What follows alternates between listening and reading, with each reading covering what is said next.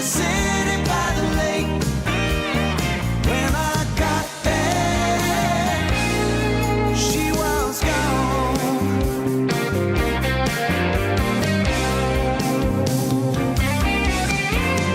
Found her at the coast by the avenue under the trees.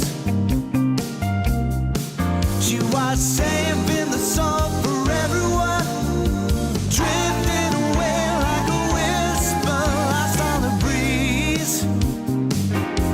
Ooh, yeah.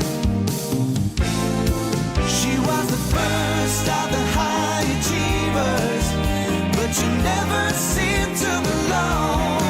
She wears roses to remember where she's from.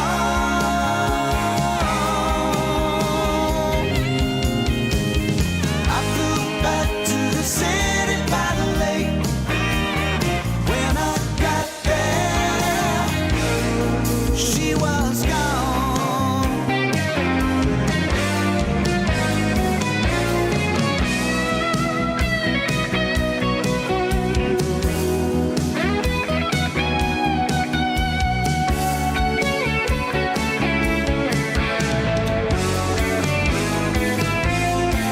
She has a high taste for adventure.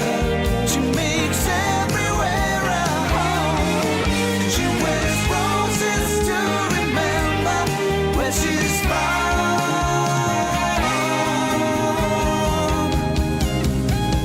I flew back to the city by the lake. When I got there, she was gone. But I carried on. She was gone.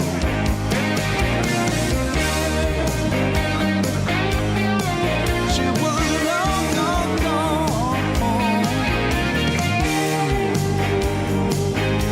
Long, long gone, long, long.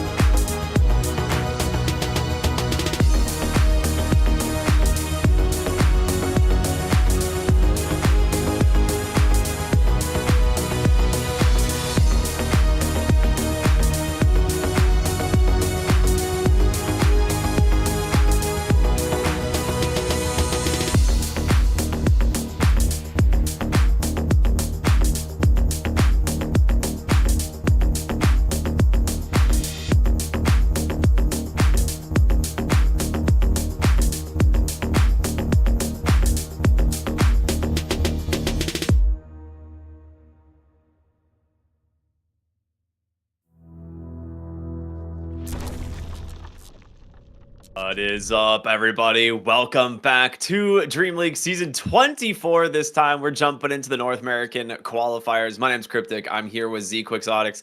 It's going to be fun, man. Back in our home region, covering some of the fun teams. How you feeling? I'm good. It's funny. I think of it as the new Dota year, right? Because TI ends. It's September. Yeah. It's like a weird place to start the new year, but it's the new Dota year. We got to find out who our one NA team is gonna be. So I'm ready. This could be the start of it. Bro, come on. No, you're right, though. Come on, it's our home region. You know it, Ricky. You know it. We are allowed to say it, all right? We're allowed to say it. No one else is. This is our region. We can talk about it as much as we want. Exactly.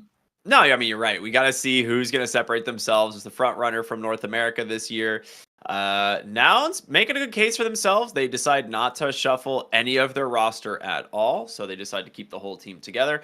It was a little rocky going into the qualifiers for, I think, Dota recently. They dropped a game against Waska, which is a very good team from South America, so you can't really blame them there, but Shopify didn't even get a chance to play against Nouns. They got eliminated by Waska twice, upper bracket then lower bracket. So typically what we see, which is that like Nouns versus Shopify, clash in the grand finals didn't happen. So now we might get it here in season 24 of DreamLeague to see, which team is actually going to come out ahead. Maybe we'll be surprised. Maybe Apex Genesis steps it up and do some cool stuff themselves. But yeah, we'll see. I think there's going to be a lot of fun stuff. Yeah, I think. I mean, most people would hold Nouns and Shopify as the typical favorites, though Nouns, like you said, stuck together, so kind of know what that roster is about, and they have been improving over the year. So got those hopes for them. Shopify did a big mix-up, and I think that's the big question mark for a lot of people right now. I think these players can come together, right? But that often takes time. I mean, it's essentially 5 players for the first time compared to Nouns, who's been playing for a year, some of them even more than that. So for now, I'd say Nouns is looking like the NA team, but Shopify, give them some time. We'll see what they can do. I think that's true. I think this is a team that, I mean, if there's anything to make note of, right? A lot of the teams have shuffled in all the different regions. Like OG this morning over in the Western European qualifiers dropped their upper bracket series and are now already in lower bracket in round 1. And this is a team that's like probably one of the 2 favorites in that region right now to make it to the main event for this. So it's anything happens in these qualifiers, especially with things, with roster shuffles and like new players, new orgs, or just like teams coming out of the woodworks completely with like a bunch of random pubs players. And you're like, oh, is this team any good? And then they just like beat OG and you're like, oh, okay, I guess they are. No big deal. Yeah, I think the level of play for the tier 2 scene is getting pretty up there. And especially in these qualifiers where sometimes it's a best of 1, but even in a best of 3, you can get caught off guard by some of these players. If you're having a bad day, they're having a good day. You see that more in some of the other regions in NA, like we said, there's usually a couple teams at the top, though, to talk about some of the other ones, which hopefully we'll get to see throughout the qualifier. I mean, maybe you and I aren't casting them, but they'll be on these streams, guys, so make sure you're following all of them. Apex Genesis, I think they stuck together, right? That's the same team that they played some stuff last year. So, I think they've been improving as well over the years, over the year that they were playing, and at least in that top 3 NA team, I would say we have Fart Studios back, which I think is a crowd favorite. I was wondering when we were gonna get to it. I was gonna say, man, the infamous or famous, I don't know which one, the NA staple that is Fart Studios. I think they actually have a pretty good group of guys, right? It's Fear, I Annihilate, Jenkins, Newsham, and SVG. So. When we compare them to Nouns, I wouldn't expect them to beat Nouns in a best of 5, best of 3 at the end of the day. But certainly over some of these other NA stacks, like that's actually a very experienced. That's a TI winner on there, man. It's actually like very good. The last time we saw Fart Studios, the team was being completely carried off the back of Danny, I Annihilate, and it's not that surprising. Like, he is actually a very good mid laner, and he was just kind of like outperforming all of these other players in the qualifiers. Like, that was, of course, without Shopify and Nouns in them at the time, right? Like Shopify and Nouns were usually like the direct invites, and then it was like Fart Studios, kind of plying for like third or fourth in a lot of these spots because like I Annihilate was just crushing the other mid laners like massively in every game. I think SVG joining them is quite funny.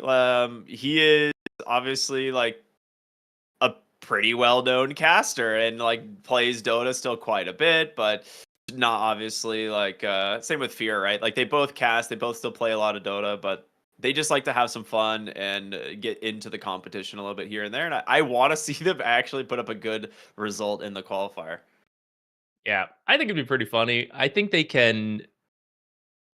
I mean, I could see them making it to at least those top four teams is what I would expect of them. I'd be kind of surprised if they lose these Grin's others. pretty good. Grin is pretty good. That's fair. So That's it's fair. either them or Grin, I think. It's hard to say because unknown, like the other three teams, unknown, like Mouses, Indifference.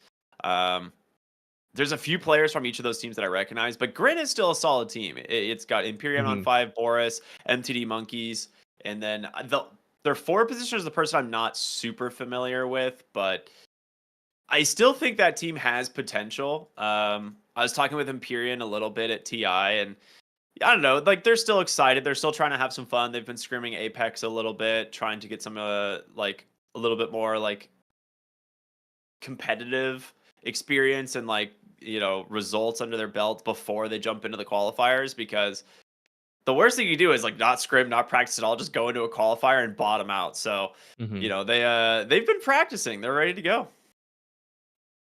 Yeah, I mean, we'll see. This is where it comes to like watching a lot of Dota. You can be very knowledgeable about the game, and that's definitely what, you know, like Fear, SVG, that whole gang, Jenkins, right? He's in there too. As casters, they watch a lot, they know a lot, but you don't get to play as much when you're casting. Yep. And sometimes like that's ultimately you get into the game, you gotta play it. Maybe your ideas are not as good, but you're executing just better. Like, yeah, you can win there, but you got a lot of competitive experience in Fart Studios, so I think it'd be hilarious to see them go get into those final spots. Dude, that's like so relatable. I feel like as someone who's just been doing so much casting for so long, it's like I feel like my Dota brain is like 8K, maybe more, but my like ability to play the game is like 5K. So that's why I like balance out somewhere around like 6.57, you know, it's just like that's where I'm at, you know, but I like understanding Dota is so much different than playing it. You're absolutely right. So if you haven't been like hitting the map and like practicing all the heroes that are good right now, it'll definitely show. Hitting that Dota gym. Yeah. God, I need to go to the gym again. No, this is Dota Not the time. Dota- No not talk the about Dota. real life gyms. Gross. Wind Ranger overall first year for difference. Okay. So they actually go ahead, ban out the Lone Druid and Nature's Prophet, which I think are massive nouns like comfort heroes. You actually have to ban these. So I think this makes a lot of sense. But overall, first picking Wind Ranger, it's not terrible, but there are usually some answers. So we'll see what nouns want to end up doing. Yeah, I mean, you can play Wind Ranger in a bunch of different roles, right? So it's typically a relatively safe opener. Whirlwind's kind of busted as well. It just takes some time to get there. So a lot of teams like it, but some prioritize it more than others. I would say more often you see something like what Nouns is doing, which is taking a hero like Tusk, which feels broken right away from the laning stage all throughout the game, feels kind of broken. Wind Ranger's like very stable laner, but she only feels broken as a core after about 3 items. And it's like, press R, win team fight. You know, then that's crazy, but you have to get to that point. And when you're an underdog team versus, you know, a much more experienced team, I kind of feel like you should push your draft towards like very strong lanes, where you're just you're ready to go right away. Because if you're like, yeah, we'll just drag it out to 30 minutes against this team, like, well, I don't know. The better teams are really good at ending games extremely fast versus the less experienced teams. And Tusk, you know, off a strong laning stage and just amplifying his team with barely anything, right? Like all he needs is level 6. He has crazy utility. And then often we see him build like a solar crest or maybe like drums, and both those items speed the tempo up of the game so much. Yes, be true. He's going like phase boots, two bracers, solar crest for sure. And then back for more bracers. And then back for more. Yeah, I will say I think Nouns is also a team that plays quick. Like when it comes to a lot of their strategies, like they're not the best laning team, and I think I've talked to them a few times, and it's like why they struggle against very specific teams, right? Like Gaming Gladiators and like Bet Boom are two teams that they really struggle against specifically because those teams are so good at playing their lanes. And when Nouns is playing against a team that like they either go even with in lanes or even just slightly behind but don't get steamrolled, what ends up happening is Nouns makes a ton of early movement. Like you'll see this team move more than almost anybody else between the 5 and 15-minute mark. Like they're going to be all over the map. They're making tons of rotations, doing like massive diving and team fights like before a lot of teams expect it. And that's when they start to kind of snowball. So it's like if they can get away with that, if they have that like success with their like early rotations, you'll see them just like go high ground at 20 to 25 minutes because they're 10k ahead. Yeah, I completely agree with that. I do think that's Nouns' biggest weakness right now is that laning stage, and hopefully something they're going to be working on throughout this year, because I do think they come in with some cool draft ideas and overall like movements across the map. But like I said, I mean, if you're just behind, then those plays don't work. You know, you like show up and they're like, we're just underleveled and underfarmed. You know, it doesn't work. So hopefully, just hammer on that laning stage. It's not so easy to just say like, oh, just improve it, right? But that is where playing the game a lot does come into play, right? You just gotta keep working on it. For now, we're gonna see Visage. So we were talking about, possible fast lineups.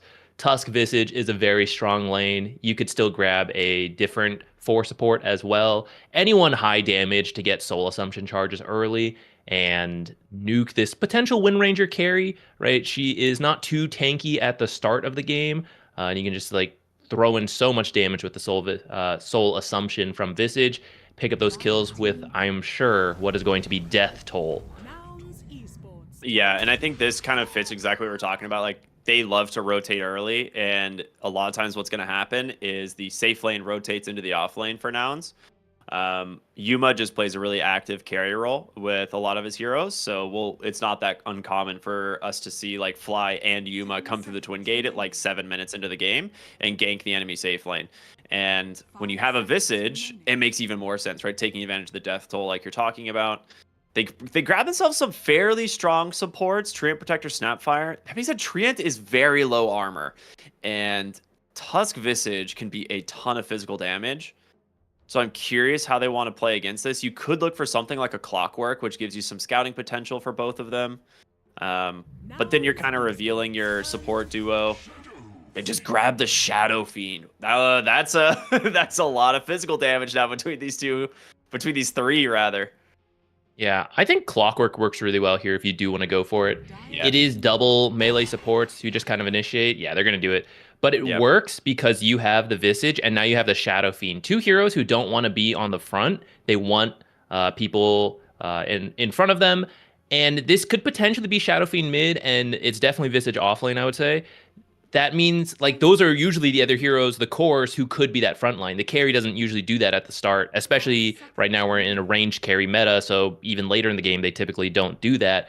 So having both supports fill that role, I think works out. And Clockwork in the lane. I think you run Tusk 5 now, potentially with the Shadow Fiend, and then Clock and Visage. Clock Cogs, Expanded Armature, will just destroy all of Treant's trees, right? And then you should have a pretty easy time in the laning stage. Maybe you still run Tusk 4, but you bring Clockwork down there anyways at the start of the game, break all the trees, and then just go to that top lane. Later on in the game, that scouting that you mentioned, Rocket Flare, but also Hookshot. Snapfire will never feel super safe to ult in the back because Clockwork should be able to reach her. Yeah, I like this a lot. I think this is a really sick opener from Nouns. You still have the flex of the Shadow Fiend in the mid lane because I know it is something Copy can play, but if you want, you can still take the Shadow Fiend into the safe lane.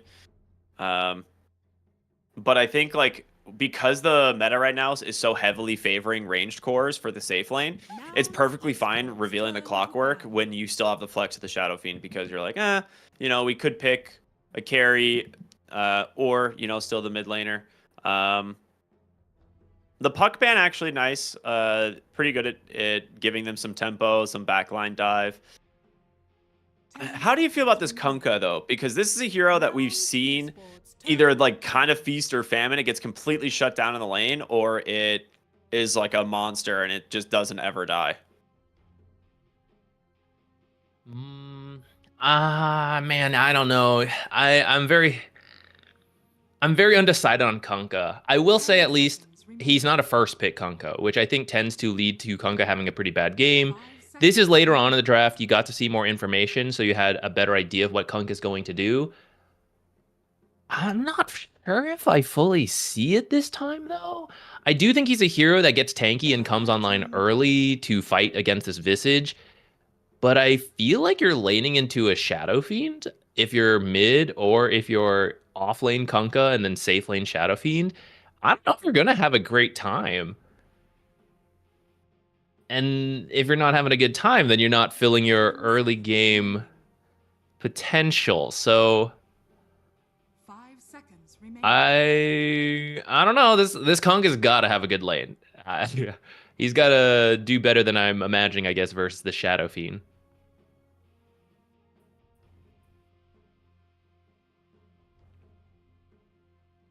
And I'd say Kunkka off lane is more common than mid right now. Yeah, I But I don't guess think there's some Kunkka's a mid flex. laner at all, if I'm honest. Like, I don't feel like he can play mid lane. Like he's too easily shut down in a lot of mid lane matchups right now, and he has to just like go Aghanim Scepter, which I don't think is like necessarily not a mid lane build, but Dire team pick. oh, they actually banned the Monkey King.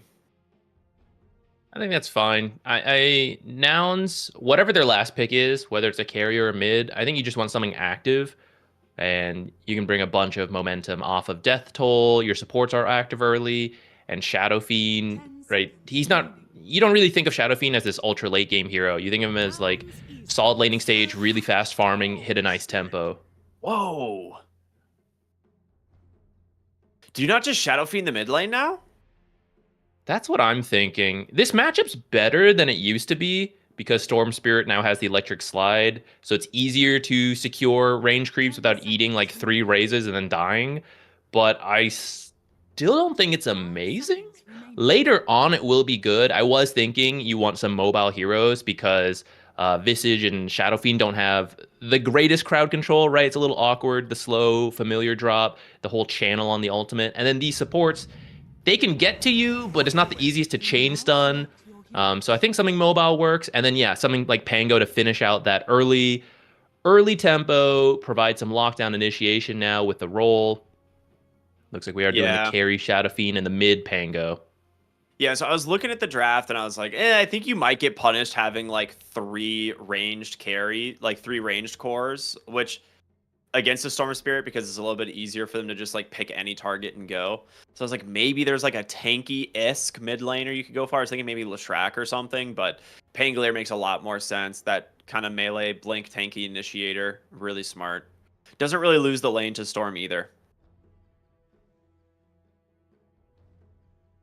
And I mean, it's Alright. just classic Pango, do you lose a lane?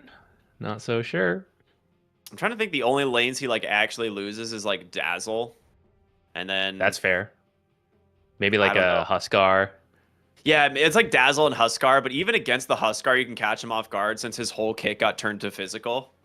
So it's like sometimes you actually like catch Huskar low and just like burst them with the shield. All right, I think this is looking pretty good for Nouns. If they play active, which they typically do, I think they have a really good shot because this Visage Tusk lane is going to be really scary. Drinking Buddy's Death Toll is nuts. I don't know what this off lane Kunkka is going to be able to really accomplish against the Shadow Fiend. He did go lasting presence though, so you don't get the like real heavy abuse of these slows from the Rays early on. But if he does happen to snowball a team fight a little bit, the minus armor that you get from lasting presence really starts to take over, and you have a ton. Your entire team is physical damage, right? Like that's what's really good about this. Yeah, and if you're having a good game, you're going to be high leveled. He's going to hit that 15 talent, and you're just going to shred through these buildings. So Shadow Fiend is squishy at the start. Maybe you can get a kill with like the spell combos from Kunkka, Snapfire. That lane could start to become okay. But I'm worried because I don't think mid is going to be amazing. You know, maybe it's even, sure. But I really think this Treant is going to struggle if they break his tree's top. And currently they're smoking up there, which I feel like you try for the first blood because you have Death Toll. If something happens or not, like as you're leaving the area, Fly goes over, breaks some trees. And then Treant actually took Primeval Power, which I thought he was going to take the Sapling one and just heal up the Wind Ranger to get her through the lightning stage. But now that's a lot harder to do. I've never seen anybody take Primeval Power. I know some people have explored with it, but I'm not sure if I believe this is the game for it. But I'm willing to see, you know, looking forward to it. Okay, I mean, I'm trying to work out in my brain here why you'd go Primeval Power. I mean, I guess Visage is actually a very low armor hero. Oh, Lelit. I mean, he literally had to throw it there. If he had just thrown it slightly sooner, she's trapped in between the stairs and the wall. So she actually has no way to get out of those shards. So it's actually a really nice attempt. They're going to go for him again here with the Blood Grenade. Has a second Wind Run. Do you have the shards? No. Okay. So Wind Run level 1. It's not that bad for the Wind Ranger.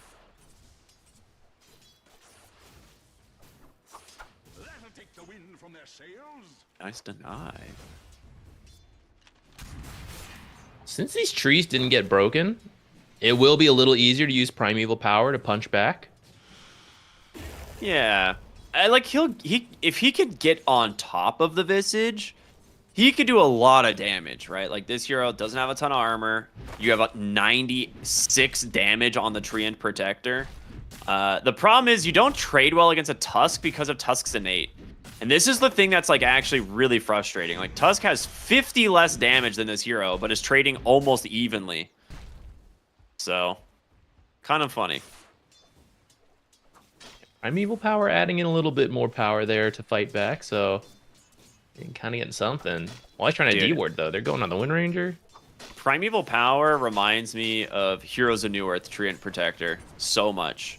Because in Heroes of Newerth, you could actually go like Mask of Madness, like Basher, Sanj, and Yasha on this hero, and you could actually play him as a carry.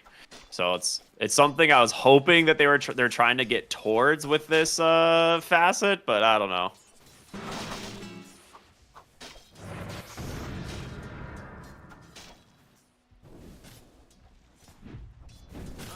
Kunkka got 3 last hits. That's a pretty rough start. Really messing him with them with the cogs. He didn't go Little Shredder 1, right? You go Scatter Blast here, which typically against the Clockwork, it's not that uncommon to see like an early point in Little Shredder. We're going to see them actually get aggressive here. Great body blocks from Fly, getting a lot of damage out. The Torrent off the mark. Yuma, oh, he gets set up for a perfect pushback on the cogs, but it's not enough to finish off the Kunkka. Oh, he misses the raise. Nice dodges there from the Snapfire, but Yuma, he's got one more auto attack, one more raise. He gets the kill. Archibone's gonna probably eat that tree, right? He's got a tango. Yeah, I'm sure he does. Yeah, there he goes. All right, first blood for the Shadow Fiend is quite nice. I think a little bit expected, right? If there was going to be a first blood, it was either top or bottom. And looking like they're going for it top now, too. Getting low, but not enough Soul Assumption charges. Oh, wait. Jeez. Needs one more. Gotta chill, bro. He's got 3 mangoes. Tango. I mean... Yeah. He's dead. Oh, never mind the stick. Okay, nicely played. Good bait. Gunner takes a lot of damage off the creep wave. Mid lane, a solo kill from Copy. takes down the Storm Spirit. I mean, he picks this confidently into the Storm. I think you can pick Pango confidently into most things, but that is certainly what you want. He's going to creep drag around to go get the bounty rune while also making sure as many creeps as possible are denied to that mid tower while Storm is dead.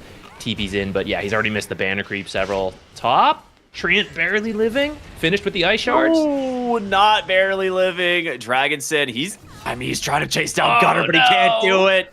And that's 2 stacks of that gold going the way of the Visage. So he might deny himself to the tower. Looks like he does exactly that. Doesn't mind giving a little bit of gold back their way, but he'll come back to lane full set of resources.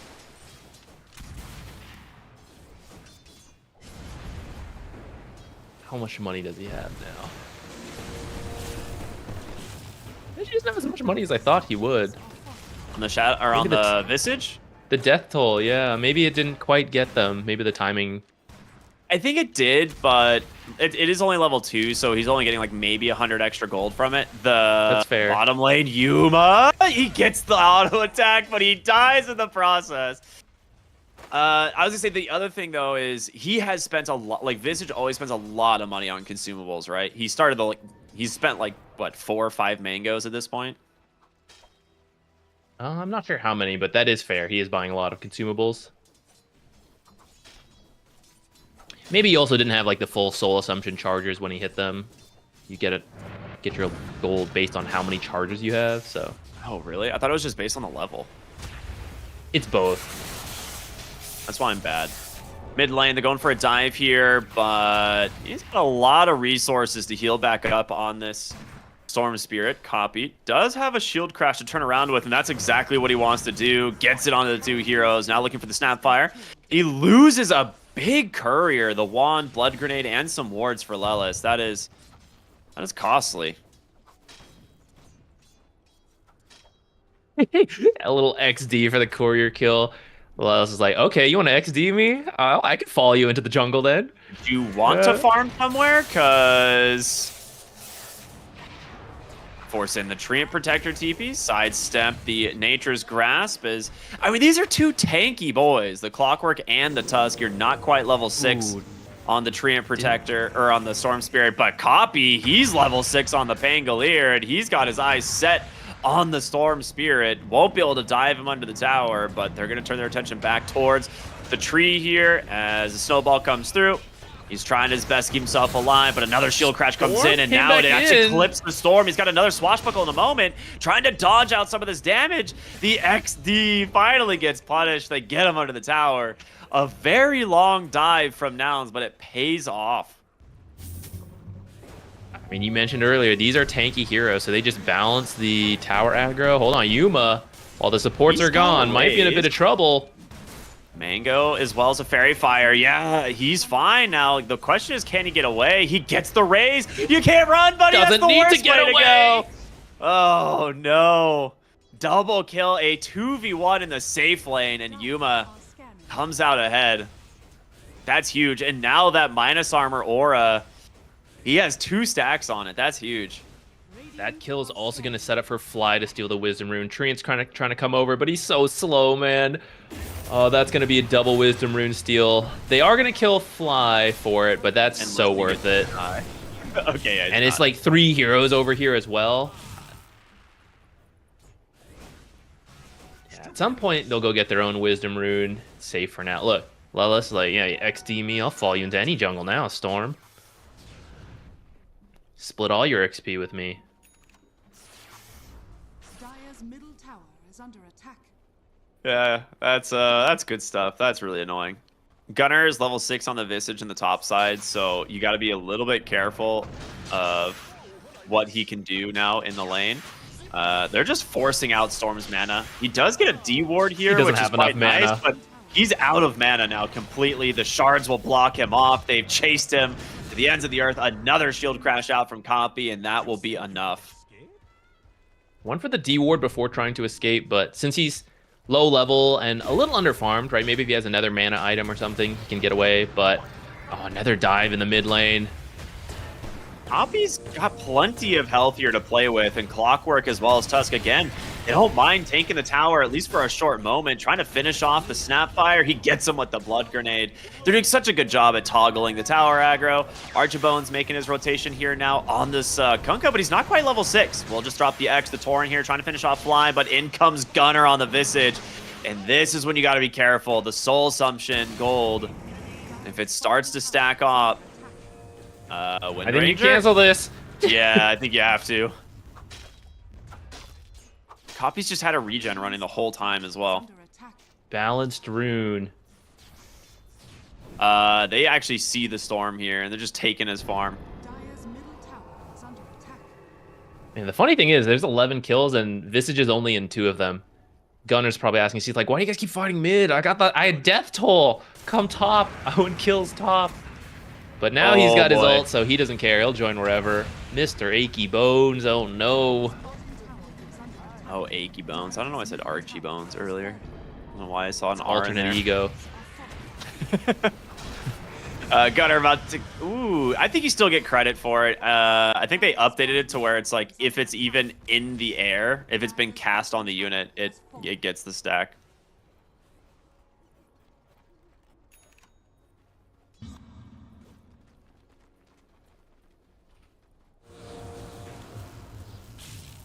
Trying to find a kill on Fly. You Or actually Shot. can't get Is he it. an off gamer? Where is he? Just do it. Just throw it. Just throw it, man. Just do it. Oh no. Gunner's here.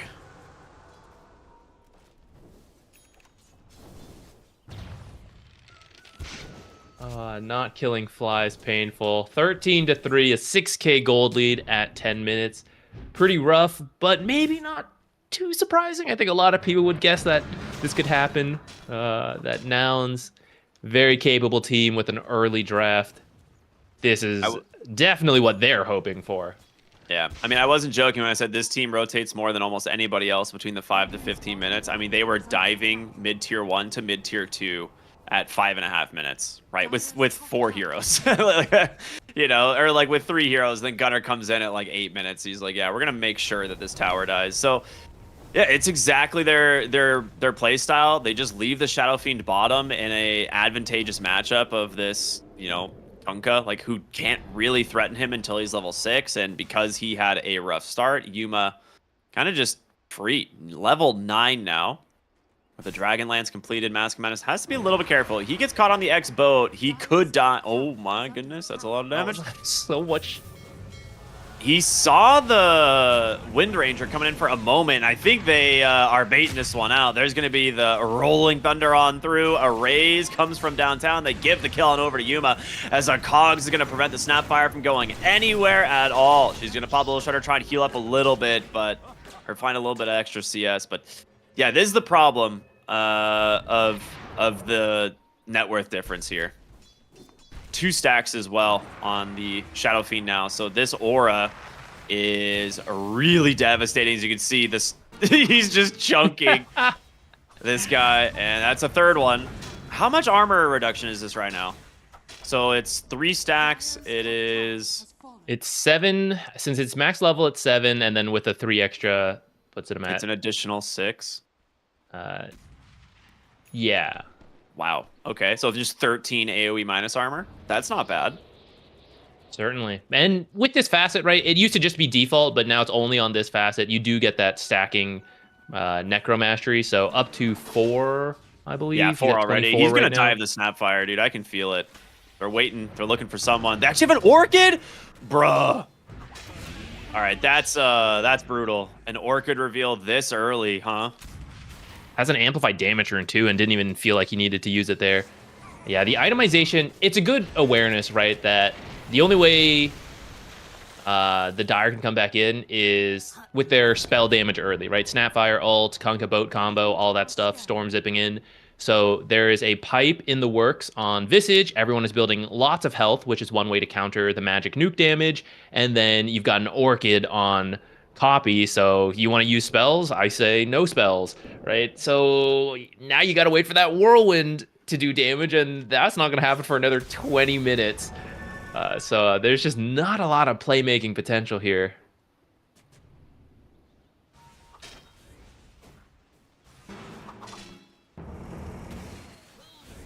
Thinking the Rolling Thunder.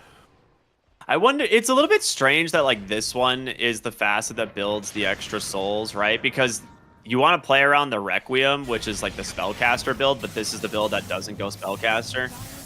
But it does give you a lot of damage at least. So Yeah, I think it's more right. Up the Rolling Thunder there. I was a little bit afraid of getting caught from the double core, just making space though as the 14-minute Wisdom Rune's coming. And Tusk as well as Visage are positioned on the right side here, ready to fight for it. As, yep, there's the Snapfire. She is still level 5. Oh, that's sad. I don't know how you come up here. They're going to try it, but they can just drop the familiars. Walrus Punch 1, Walrus Punch... they're going to be able to get on top of Gunner. He's trapped, but a snowball comes through. It's going to buy him a little bit of time. They're going to probably sacrifice themselves. Another familiar drop as he resummons them, trying to do what he can, but his team deciding it's not worth the rotation. So Lelis will just shard block himself. He's going to just waste a little bit of extra time, go for the TP out, not going to make it. All right, that's a couple of really nice kills. But is it enough? I don't know. We'll see. It was a very necessary kill. We're at 10k behind, right? And usually you'd say, oh, that was like 5 heroes for 2. It's really not worth it map-wise. And that's kind of true, but you actually can't get those kills without pretty much all 5 heroes, right? If it had been 4 heroes, Copy was nearby. He was thinking about going in. And I think if it's only 4 heroes, he does commit the roll, and you start getting some trades there. But because it's 5 heroes, he's like, I'm going to cut my losses. Sorry, guys, I'm out of here, right? So you finally get something. But it is painful. It does mean Yuma is happily farming on the other half of the map. There was a support in the mid lane farming, right? So it's really not a massive loss for Nouns, but more of we finally got some XP on our supports. Maybe we can start making plays again next time those ults are up, and that's our way to have enough damage to find something in this game. But there is going to be a Roche taken at 15 minutes here. I like this a lot.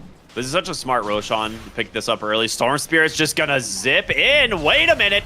Do they have the familiar drop? They don't in time. He gets veered off onto the side. Fly's gonna find him with a hook shot. He's got almost no mana left. Yuma, he wants to try and make the trip around the side to find this kill. He's like, I want the stack. Give me this one, guys. But no. Fly's gonna grab it. Yuma's gonna TP back to the mid lane. Meanwhile, there's a whole fight happening on the bottom side of the map as Copy manages to take down the Snapfire, and now looking for another, but Treant Protector should make it out. Radiant's bottom tower is under attack.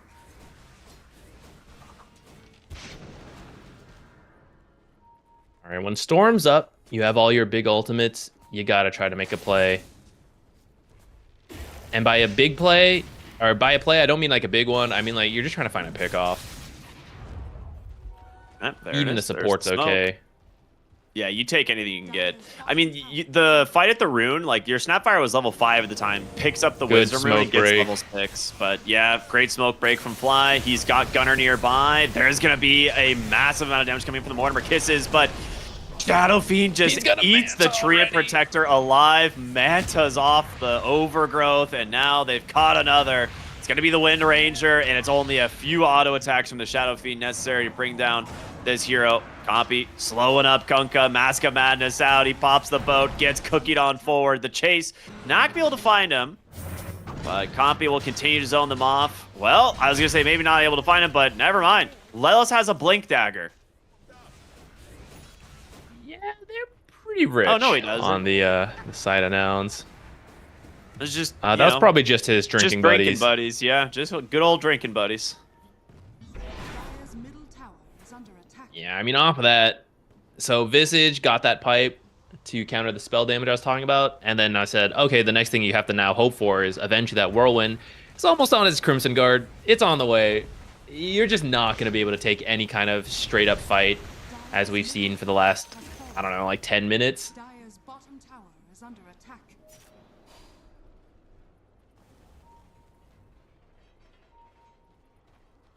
Nouns is going to do it properly, though. They're honestly strong enough to just go straight high ground, but it is also the one avenue in which you maybe throw this game. So it seems like they want to find pickoffs and take the tier 2s to just continue to grow the lead. very safe play. Yeah, looking at what's going on here in this bottom lane, I don't know how you deal with this. Like, you have the presence aura effects building, so if you take a fight outside your base, like close to your base, and you lose that fight, this Shadow Fiend will be applying, 10, 15 extra minus armor onto these buildings, and there's one stack, so that's He's at 9. Yep. The Orchid comes out. They get on top of the Storm Spirit. Just one tapped, and yep, up to 11. These towers, look at their armor, man. Look at that thing go. There's no saving these buildings at all. Dire's middle tower is under attack. Yeah, that should be the first lane of racks here, and I don't think you even have to leave the base. I think you just head to the bottom lane. Tier 2 top is still up, but you can get yourself the mid and the bottom barracks, or I guess you could just end. Yeah. Why do you stop force this? it. You sit behind Yuma. He can just 3-tap this Treant Protector, unironically. Yep. How dare you? That was 6 at least. Him. At least 6 auto attacks. My bad. He wasn't drinking buddies though, so really, All right, going for the wave clear here. They do manage to do it, but they can just go right into the bottom tower. They can tank this for days. The Seeds of Serenity, the good old gargoyles from Visage.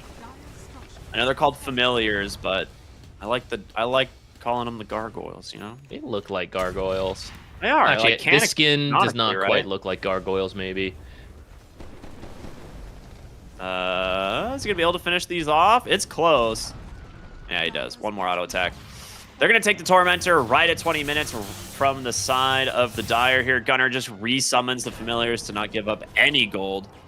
And, yeah, for now, the presence of the Dark Lord, those stacks have fallen off, so you don't get as much of that, pressure, but you got plenty of damage. You're not worried about it at the moment, so 2 lanes of barracks now threatened. The Wind Ranger's still trying to farm up some core items here. Drinking Buddies pulls him back as Yuma Manta dodges the boat. dodge of the boat. 7 seconds on the Aegis, actually. Needs to be a little bit careful when the Orchid comes out. They just take down the Storm Spirit. Overgrowth is there from the tree end, trying to get sniped by Gunner. In comes the Wind Ranger, a big focus fire, but has to run. The Snowball and the Clockwork chasing after. They take down another support. Achy Bones is going to be next. The GGs come out, and Nouns, I don't want to say as predicted, but like this is their sweet timing a lot. 20 minutes, going high ground, ending the game. A dominant performance from them once again. Yeah, it was a well orchestrated game plan. You had a nice early draft. The lanes all made sense. The responses to the enemy's heroes made sense. Itemization really clean. All they have is spell damage, Orchid, Pipe. Now we're gonna push. Now they have to depend on the right clicks. Crimson Guard, right? Find a pick off. Just go, guys. They can't even fight us, right? They really understood what needed to happen that game. I think that their one mistake was maybe getting overzealous on that 14-minute Wisdom Rune steal. That was the biggest mistake they made, and it didn't really cost them anything. Yeah, it didn't. I mean, it was a fun attempt, and they had to be a little bit careful next time if they want to do something like that, if they're not super far ahead. But I think part of it was that they knew they were so far ahead. They're like, worst case scenario, we pull a bunch of heroes over here and we get out, but ended up being a little worse. They died on 2. But like you said, during that whole time, Yuma is just free farming anywhere on the map, copies farming. So yeah, maybe a little bit more care, maybe have a little bit more care at that 14-minute rune next time. But I think Nouns feeling pretty good about this game 1. They'll tighten a few things up, but yeah, what's got to change in game 2 here? You mentioning at the draft, you have to draft strong lanes when you're against teams like this, right? I think so. If you're the underdog, you like the strategy in Dota, all this stuff, right? That's why the most common advice for climbing MMR as well is all the same. It's like, have a really good lane, be a strong hero, and just start doing things right away, because many people don't know how to recover. And at the high levels of Dota, you do know, but you can't do it if you're just too poor, right? The whole strategy idea, all that is like, you're 10K behind. There's no strategy. There's no way to like orchestrate that. How do you win the map efficiency in fights when you're 20K behind, right? It just doesn't work. So you, in my opinion, you should just pick comfort but strong heroes, things that you can play very well. Don't try to, I'm not so good with this hero, but it'll be really good in the game. They're going to outskill you. They're going to outlane you. You're not going to get to that point. So Yeah. pick good heroes that are very strong. I think last pick can be good for this to try to get yourself like one cheese matchup, right? Like you Huskar, the enemy mid laner, get that in your favor. But there are a couple broken heroes right now for first pick. I get why Wind Ranger's a broken hero right now, and if a lot of teams took it, I would understand it. But I do think it is not that early game strong hero that you want when They you are abused it. playing like against Nouns here. Yeah, they absolutely abused it. They had an idea exactly in terms of what they wanted to do to address the lane. And like you said, this hero needs like 25 to 30 minutes to farm. This game ended before 21 minutes. Like they were literally diving them outside their fountain at the 20-minute mark. Mhm. So you got to pick a different type. You have to have a different game plan going up against Nouns for sure. So we'll see what happens. We're going to go to a short break, everyone, and then we'll be back with game number 2 of Nouns versus Difference. Stay tuned for more here in the Dream League Season 24 closed qualifiers. We'll see you in a bit.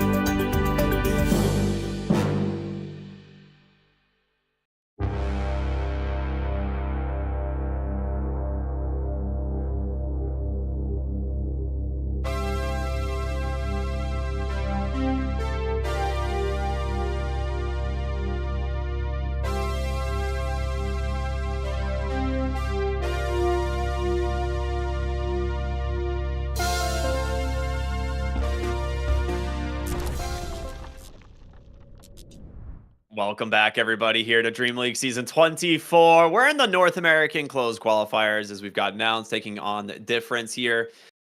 And a pretty big stomp in Game 1 from Nouns, which I don't want to say is too unexpected. This team just came out of TI. They looked fantastic. I don't know. What can we expect in Game 2? Is there anything going to change from the Nouns game plan?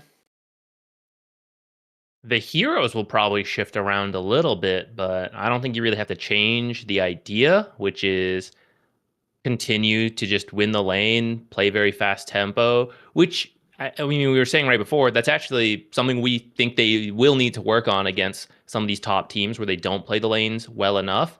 Even if, they're arguably the better team here, it's still good practice to really focus on the laning stage. Like, look, complete domination, guys. Like, that is the goal here. Don't feel sorry for the opponents, right? Like, we need to work on our laning stage. So pick strong heroes and just absolutely crush it.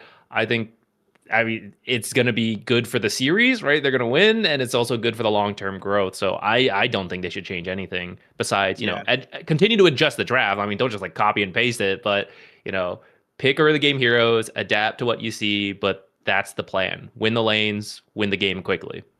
Nouns is a hard team to draft against, traditionally. Like, they've always been very kind of sneaky with their heroes. You can call them cheesers. That's fine, I mean, they kind of are. The thing that's wild is I actually had a moment to talk with Yuma after TI, and he was like, dude, you don't like, he's like, how many times I asked them to pick me Meepo and they wouldn't pick me Meepo? Like, that's the thing. Like, one of his all-time best heroes is actually not playable right now. And it's one of those things, he like, imagine so. I mean, he's like, I could do it. I could play Meepo this game. And part of me is like, man, imagine how good and how difficult this team's going to be to draft against if Meepo comes back into the meta at all. Or even Magnus Carry, because this guy revolutionized Magnus Carry. He was the first one that did it. So it's like the hero pool for some of these players is deep. And they're not afraid to like kind of pull out some of these, like you said, somewhat cheese pick heroes. Yeah, I will say, even it's kind of settled since the Facets came out, so there's a little bit more balance, and people are kind of figuring out the meta. But I would say we're still quite unbalanced in the sense, like, yes, auras, blah, blah, blah, but also some heroes with their facets are just way better, like Wind Ranger, for example, with the Whirlwind. And when you're a team like Nouns who like some of this cheesy stuff, you do want it more balanced, because that's when you can pull things like, oh, Meepo is good enough, pull him in. Like Lone Druid is not so broken he's banned every time, but this is a good Lone Druid game. Okay, grab him. Our Winter Wyvern off lane. They do the wacky stuff, but when facets are so new, innate abilities are so new, and there are some that are just way better than everything else, you don't really get to do that. I am excited for the new heroes to see what they end up doing facet-wise for them. Especially Kaz, who's going to be coming out on Tuesday, right? There's going to be a new kind of agility type assassin, right, in the game, which looks really cool. And I'm excited to see how he's going to play, how he's going to be different than, say, the PAs and the Rickies, but like still kind of fit that kind of swords, like this, I don't know. Because right, he like lore wise, he is as skilled a swordsman as Juggernaut, right? So he's supposed to be like this really powerful blade wielding hero. So my guess is he's agility, but we don't know too many details right from the trailer. There's almost like no details and like abilities. Like he looked like he had a swift slash, but they're not going to give him like an he's a Omni bird. slash. He looks like a bird, maybe. It's hard to say. I don't know. It'll be cool. I'm excited to see how like those heroes kind of change. If we're getting like a game update on Tuesday.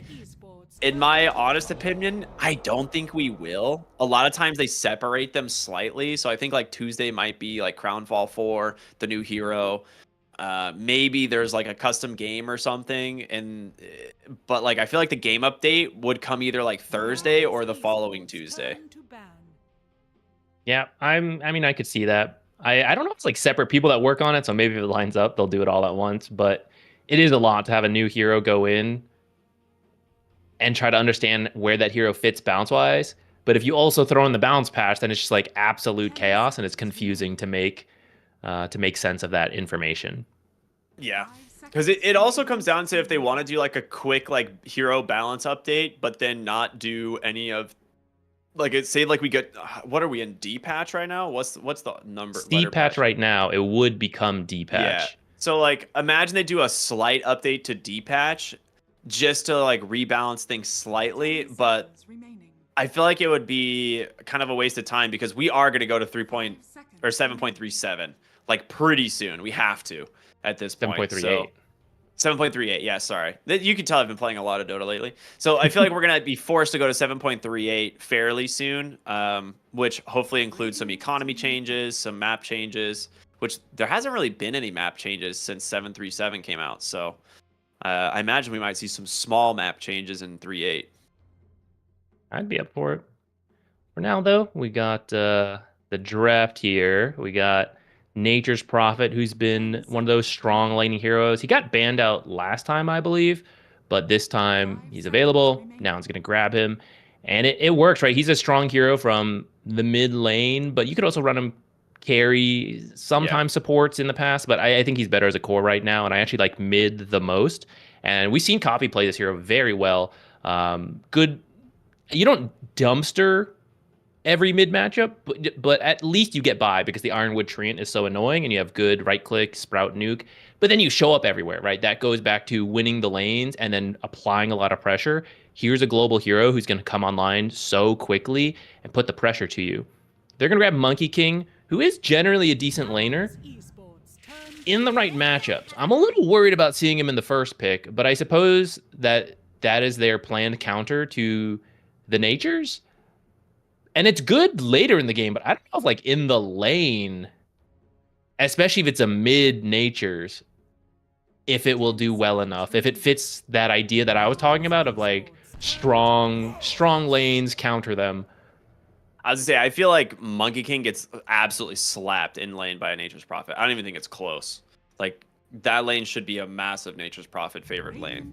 So I think this is ideally a either safe lane Monkey King or a 4 position.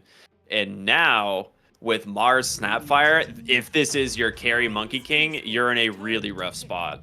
They're gonna pick up themselves Marcy Io. So that is probably your safe lane duo, I would imagine. It's a combo we haven't seen in a little bit, but it does have some playmaking potential. Again, though, it comes back to the fact that it's a late game type of matchup. And I don't know if you get to go late game against Nouns. Well, the lane is strong. Marcy Io, like their laning is good. Then there's like a weird dip if you can't connect on enough relocate ganks to speed you up until you then reach that late game strength. Safe lane Nature's Prophet. Okay, yeah. Or I guess, I mean, Lelis has played a lot of Natures too if they really want to do something like that. Yeah. But I think that's, well, maybe with the Mars is kind of okay. Sprout into Spear, like easy stuns. I guess that could be cool. I think carry sounds good though. You could also just pick Fly's Phoenix or Enchantress here. So you have a lot of options. Like Fly's entire hero pool is available if you want to go for a 5 position. Or if you want to pick up, like you said, kind of like a new carry and run 5 position Snapfire, you can do that as well. So there's a lot of options here for these two. They get rid of the Clockwork. Kind of a staple support duo, the Clockwork Snap. Not a bad idea to ban that one out.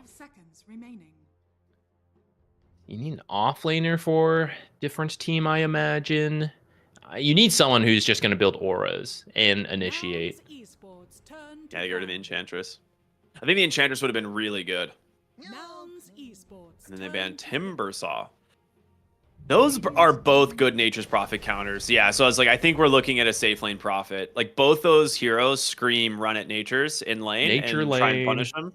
Yeah, and now we get the Nature synergy here. Treant Protector, Nature's Prophet. These Tree guys are great bros. friends. Yeah, they hang out all the time. 10 seconds remaining. I'm going to be pretty good.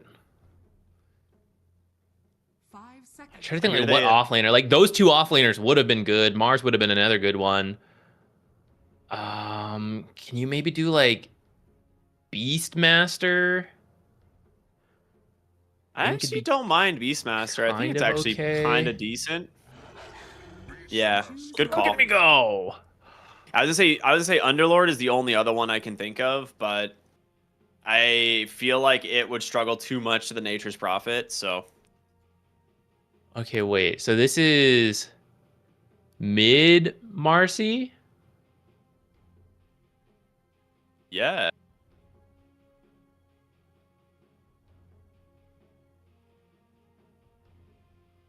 I think right. I think he played mid last time, didn't he? Or am I crazy? I think he did. Is that Well, gonna be? we'll have It's we'll have to it's a see. lot of damage versus puck, which is kind of the common counter is like high physical damage, but you're melee, so it's kind of hard to put it into practice compared to something like Sniper, right? Who just like pokes away for free. Maybe you dodge one auto attack, but you just launch some more because you're ranged. But Marcy, you can constantly jump away and phase shift dodge like rebounds. I'm I surprised. mean, I've they seen mid wanted Marcy's this. work in pubs.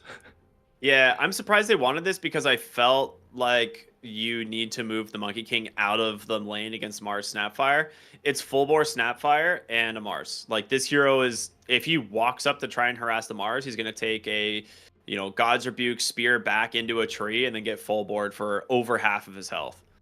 So this is one of the reasons melee cores are just generally bad right now is you don't have the HP pool to trade against these offlaners, and the offlaners just buy double bracer. Like Mars is going to go bracer Soul Ring probably with phase boots, and you cannot harass him out of the lane at that point. So even with an IO, so I'm a little bit surprised at the choice of going the safe lane monkey here. But if they manage to find an early kill, like at level 1, before they get the 2 spells up on these offlane Mars Snapfire, then I think you can maybe snowball the lane a little bit in your favor. I think the off lane needs to go well for Difference team. You need to get some good brambles, good axes. Because I'm not sure I believe in the others as much. Oh, well, okay. So it looks like it is going to be Marcy carry actually. It is. Okay. That makes more sense to me. I think if you were to run the Monkey King in the safe lane, it would feed. Like I was trying to say, I was trying to kind of maybe give it some hope, but I really didn't. Those are my I did true not have, thoughts. Yeah, it's like I didn't have a lot of faith in a safe lane. Awkward pause. So smoke pops. Gunner's gonna get scouted there. They see Achy Bones on the high ground. I doubt they walk up here.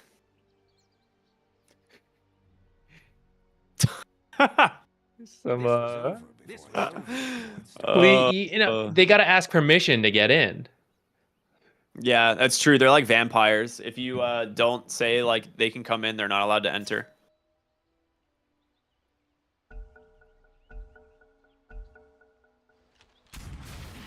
All right. They're just going to secure the boar last hit. Easy enough. And walk away. Free money. Yeah, you got old Yellard for sure. Boar Or down. I think the teams are having some fun this game number 2. 30 seconds to battle. Got a stick charge out of it. He doesn't even have a He stick. doesn't though. even have stick. Oh, It's no. fake. It's fake. Someone call him out.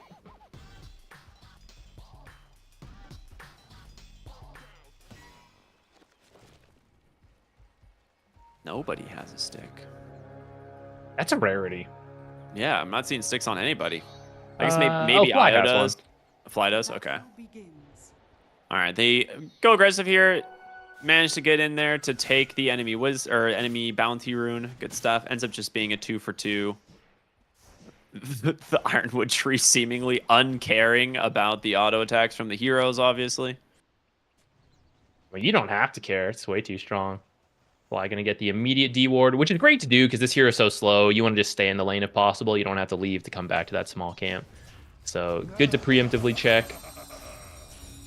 They have sticks for the tree bros up top, which makes a lot of sense. There's going to be a lot of boar, hawk, axe spam, dark brambles, or bramble maze coming out from dark willow. Right, so you get a lot of stick charge from them. Yuma just gonna navigate this bramble maze real quick. Ooh, dang. They get a first kill bottom immediately onto the Marcy. I didn't think that they would have kill potential until they hit level 2, but someone got caught out, and I mean, that's the thing. Like, the Mars Snapfire is a lot of damage. I'm not really sure how that happens, actually, because it's not like you got speared back. So I don't know, just caught off guard by burst, I guess. Which IO Marcy, we were talking about being a strong lane. It will become a strong lane, but you need the sidekick regen paired with tether. That's when it gets really good. To start, the first few levels are a little awkward, but you win the war of attrition once you start getting a couple levels, and then over the long course of the laning stage, you're just constantly out regenning. Yeah.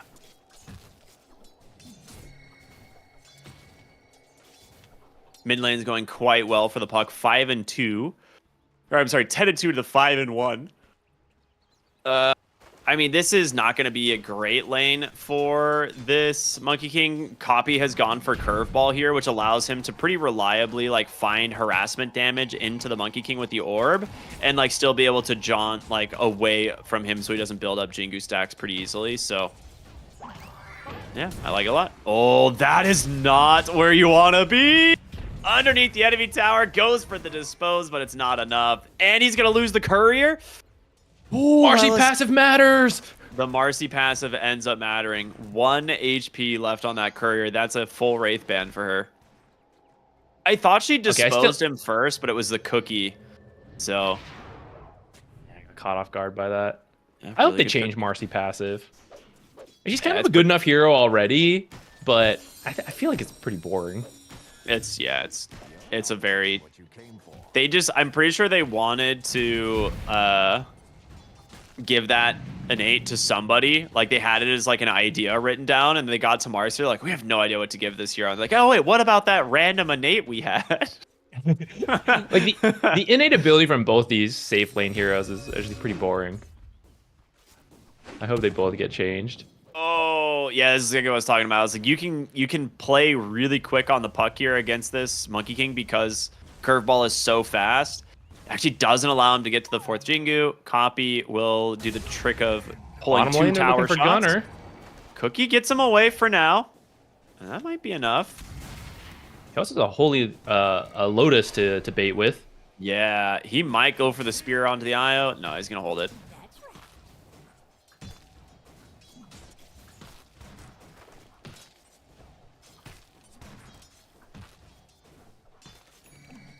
This is just the regen starting to get to the...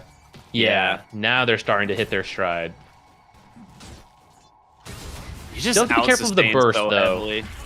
Well, that's exactly what happens there. Blood grenade out, but a retether to the downside. Nice positioning from the Marcy to give him the target.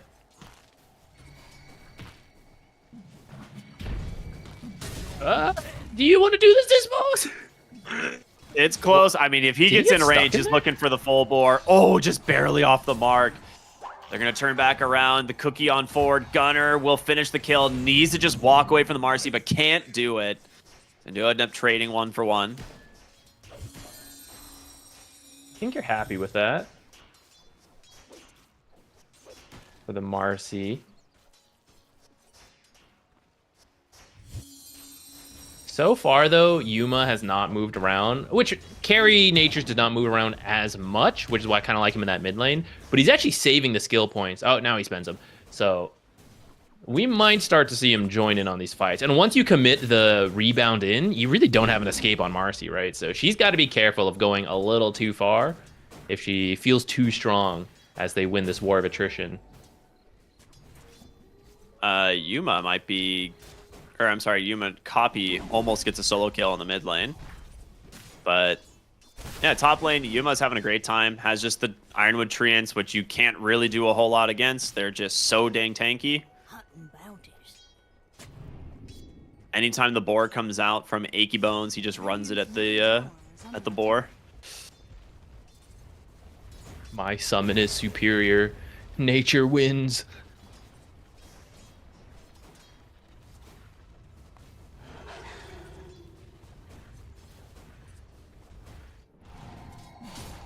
Ooh, bottom lane.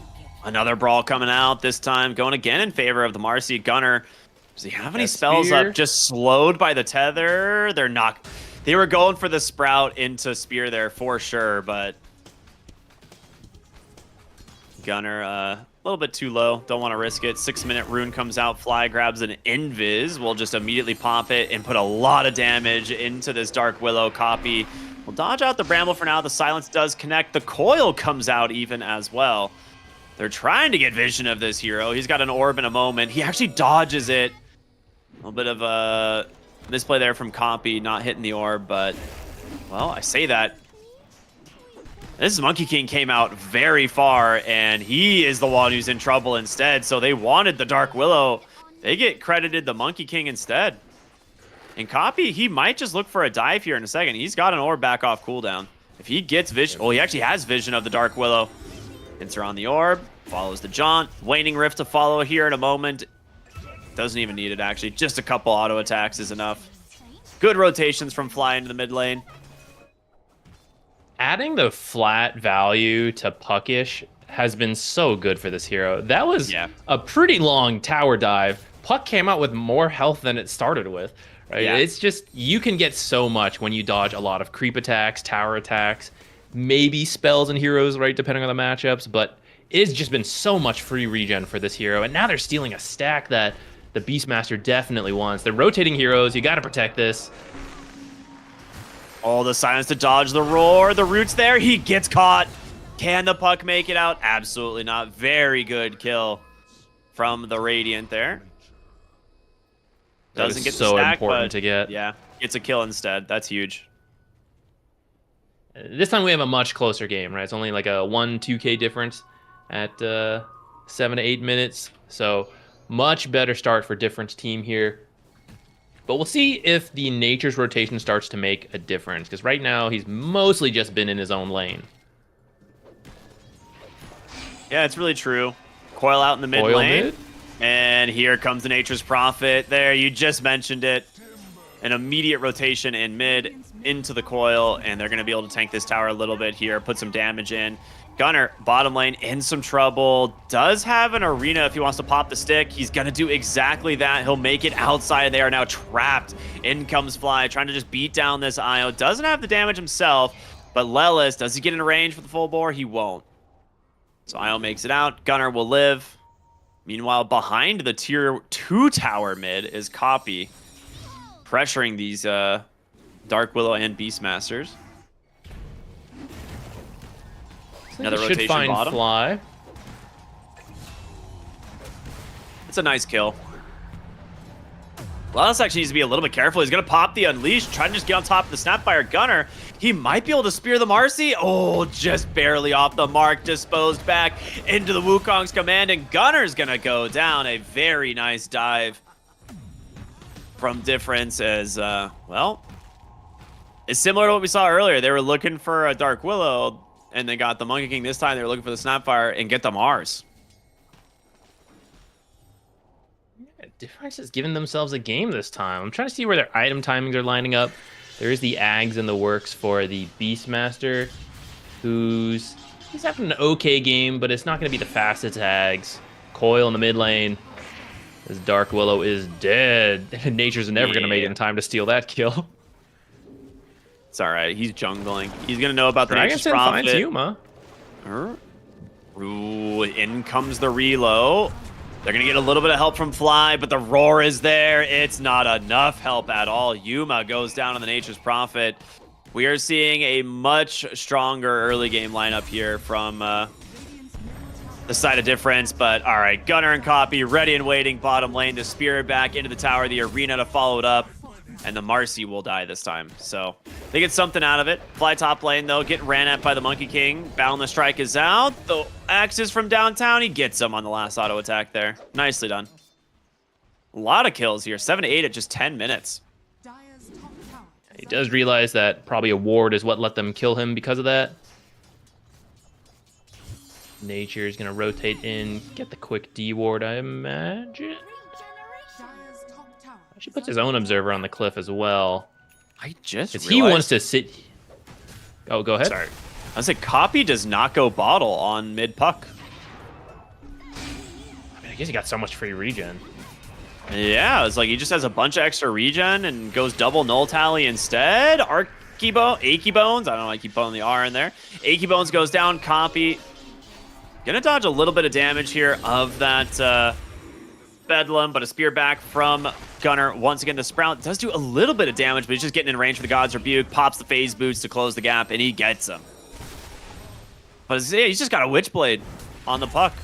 Spear back, connects onto the Monkey King. He's going to be able to get a little bit of space here, but not enough. Sniped before he can get the Jingu stacks up.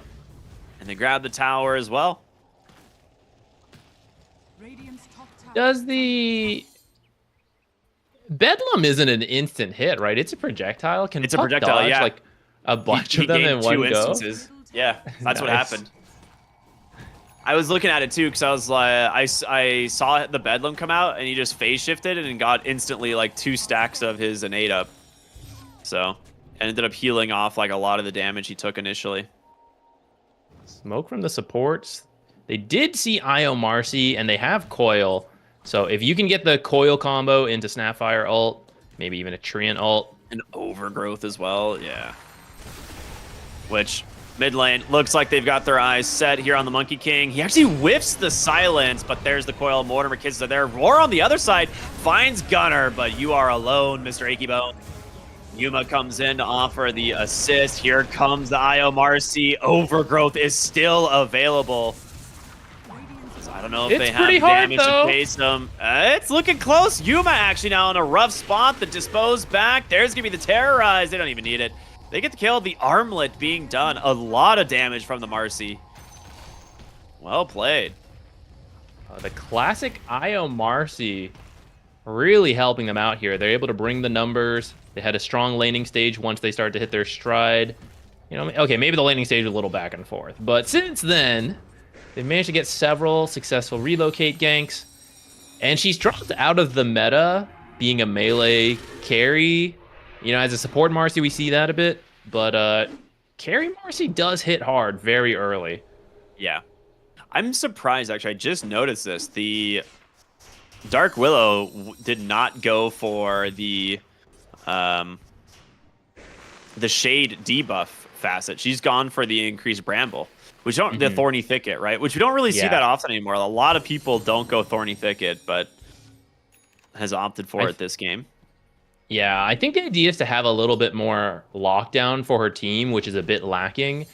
And especially for the relocate, right? If you can manage to hit any of those brambles, that should be enough time for the relocate to connect, compared to throwing shade, which like I do more damage, but they walk away before the relocate gets here, then, you know, like what's the point? Yeah. 14-minute Wisdom Rune. They know they're making a play for it on the bottom side. He's going to just solo take kill. out to that Witchblade. They see this. They're TPing in some heroes. The question is, will they make it in time? A smoke up on the Mars and the Snapfire. Gunner, does he have a blink? No, He not has- yet. Not yet. Okay. It's going to be a little bit difficult. He's going to find the IO, though. Spear's going to connect, pin him against the wall. God's Rebuke to cancel Oh, the nice. tether. Nicely done. Backside of the fight. Oh, the cookie. They were trying to use that to stun up the TPing out Dark Willow. Unfortunate, doesn't really connect. They still get the IO at least. And now they're going to look for the tier 1 tower. Just a slight miscommunication there. It's tough. Even for the pros, the cookie coordination is difficult. A little bit of a freebie there for the Marcy topside, committing the Unleash onto the Treant Protector. Radiant's bottom tower. Get themselves their own tower. Dire's structures are fortified.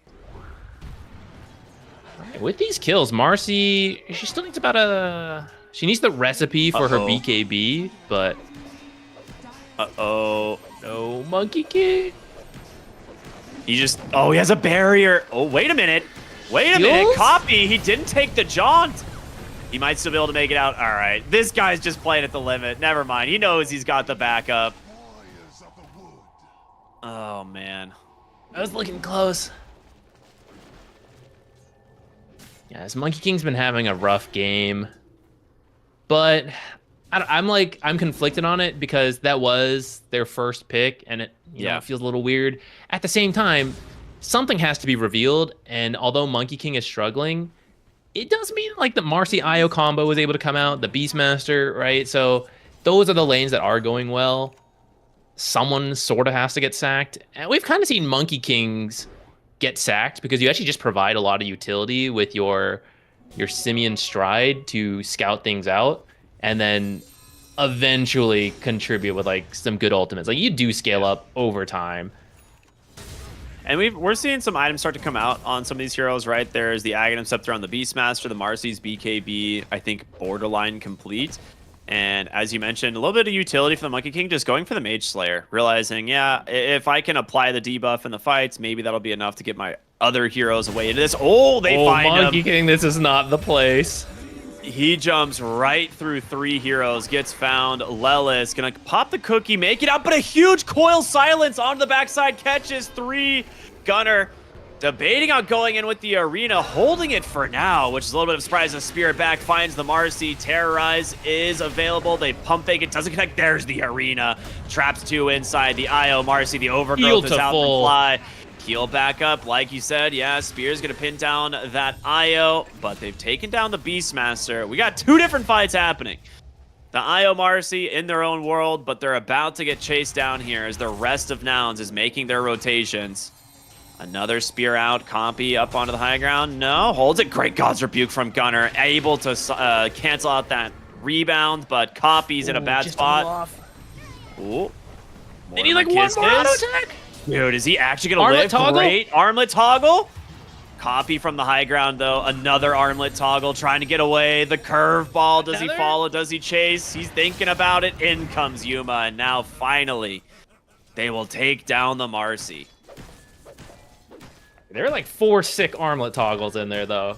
Very nicely done to really drag that out. Almost get the puck. Man, it's got to be so annoying. They're so close to killing Copy like 5 different times this game. If just a couple of those worked out a little better, they'd be in such a better spot.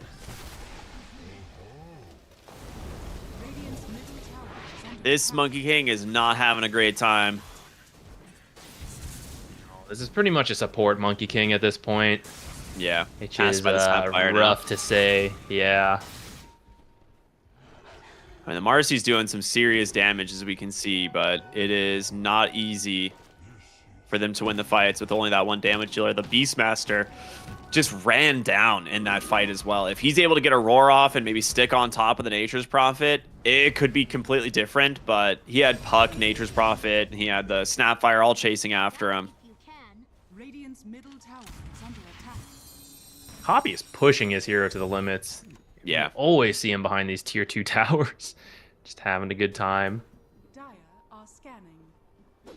Top side, they did see a few heroes there. Courier goes down mid, thanks to Lelis. Oh, they're thinking of just coiling, but they don't have Mortimer Kisses. He's just going to do it anyway. Copy knows he is strong. He will use the Jaunt of the Orb to go back. He needs 2 attacks for the Jingu. He's not going to get it. An Orb to finish him off. Copy is being such a nuisance.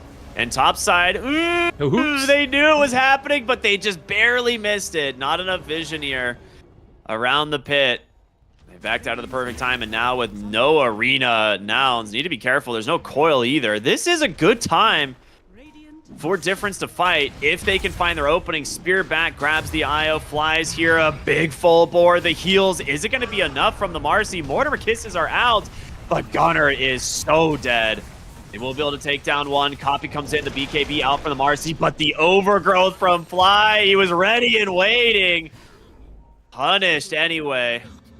Who needs the arena? Who needs the coil? You got the ults of the supports. He's got the coil for mid now, though. Oh no, Monkey King. No. This is guy, bullying.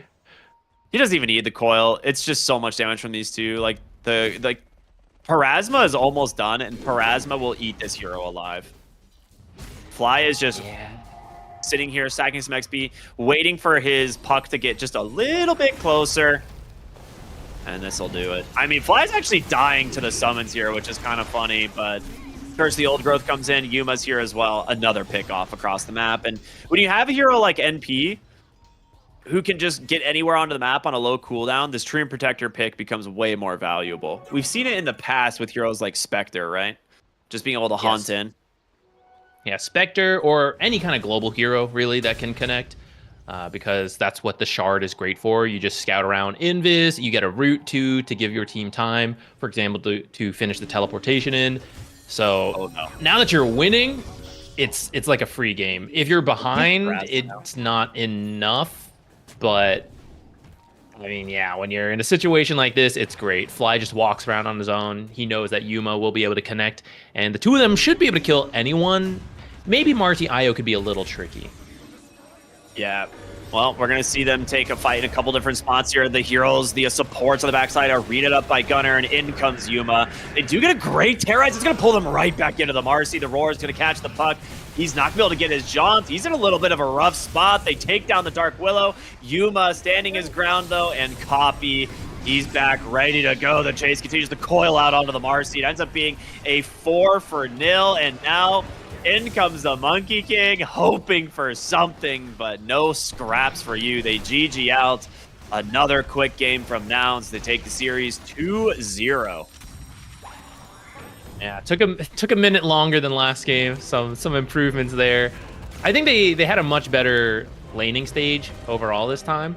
But this is the downside of picking the Monkey King so early, as the overall meta has shifted and like what's considered good.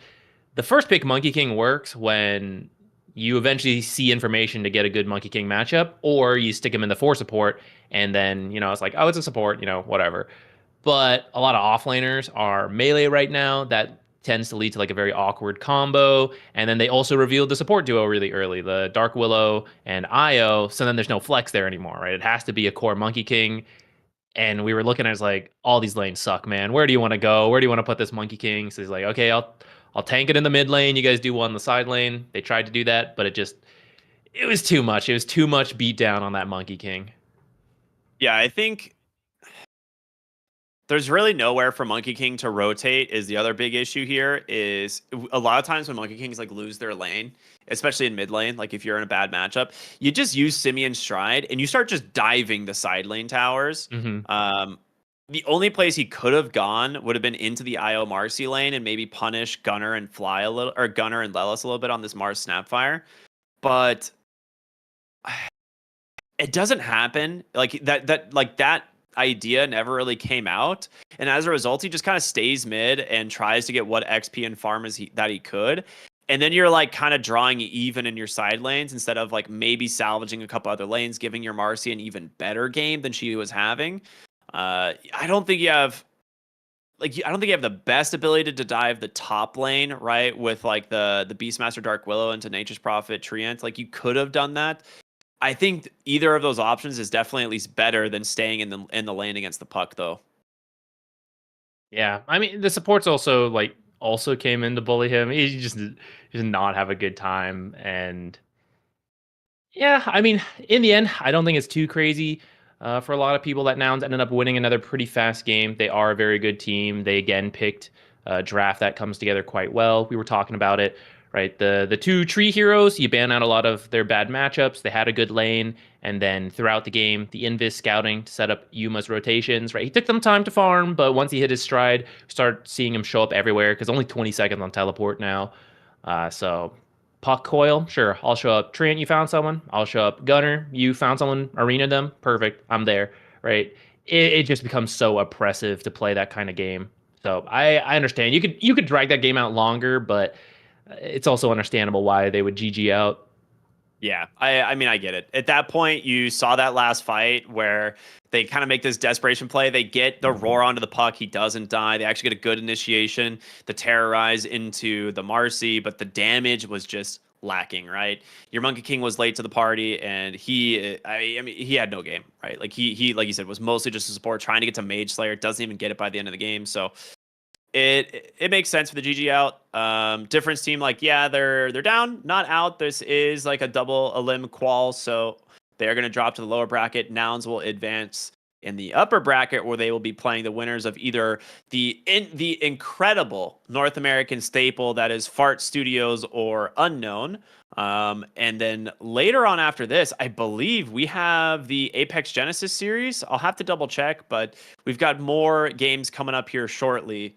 Well, I guess maybe not shortly. That was a quick series. They're what, like 2 hours away? Yeah, 2.5 hour break is what we're gonna have here, if I'm not mistaken. So we it's got a some little time. bit.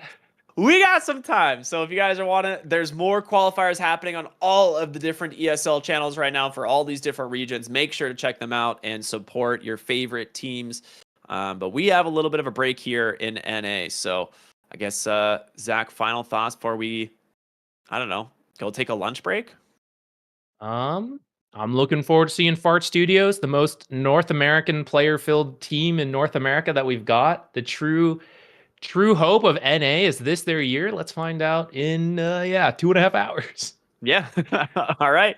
So everyone stay tuned. We'll see you in just a little bit for more here at these North American quals for Dream League season 34. We'll see you after the break.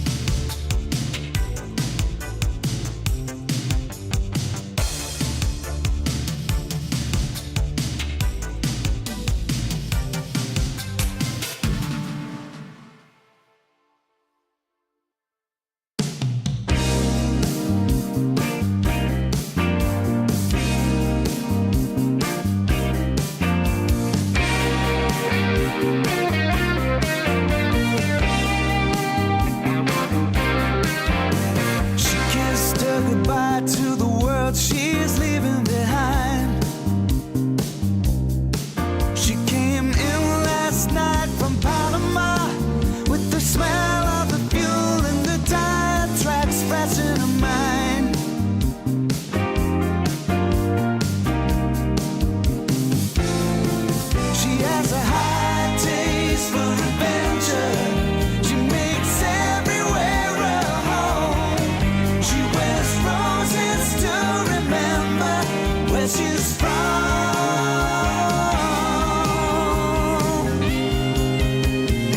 I flew back to the city by the lake. When I got there, she was gone.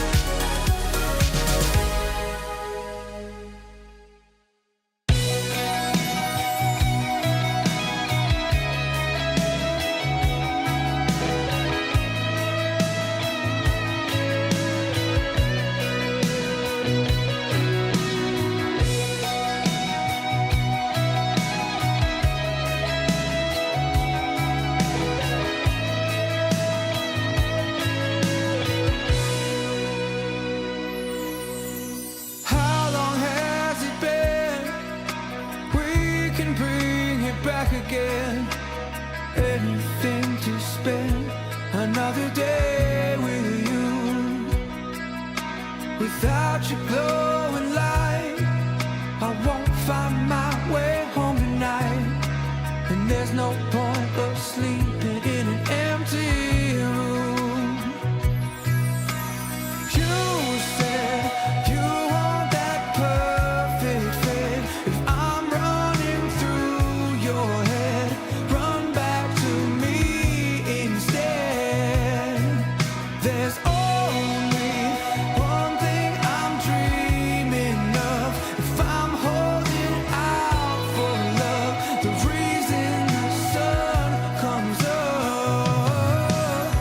You're the light, I saw your signal in the night, a blessing in disguise. But we were doomed for a miracle now. Paradise, it's not so hard for me to find. You're finally by my side. You're in my life forever. We're in paradise together.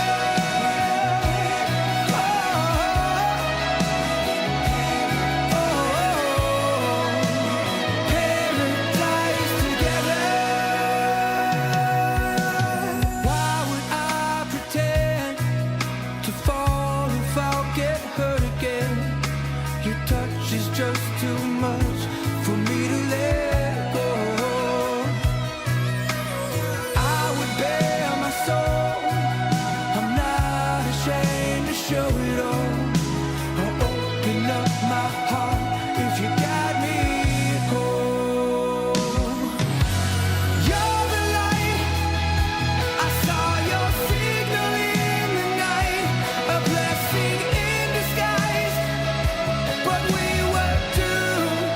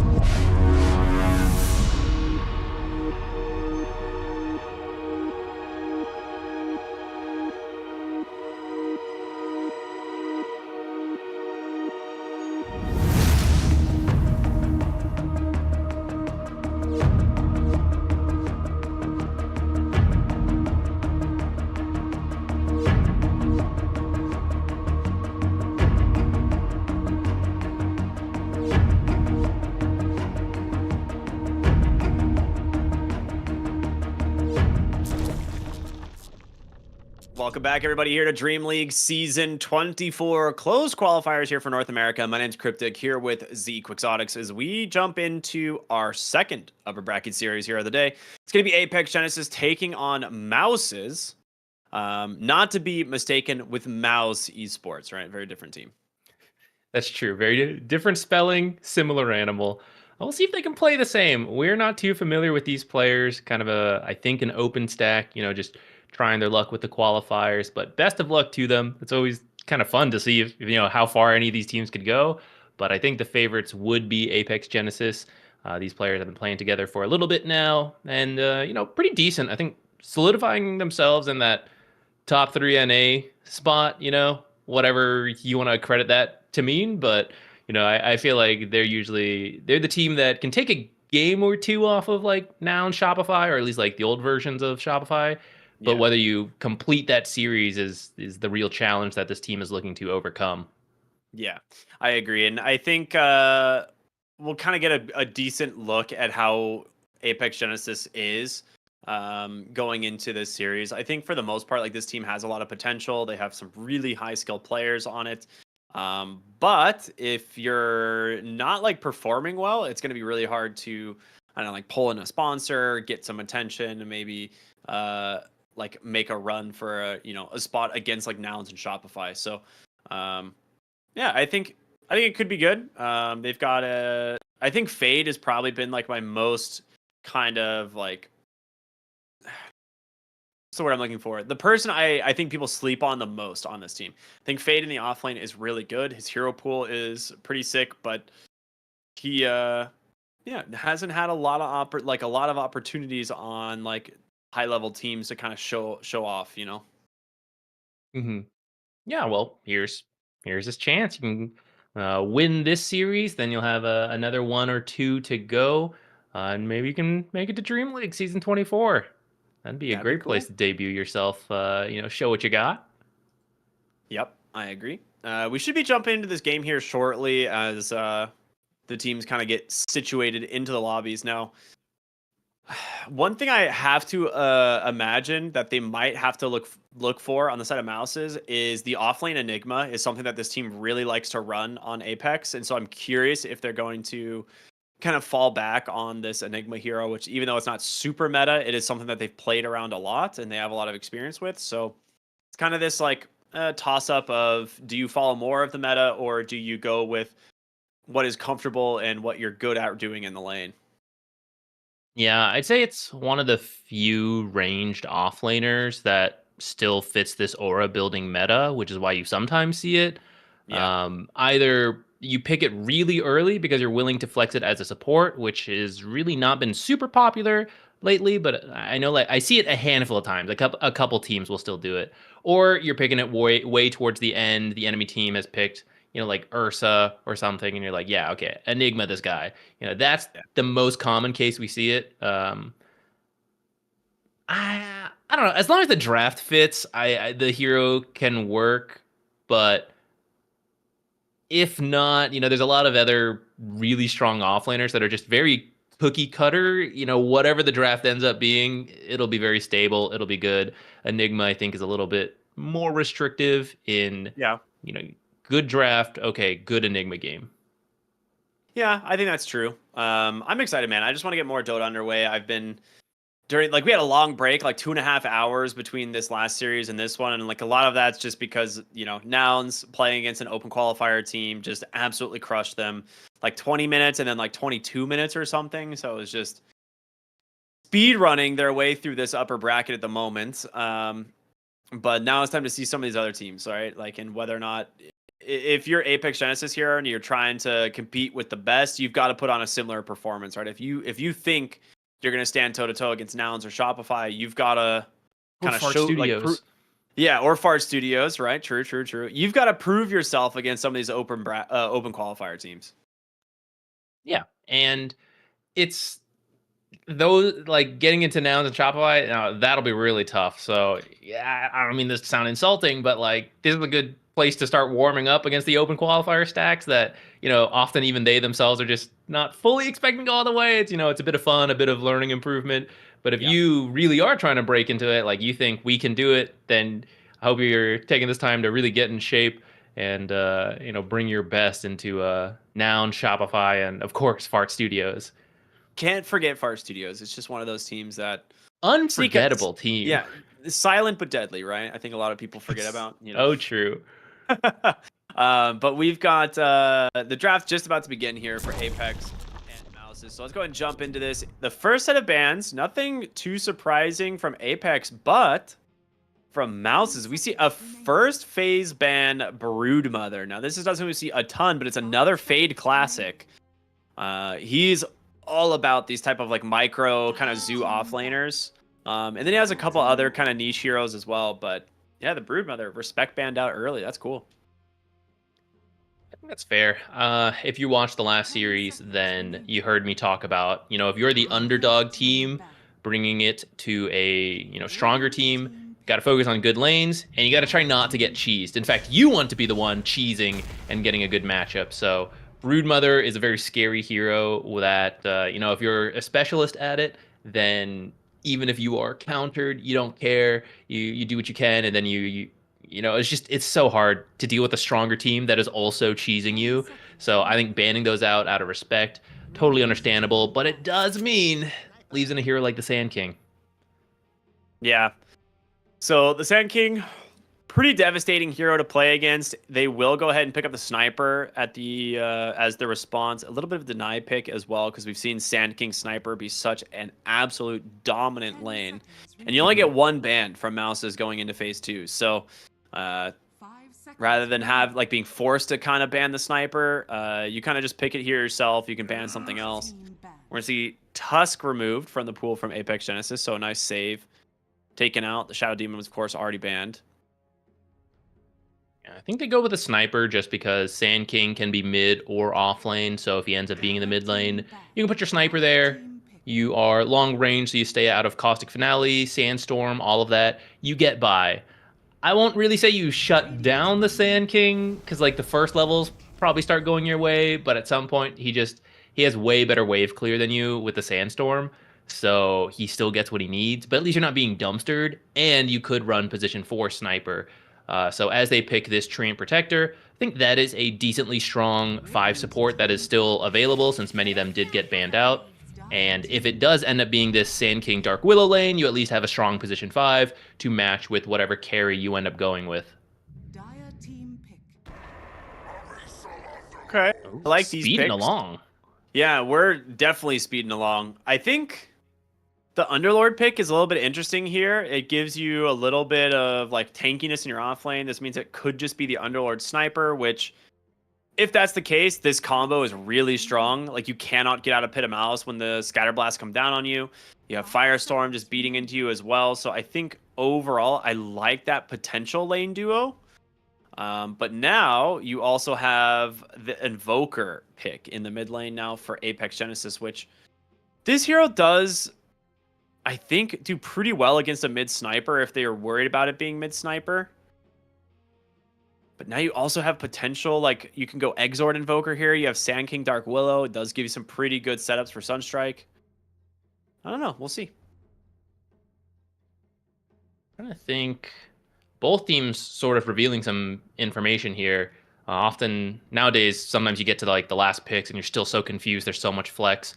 But this should be Sand King off lane with most likely Dark Willow position 4 and Invoker mid. So for your next pick here on Mouses, you're trying to decide, do we want to run Sniper into Invoker? Should we just counter pick the mid matchup here? But if you do that, then it's going to be Sniper Underlord, which means Apex Genesis can then pick a carry that tries to do well versus those two heroes. So that's the choice going into here, why they're using so much reserve time.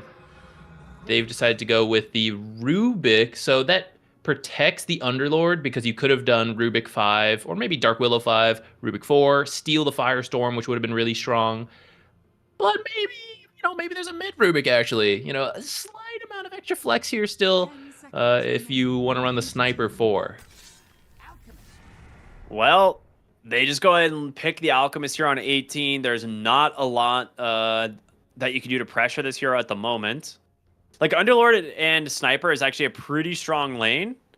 And there's a lot of damage that comes out from it, but you don't have anything that can really follow this guy around the map right now. Like a lot of these heroes are pretty static. They don't want to like chase. Like Treant Protector just kind of sits in his lane until he gets a shard. Underlord, not a notoriously fast hero and can twin gate around, but he needs a hero to twin gate too, right? To provide the vision. So it'll be a little bit before Mouses gets like that Treant shard, or maybe they get another hero here that can try and stalk the Alchemist to try and provide that. But for now, a pretty cool pick. They ban out the Monkey King. I don't know. Yeah, the first few levels for Alchemist will be a pain into Underlord plus one of these. But once you get your ultimate, like you said, it's not easy to chase him. And even if you do get to him, a lot of this damage is quite slow. Shrapnel, Firestorm, it's a lot of damage, but he has a lot of regen. So you don't really have that burst to quickly kill the Alchemist. You don't have a natural Spirit Vessel builder right now.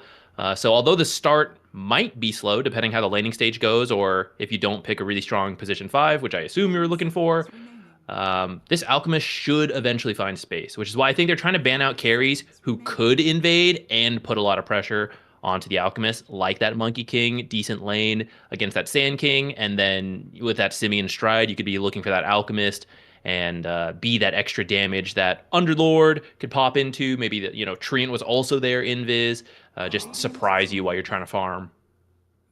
Yeah, he's a hero that can come to the Twin Gate and then just utilize Simian Stride to find the Alk, right, jungling. So I think you're right. That makes a lot of sense. They get rid of the Morphling, another pretty good counter to the Alchemist, very mobile hero. And then we'll go ahead and pick up the Mirana as the last pick here. And in terms of which one's going where, I'm not 100% if it's Dark Willow or Mirana 5. Could be either of them, actually honestly. Technically do Alk 4, Mirana carry too. Yeah, I think it's, I mean, at this point, it's almost guaranteed to be Sniper mid into the Invoker, unless they really want to run a Rubik mid, but Sniper mid seems pretty good, considering you have the Underlord and the Treant, and then now your last pick will be your carry. I actually don't hate Mirana carry if you against Sniper mid, because you could just leap after him and kill him. But you'd have to expend pretty much all your leap charges to find him. What carry do you want to go with on Mouses? Is something like Bristleback to I actually like the Bristle. That's a cool pick. melee into Sand King? No, I think it's fine. Okay, carry Sniper into a Puck mid. Okay. Wait, let me just double check that that is in fact carry Sniper. No, that's 3 position Sniper. Uh-huh. I think I would have preferred the carry Sniper. Their names are not matching in the lobby, so I'm not fully sure like who's going where. Yeah, like I know the DNX is like listed as their offlaner, but you have an Underlord, so surely that's an Underlord offlane, right? They're not running a carry Underlord, are they? I imagine if you were, you would not take Abyssal Horde. You would take you'd run the other one. the Cleave. Maybe they're just swapping around, or maybe They're doing just swapping some roles around. Yeah, Kagami is definitely the crazy mid stuff. laner on Puck. 5 position Treant, of course. I don't think. Okay, he's going Ghillie Suit on Sniper, so it's got to be carry Sniper. I kind of want it to not be. You know, I think that'd be kind of fun. Let's see a carry Underlord. When's the last time you saw that? It would have been me that picked it, I'm sure. I'm a big fan of carry Underlord. I mean, I was doing it early on when the facet first came out, because I was a believer in that facet while everyone else was a giga hater of that facet. All right, let's see. I got so thrown off by that, I totally forgot. Okay, so it is going to be carry Alchemist with position 5. Mirana, I forgot we were even wondering about that. The rest looks about right. All the facets pretty standard for the Radiant. It looks like a carry Sniper itemization. Though I suppose I'm not really sure if I would build differently if I was offlane Sniper. I think it would still be a bunch of stats and Wraith bands. Yeah. All right, so we'll see how this ends up going. I mean, Sniper Treant doesn't seem like too strong of a lane, I'll be honest. Like, the thing that makes Sniper strong in lane is the Scatter Blast, and since you're playing carry Sniper, you have to go ghillie suit, so you don't have that kind of threat of the Scatter Blast in the lane, or the Scatter Shot, sorry. We talked a little bit about the idea of sniper mid versus Sand King mid, and how it's like you're out of danger, but you also don't like really pressure him that much. I'm not actually sure if the support duo really changes any of that. Like, if you try to go on Sand King, it's still annoying, and the Dark Willow will throw down the brambles. If you try to go on Sniper, you're running into a Treant. So I feel like it's actually going to be the same idea, where both of these heroes should just get what they need, but have a difficult time getting to each other unless someone goes out of position, and then then you do have a lot of nuke damage to get a kill on the Sniper, or maybe you use your burrow strike too soon and now all the slows come out and you get run down, right? So as long as you're playing safe positioning wise, I think everyone should just farm fest top. But NA qualifiers, who knows? I'm sure we'll see some mistakes happen and some kills happen because of that. Just what I was waiting for. I'm a little bit surprised. Well, we'll just have to see. I hopefully this puck gets back into the game soon. He's seemingly struggling with his PC right now as he gets a crash, and he's gonna have to reload in a moment, but hopefully he comes back soon. I feel for him. I've been having some computer issues myself. It's a pain. All right, while we have a moment, Ringmaster still needs some facets, still needs an Agnums. Do you have any ideas, Ricky? To be fair, I haven't got played the one. hero once, so I don't have a good read on how this hero needs to be changed. But one thing I would like to see, facet-wise, let me just open up my Dota here. One thing I would like to see for the facet would be to maybe change. Like, I would be down for a slight adjustment to Tame the Beasts. Mm-hmm. I don't know exactly what I'd want it to be. You could do one facet that changes the way your gifts work. I can't remember what they're called, but the fun house and all those. Oh, that could be a cool idea. Different facets gives you different souvenirs. Yeah, it changes your souvenirs slightly, which just kind of slightly changes the hero's form of play. And I think the other one could be something that adjusts Tame the Beasts. Because I think this is the most interesting skill outside of his ult. I think Escape Act is just absurdly strong, and I think if you buff this with a facet, it just makes it way too good. Ooh, what if you change Tame the Beast from circle AoE to a line? Yeah, well, yeah, I could see that a much longer range, but it's not a massive AoE. So it's more of a single target burst, and it does higher damage across down the line or something. These are better ideas than mine. So I don't know if this should be an Agnums because it seems a little too expensive. So maybe it could be a souvenir option. I think that's kind of a cool thing about this hero, right? They could add or subtract different souvenir ideas. But I think he should get either an ability or a souvenir, and you put a clown nose on the enemy hero, and everywhere they go, there's a little honking noise. So even as they go through Fog of War, you can hear them. And maybe, maybe it debuffs them in some way, but I think just a little honking and you roughly know where they are. You're trying to gank, you go through the Twin Gate and you're like, hey guys, back away. He's here. He's here in the trees. That's genius. But just rather than a souvenir, just replace impalement arts with it. You literally have a line. You just throw the nose. You just throw rubber noses at people and it hits them and it just starts honking. And it persists through Fog of War, and say the duration increases and it just slows them. That'd be good. I'm down for that. Yeah, I think so. I'm glad you like it. I like that a lot. It's a good one. That's a really good idea. They should do that. All right, PC fixed. Here we go, guys. Yay! Disappointingly, it is not an offlane sniper and a carry underlord. It is the much more reasonable offlane underlord and carry sniper. Yeah, what can you do? We can't get everything. Do you have an idea for the Aghanim Scepter, by the way? An even larger, even more powerful clown nose. What about clown shoes? And they have to Oh, it like massively increases their turn rate because otherwise they would like trip on their feet or something. yeah, yeah. Like you I just also think, apply clown shoes to someone. yeah, I think when he gets a haste rune, he should ride a unicycle. I'd be down for that. That'd be cool. Or maybe maybe that'll not be a his taunt. unicycle, but like the old style, like massive front wheel, tiny rear wheel cycle. Like either of those would be really good. Dude, okay, wait. His ultimate can be clown car, and you can like grab teammates, and you don't know how many are in there. Or it could be an empty car, you don't even know. And you just all pop out of the car. It's just worse snowball. But you can control it. You can control it. It's better. It's like a little RC okay. car.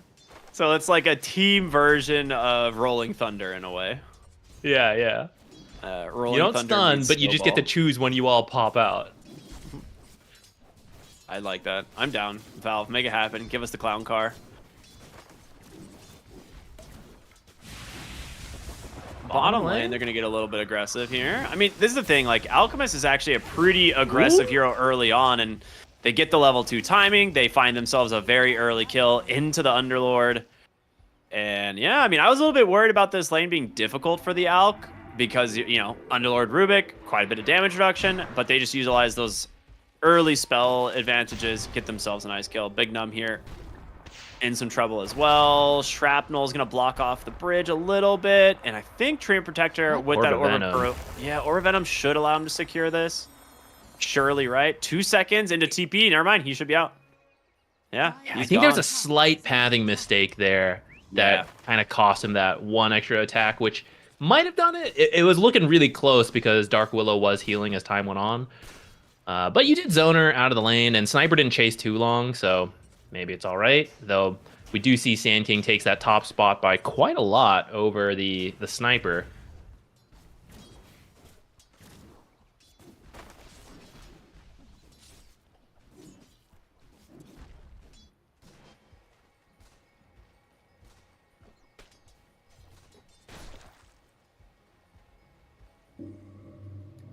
Top Looks lane. like Invoker's Oh, picking. no. Morphle gets it.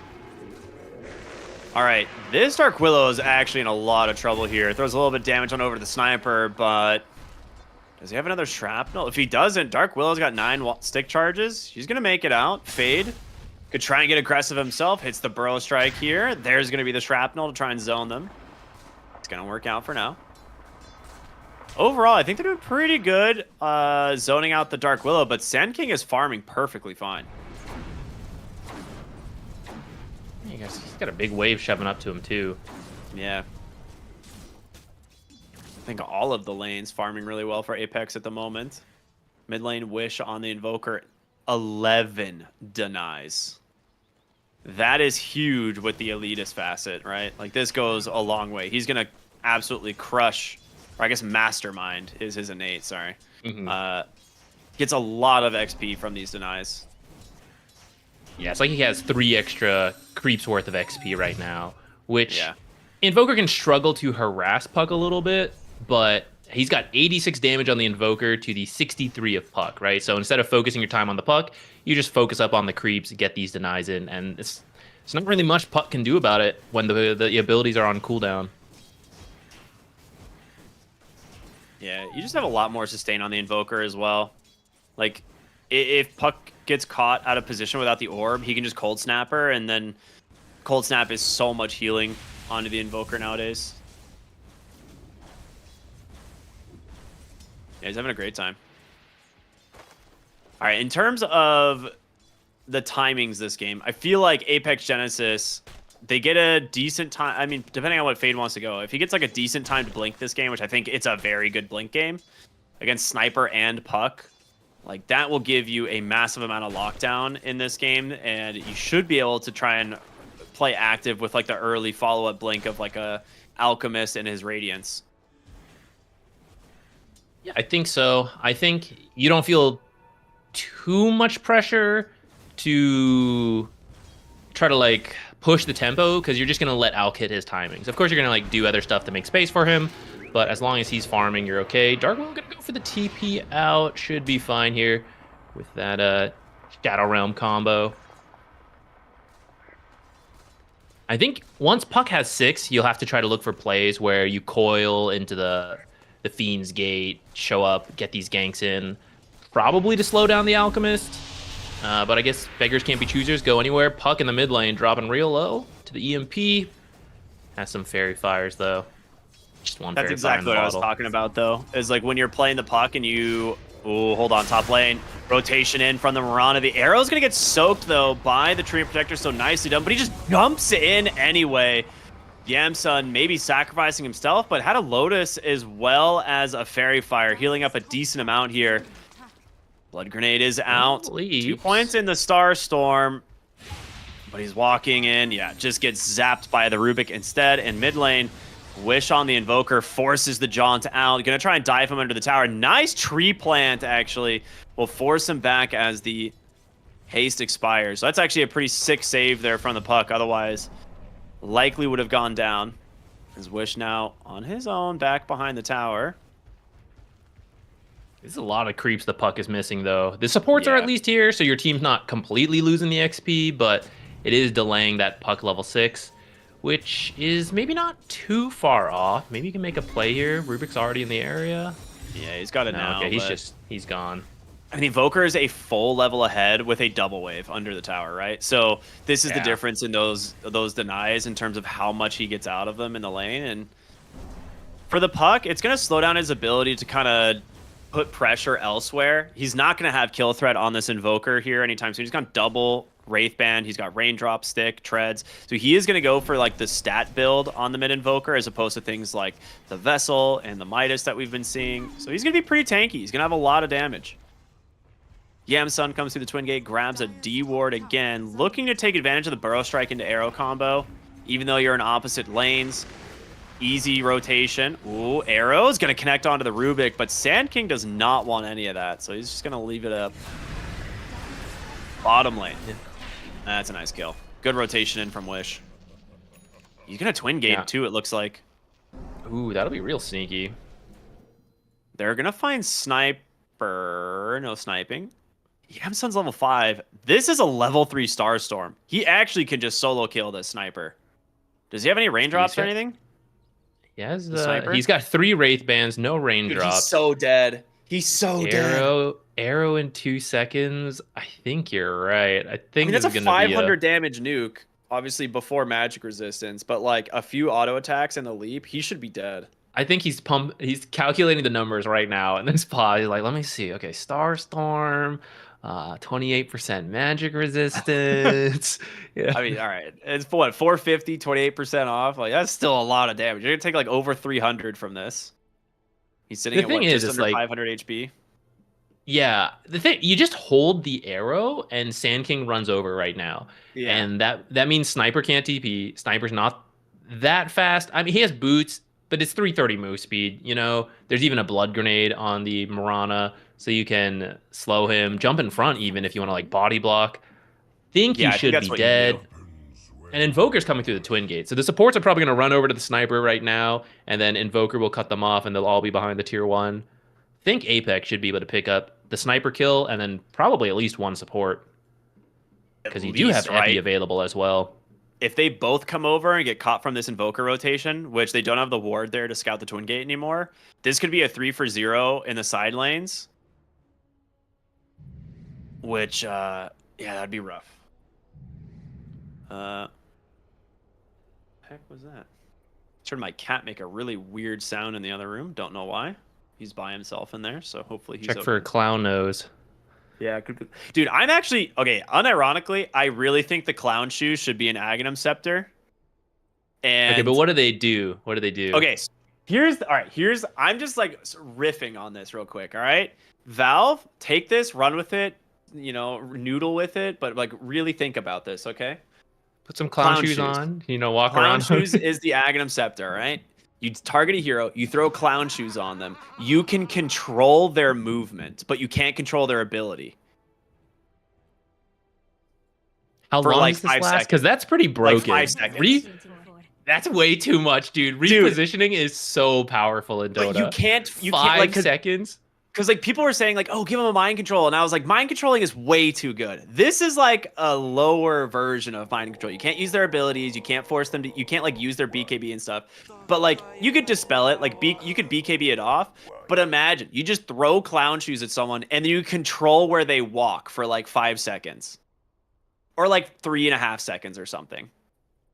Working in the mind control that people were expecting would be cool for probably an Aghanims, I imagine, because that's one way to balance it, right? If you could just control people at the start, maybe it's way too good. Walk under fountain, that kind of stuff under the tower.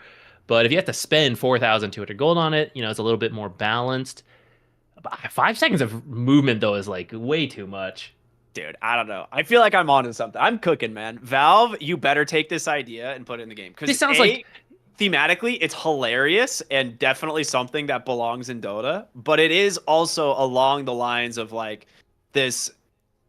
I don't know about mind controlling, but like I'm trying to riff off of like the original trailer, right? Where he like trapped the axe, right? And like forced him to, or whatever, right? But I think clown shoes would be hilarious. The clown shoes forced movement just sounds like Nightmare, but with clown shoes. Nightmare is like they barely move though. This is like they keep their movement speed and everything, and then you just like imagine throwing this on like a stampeding hero, and they try to run away, and then you're like, nope, and they like stampede into your team instead. I'm telling you, that's too good. I know it's good, but it's 4,200 gold, man. It has to be worth it because this hero is not a core. Like you were never gonna see Ringmaster played as a core unless they massively. Not if you make the axe too good. You just gotta farm it up, and it's a auto win. Give me the clown shoes, man. It'd be so funny. I'm so down for something like this. All right, what's your thought for an Aghanim Scepter? Do you have one? Clown Nose was mine originally. I'm trying to think of a mind control idea now.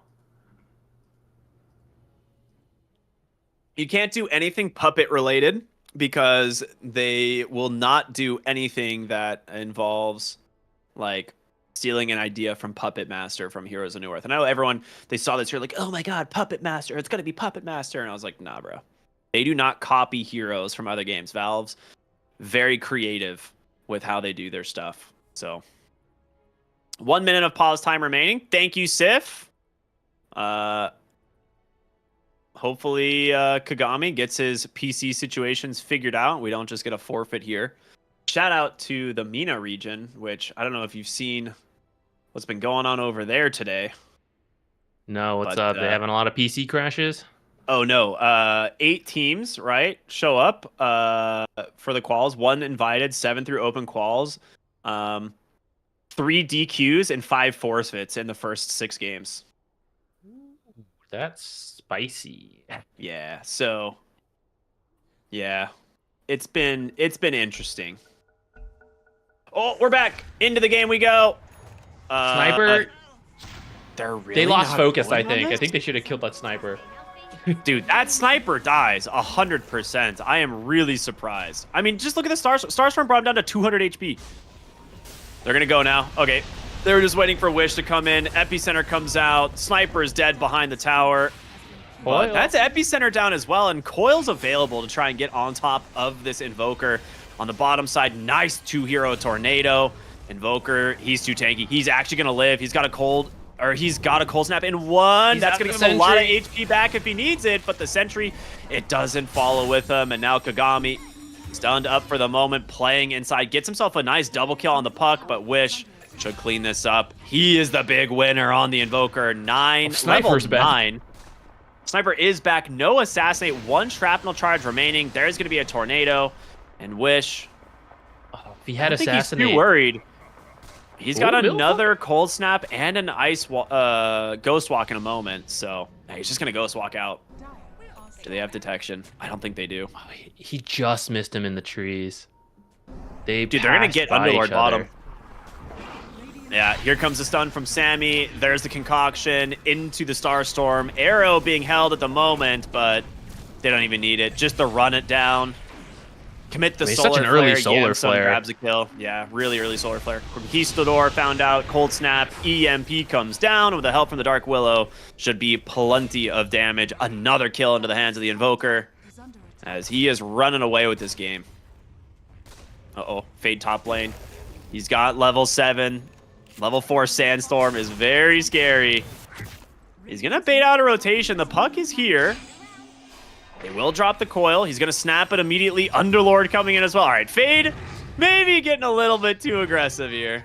Nice kill there from the Dire. There's a lot of heroes coming over, though. So you probably don't mind too much. Because at the end of the day, this is all space for Alchemist, right? Yeah. Who is currently 6,500 at 10 minutes. That is quite high. And Invoker's coming in. Maybe they're going to look for another kill. Get this Alchemist even more farmed. He's got a Sacred Relic on the way. Although it's passing straight through mid. You got to angle this down. Got to angle this down.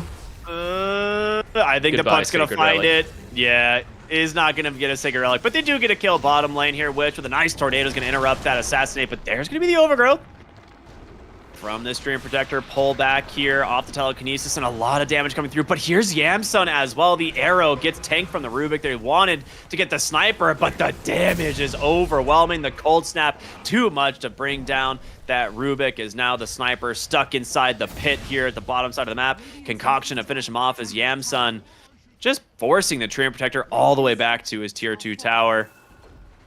A big rotation bottom. Nets Apex, another big one as they push a 7,000 gold lead here at just 11 minutes into the game. Dire's top tower has fallen. Unfortunately, sometimes you bring that many heroes and at least the other heroes on your team are free farming, shoving out waves, but they weren't really doing that because actually a lot of heroes were bottom, getting killed in that. So Puck, spent a little bit of time recovery farming, didn't have Dream Coil available, but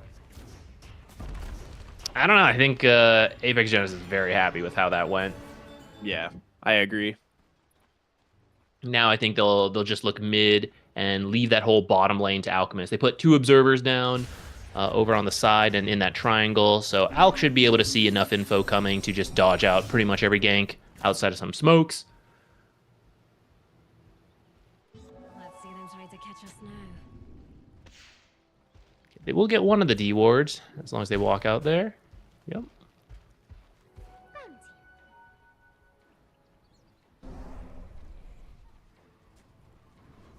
I'd like to point out that Sentry's a little lower than you might expect it over by that triangle, but there's been a trend lately where you put the observer on the stairs, actually.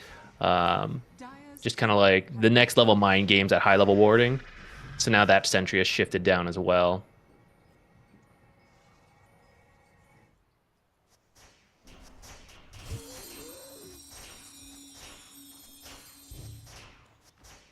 All right, so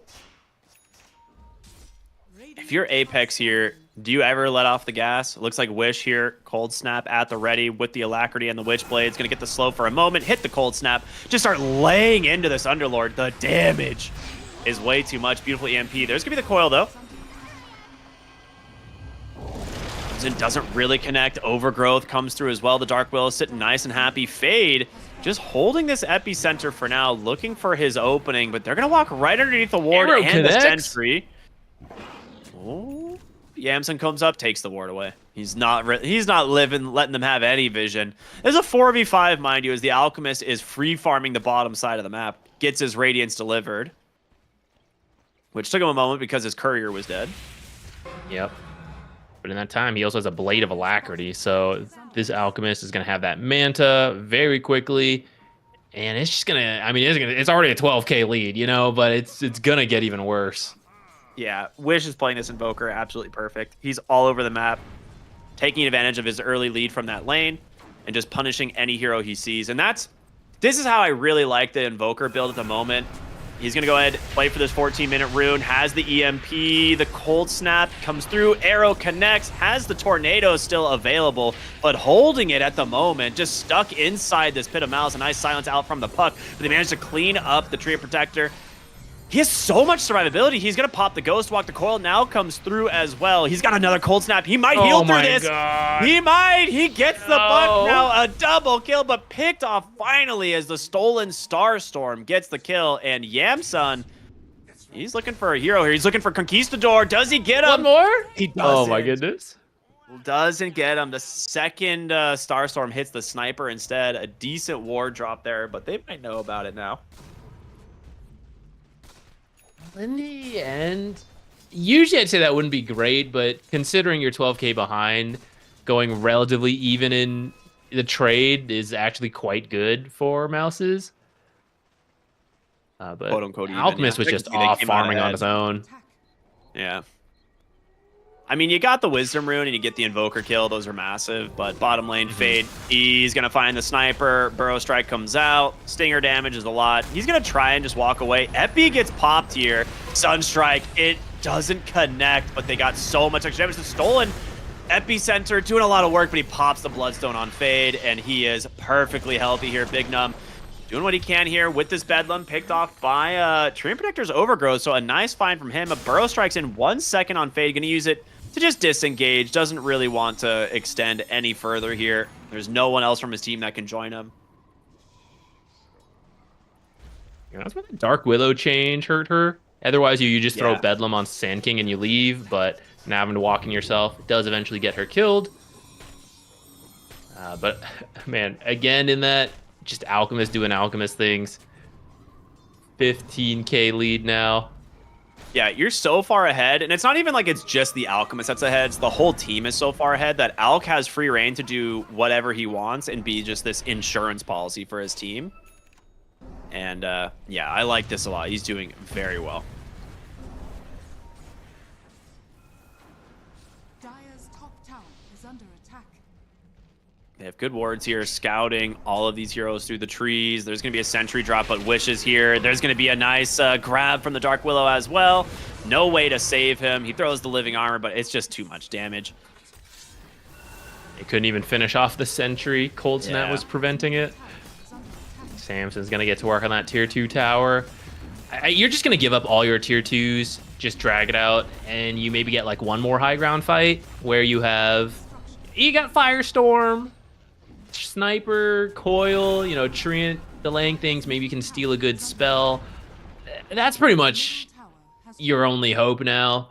Yeah. I can't see any kind of remotely even fight working out.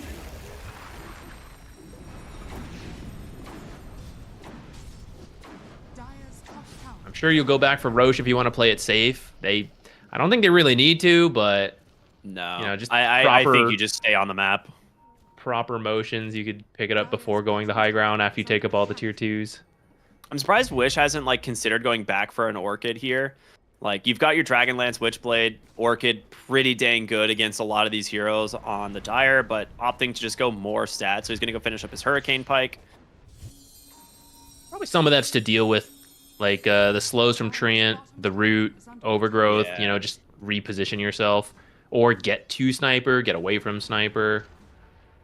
Yeah, it's definitely a good 4-staff game. You're right. All right, I mean, this ward's scouting everything. They're going to smoke straight into the top lane, look for these heroes here. Wish going behind the tower, see what he can find, but Alchemist. Can you really go on this hero? I don't know. We'll see. It looks like they're going to find this Treant Protector off on the side, holding the stun on the Sand King, which is quite nice. He's looking for his other target instead, jumps up onto the high ground. Terrorize does not connect. And instead, they're just going to head bottom. They know that they're going to TP out. They haven't found their mark, so they're already positioning in the bottom side here to try and find another hero. And it looks like it might be the Sniper. He walks underneath a Sentry, but he hits him on the Witchblade. The Cold Snap is there. This Invoker does so much damage. The Meatball is out. A couple more attacks. He just burns them. Oh my goodness, Wish. And now mid lane as well. They find the Underlord still underneath that ward that they have not been able to deal with. Bottom lane, Dire's top onto tower the puck, able to jaunt away.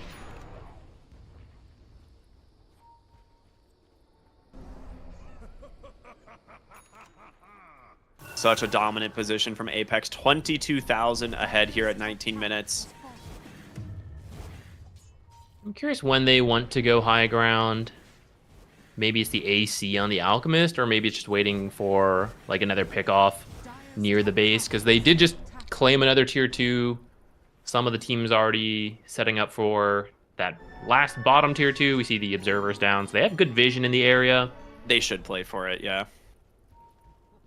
Maybe you take that tier 2, take the Tormentor, go grab your Roche, and you're ready to push.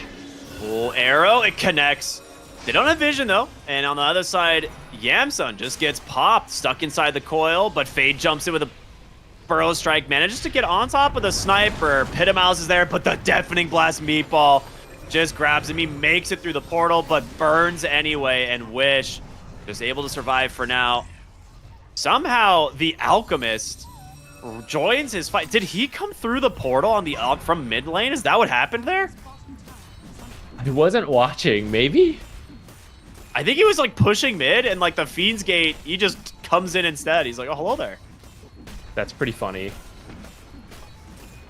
Well, either way, this is the tier 2. Looks like they are going to grab the Tormentor. I was wondering if maybe you just like push the high ground while they're still dead, but I'm going to quickly grab this Tormentor for Yamsun. That's a good one. And he's so farmed already too. Like he's about to pass the Puck in net worth. So. Oh, you were talking about that Orchid. Yamsun's actually getting one. Is He's he? a Okay. few hundred off. Yeah, they should. Like they actually just the Orchid crushes so many heroes on the Dire side. I like this a lot. Oh my god, yeah, he's only a few hundred away.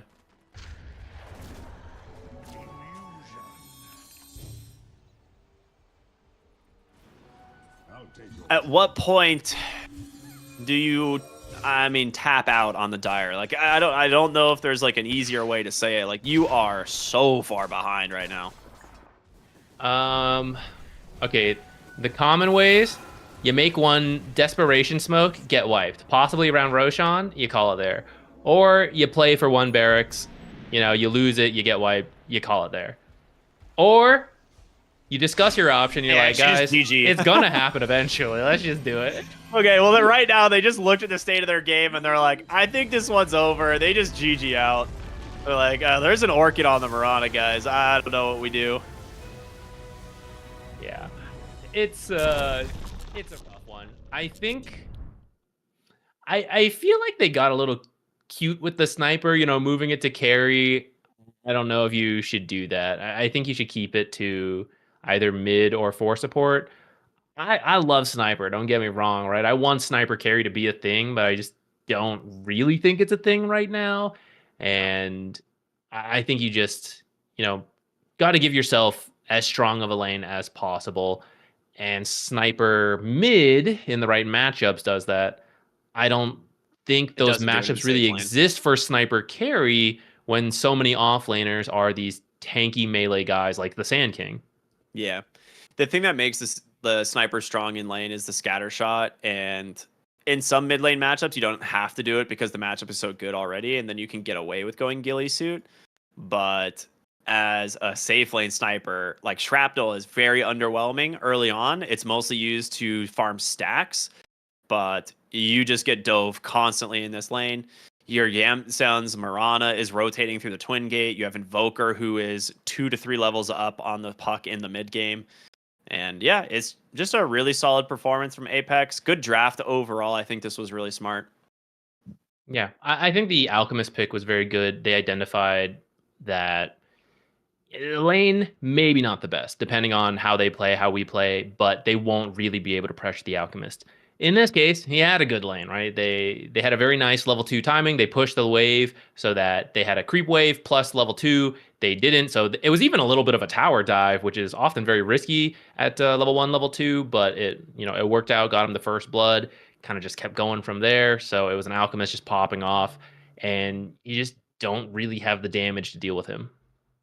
Yeah, that's not that surprising. Really good stuff from Apex in game 1. We're going to go to a short break, everyone, though, and we'll be back with game number 2 of Apex Genesis versus Mouses. Stay tuned for more here in Dream League Season 24 qualifiers. We'll see you after the break.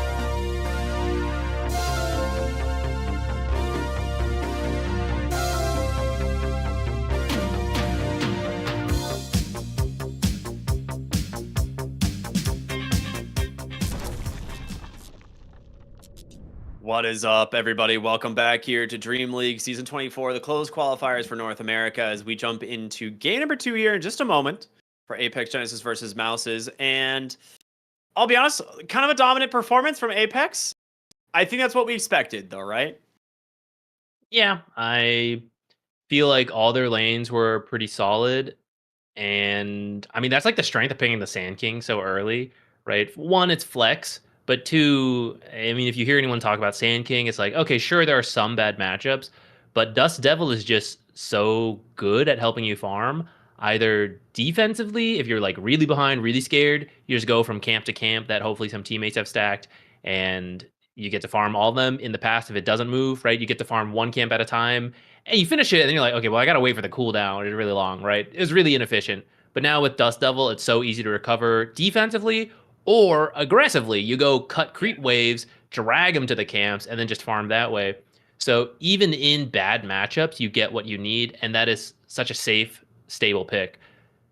I think you need something like that on the side of Mouses here. I really am a big fan of trying to find whatever you reveal first needs to be very stable, and then you need to try to use like the later picks to get some counter matchups, some really strong heroes against what they have to give yourself the best odds in the laning stage. Because we kind of see there like Apex Genesis just outlaned.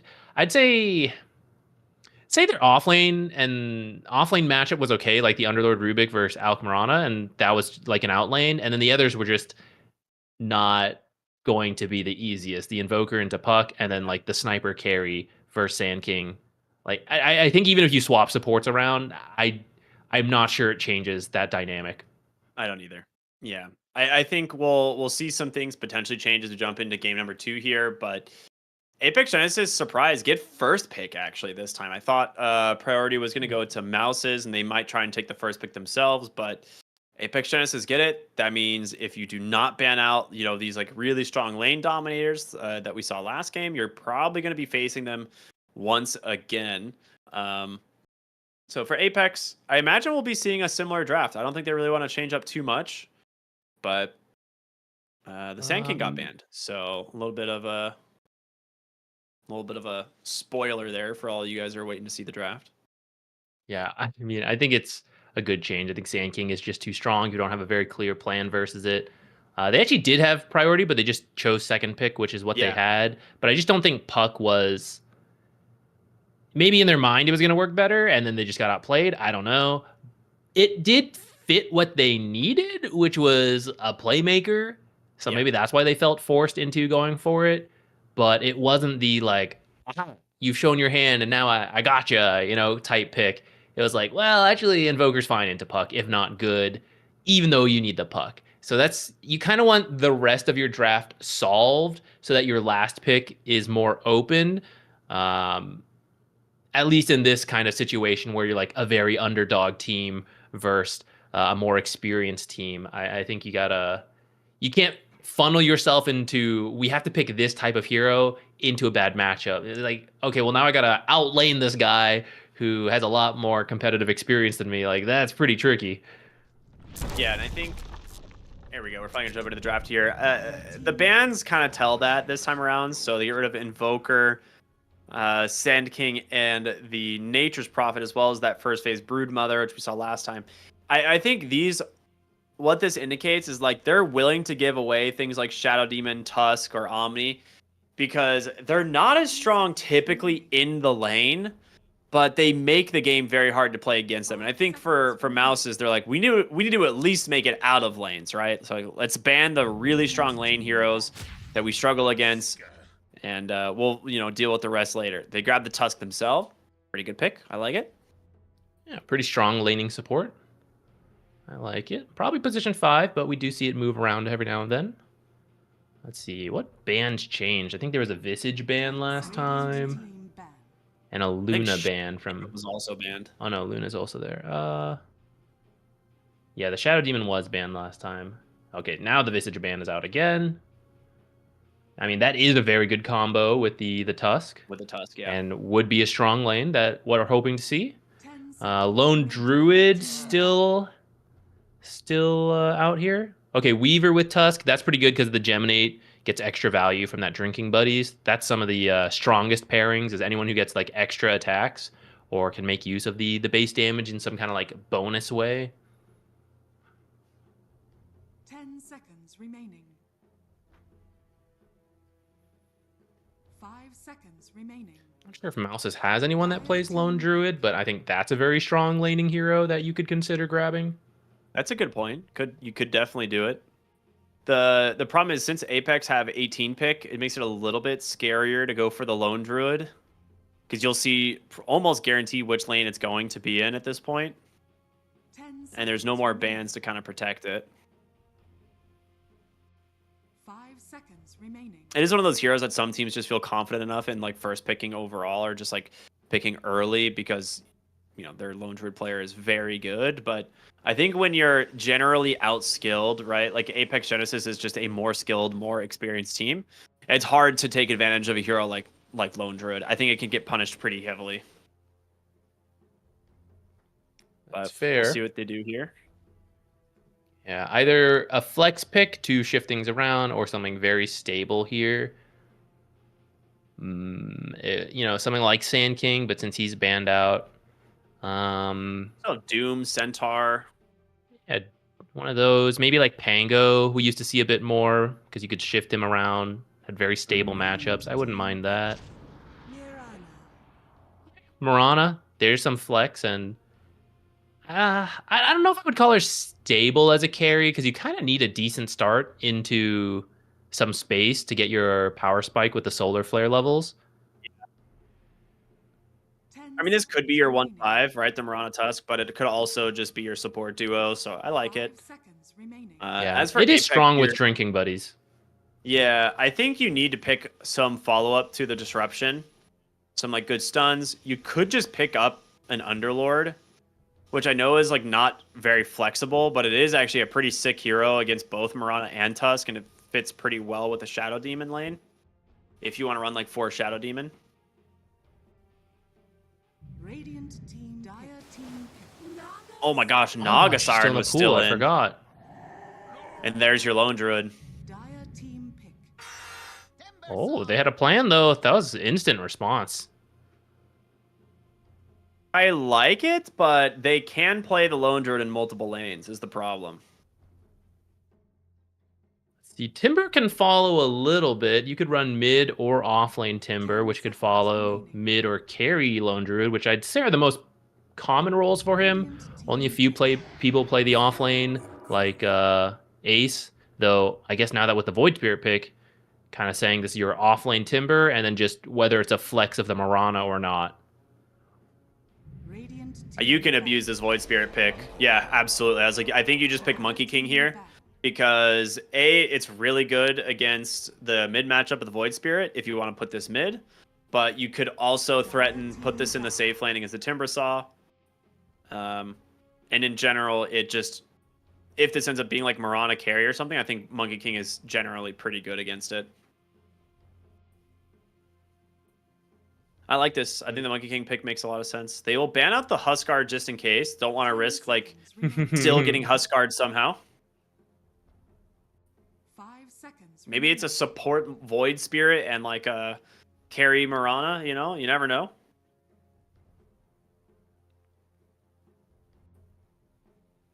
I think for Apex Genesis, just any offlaner any offlaner that builds auras and initiates, and you're good. In Gotta be particular, Centaur, right? initiating, I would like it because you reflect a lot of damage from Mirana and the drinking buddies. You have Stampede to get away from like Ice Shard blocks. Though Timber would be set up for a particularly good game, I feel like, if you do go that way.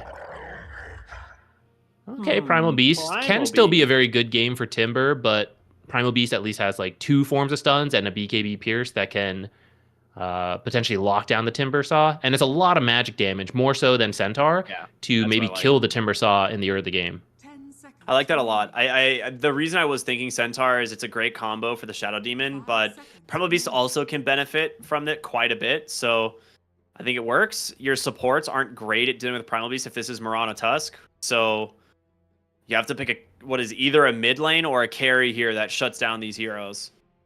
and I think have too many problems to address right now.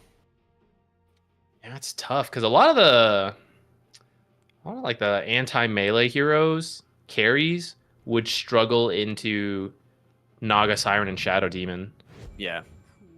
It's going to be the Queen of Pain mid. So it is like a support Void Spirit, I think. We are getting a little wacky here. No, carry Void Spirit, one position. Dissimulate is pretty good versus Primal Beast. So you should probably not die down there. You can dodge out Ensnare later on too. Queen of Pain will have a much better matchup into the Monkey King than either of these alternatives. I think Lone Druid is still looking scary though. Like later Timber brings a lot of damage, but I don't know. Lone Druid Naga is such a strong lane combo. Yeah, I don't think he gets touched in this lane. I think he can pretty much do whatever he wants here. Well, I gotta say, Mouse is bringing the uncommon drafts, which I enjoy seeing in Dota, but I do think it's quite an uphill battle. But it is another approach, I suppose, right, to playing as the underdog, which is like, oh, we follow the typical meta and they know what to expect. They're going to outplay us. So we have to throw things through a loop, pick some like weird stuff that they're not expecting that maybe we know more. So I guess that's their approach this time. We'll see if it pays off here. I do just think, though, that those lanes are going to struggle a bit. I definitely think agree. Lone Druid's going to pop off. Yeah, I'm like trying to think of what your best scenario is here, but like your mid and your off lane, I think in theory those matchups could go all right for Mouses, but I kind of think Apex Genesis might just outplay them there or just get enough, because really you just need the Lone Druid to pop off, and then all you have to do is initiate for the Lone Druid, right? Which is all the Primal Beast is going to do, and then Monkey King, like he'll scout around and throw a stun for you, and he'll do what he needs to do. He'll come like gank for you in the early game, even if he's struggling versus Queen of Pain. Queen of Pain needs to dumpster this matchup. I think for them to have a good shot.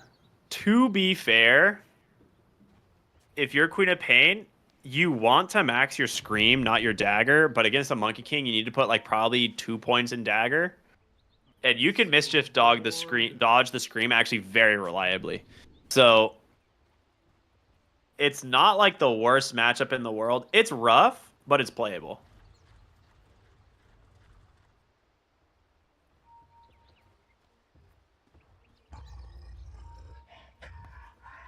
Any first bloods to maybe help them out? Maybe land a good arrow? I mean, Monkey King's going to get found here, stuck inside the shards. The Shadow Demon is kind of scary. A 4-hero Boundless Strike. The Shadow Demon not going to be able to save him. I'm surprised he went for Disruption here over, say, like Shadow Poison, level 1. I feel like a lot of times we see the Shadow Poison. Uh-oh, Yamsun stuck in the shards as well. Pops the mirror image. Nice dodge of the arrow, though, with that mirror image. So, very sick. It is going to be a little costly. I don't think you typically want to go mirror image level 1, but some players don't mind.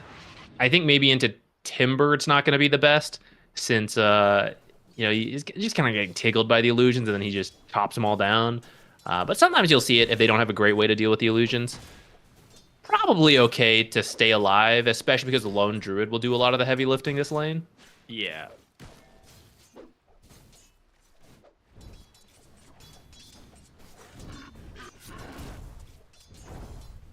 Yeah, Lone Druid should have quite good farm here. In mid lane, Wish, because of that First Blood, like they go for the Scream level 1. Wish is actually pulling ahead in the CS world here. Nice deny, though, from Kagami. He's actually gone Blink. He didn't go for a point in Dagger. Okay. Well, Wish is chilling now. There's very little harassment that's going to come out. Safe, but I don't know if you can afford to do that. No, not in the first couple levels. Like, you need to punish the Monkey King. But again, like I said, that's kind of because you take this level 1 fight, you go for first blood, you get it, but you need the dagger by level 2 to really harass out the Monkey King. And he didn't win the rush to level 2 by shoving the wave either. Says, you can see in the last, it's 9-5 to 4-1. Monkey King actually owning this lane currently. On top, they did grab the Shadow Demon. Chasing in with the Snowball. Ooh, yeah, he's fine. I mean, the trample from Fade is going to be a decent chunk of damage, but the Snowball to dodge it's always nice. And just the innate from Tusk is actually going to be really annoying. Nice Remnant pulls him back in here on Big Num, and that's just an easy kill for the Tusk. So really well done.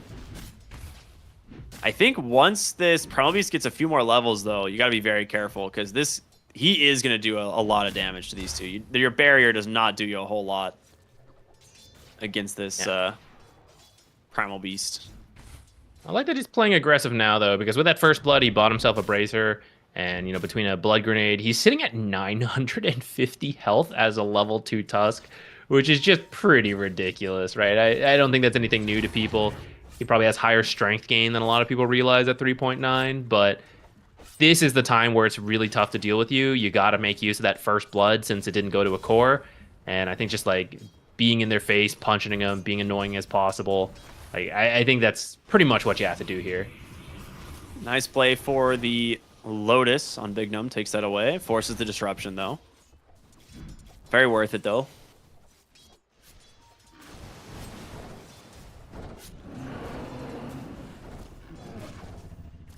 And as we look bottom, we can see Lone Druid starting to pull a CS lead. I think this should continue to grow for a while. Though at some point, Timbersaw will have enough levels that he can, just shove waves pretty quickly. And that is something Lone Druid, he doesn't have a natural wave clear.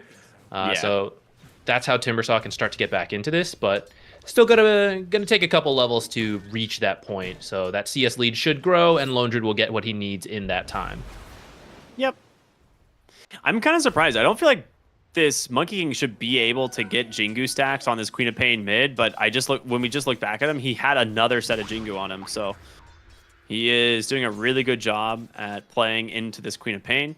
4-minute Water Rune, he'll just top off a little bit. He needs to get his boots. I mean, that's something that's going to help him out quite a bit in the lane, but for now he's got double Wraith Band and an Orb of Venom. Yes, that is... So I'm not a mid player, but I suppose Queen of Pain does... Oh, top lane, Fade, dropping Really real nice low. grab. Yeah. Oh, the Healing Lotus is actually in the backpack. That's Might have been able to awkward. use that to stay alive. Maybe you still die, but maybe you live and you get away after they burn all their resources trying to kill you. I think he's just waiting for level 3 here on Big Num. He's not using any of the Shadow Poison, because the level 2 Shadow Poison, jump is pretty substantial. Onslaught into the Trample, gets themselves a nice kill, a little bit of a return kill onto the Tusk. Honestly, Tusk was pretty low on resources. Maybe he doesn't mind dying and he can just come straight back in. Maybe refill mid bottle first. Oh, which way I wanted to finish saying, Queen of Pain is actually quite short range. So Monkey King with his extra long melee range and a slow. Oh, arrow off. Maybe you could get that kill. They just buffed his ranged again, didn't they? In the most recent Did patch? they? Yeah, I think they actually gave him more attack range. No, hold. I gotta go check. There's no way. I don't remember that at all. Or maybe it was other things got range reduced. No, yeah, I don't see an attack range change. okay, no. Can't remember. It was in context. You're of something else. crazy. Yeah, I'm sure. There's like a million changes every patch. Who knows? Top lane, big rotation in from Wish. Does hit a good Primal Spring, but Dissimulate will get the Void Spear out of danger for the moment. But this guy's level 4. The Deluge connects. And now just getting trampled down. Big Boundless Strike onto 2. Snowball to try and buy him some space, but he does have this constant jumping through the trees. A big sonic wave, but it's dodged. The majority of the damage is not connecting. Now Wish continuing to jump for more, looking for the Mirana. Will get the kill. Big Num survives, and Kagami is out of mana. Middle tower is under attack. Boundless Strike comes out. He has a blink in 1. That's about it. Yeah. He's out. Dire's That was unfortunate. That was a bit of a sonic wave miss with the amplified damage too. Disruption is good because it's not all at once, right? It kind of like goes in chunks. Yeah, it ticks so very disruption fast. does help you dodge quite a lot of that, but you could have at least gotten a lot of damage into the other heroes. Dire's So has been yeah, an unfortunate miss on that rotation. Who's gonna get the rune? The Mirana does. Nice. She's out of leaps though, so can't really pressure anymore. Has to back away, but still getting the wisdom rune. Pretty big win for the Dire, considering they're already starting to fall a little bit behind in the CS and the net worth here.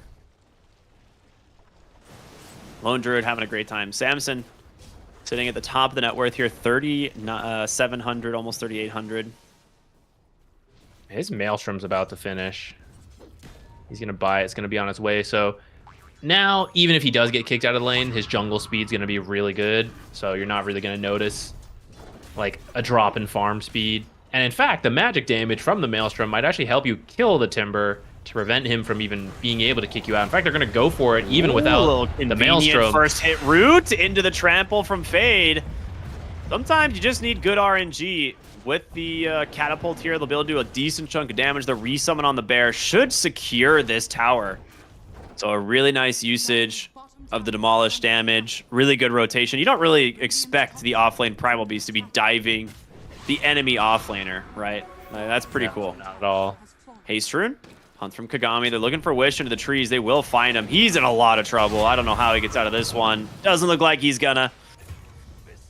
Quick kill there. Goes the way of the Queen of Pain. tower is under attack. Looking for As Timber now they're again. looking for bottom again. Timber Saw. The Pulverize is there. Do they have enough damage from the trample? He gets rooted again. Oh, and the TPs are not fast enough. The flat cannon from the tower does a decent chunk of damage, but it is not enough to save him. Timbersaw's game is just getting ruined now. Yeah, it was a very quick response pick on the Timber after they saw the Lone Druid, but unfortunately just getting a bit outlaned and outplayed. Radiant's middle In theory, I think the matchup's okay. Tough to start, but later on it works, but not as you fall this far behind. Oh, they find the Void Spirit, but can they stay on him is the question. Yeah, Wish is going to cut him off. Does have a Dissimulate. No mana for an Astral Step quite yet. Pops the stick. Oh, they see him. Oh, the poison doesn't connect, but he's going to continue the chase. They know he's here somewhere. Boundless Strike is out. Step. Astral Step dodged, but they get a big Sonic Wave out from Kagami, and in comes the Tusk as well. You chase too dang far. Very nice. Just Mid a lane, bit though. too long. Yeah, they're going to get themselves a nice kill there. I think fortunately they had to guess where he would pop out of Dissimulate, and they guessed wrong, and then which way he would go. So enough wrong guesses saved him for long enough that the rest of the team does make its way up, which is very much needed. 3K gold lead for Apex Genesis, but Dire's middle tower that's kind of playable. But you know, it's not the end of the world, which for some of our other games we have seen it looking very bad at 10 minutes already. I mean, that's less than half of what the gold we does last game. I think they had a 7K lead at 10 minutes. Fade topside, gonna walk under under a sentry there with his Invis rune, and nearly finds a solo kill onto this Void Spirit. Pulverizes out. He doing it. gets the kill. Wish with a Boundless Strike just barely coming in time, but it's a 1-for-1 trade. Not the best when you have the lead, but is under attack. a nice salvage of what was going to be a solo death on that Primal Beast. Yeah, getting caught off guard by that sentry, which he knows they have one, they check, but it's actually a little further up. Just barely out of range of their other sentry near the Twin Gate, so...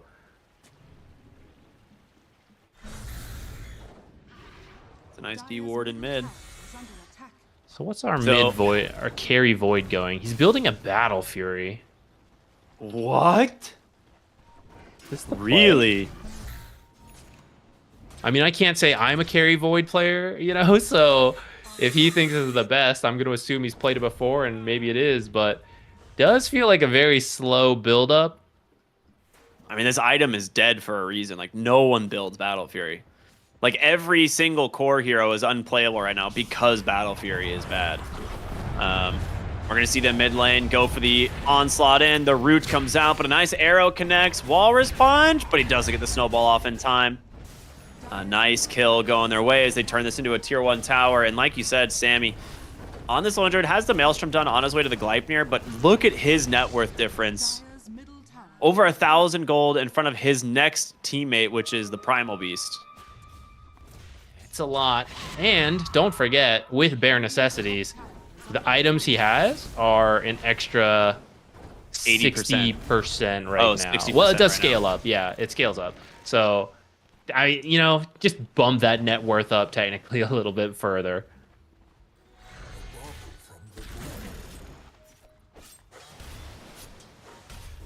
Radiant are scanning. Dire's middle tower Spirit is doesn't under quite connect on that jump. They're smoked up trying to find something. Smoke pops onto Yamson. I mean, he can song Can he this. keep He this- does get it off just in time for the arrow to connect. And now he just Oh, dodges the into a TP. No way. A 5-hero rotation. And he just dodges it.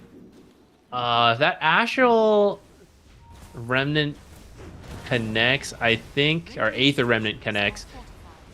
I think if you try TP, it will be canceled before it finishes as the song ends. But Primal Beast, I don't think cares all that much about your heroes. He's got a Blade Mail, just go straight for the Pulverize, grabbing that Timber Saw.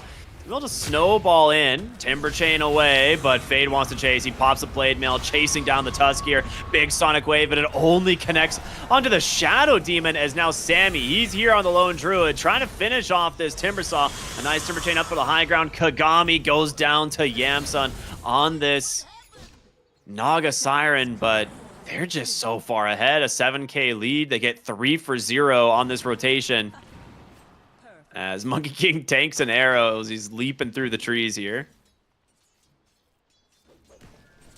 Gleipnir now done. I mean, it didn't matter that much in that fight, but technically these are a lot of mobile heroes, and you don't have Dire's middle the tower most is under attack. reliable crowd control. But now with that Gleipnir, you should be able to lock down anyone to set up the rest of them. Like Gleipnir, Yeah. much harder to dodge, and that lets the slow and snare then connect for an extra 3.5 seconds of root.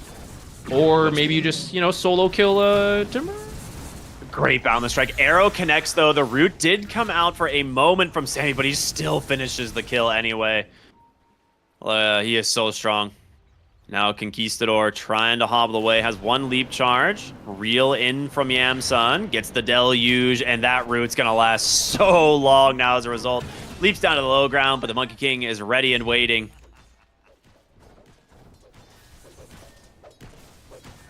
They at least got their own wisdom rune, right? Yes. Okay. Yeah, the Murano picked it up earlier.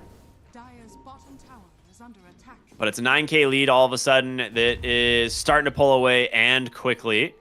As they're going to smoke across the map here. Maybe try and connect with their Primal Beast top side. We will get some vision of the Tusk. And I think the with idea that is vision, Primal's going to they saw the Drinking Buddies. They know there's another hero here too. Yamsun comes in, finds him. Deluge out. Wish waiting on the backside. Does see the Void Spirit who is low, but it's the full Battle Fury on the Courier that dies. The arrow connects again. They chop down his tree, but in comes Fade. Gets a really nice onslaught into the Pulverize.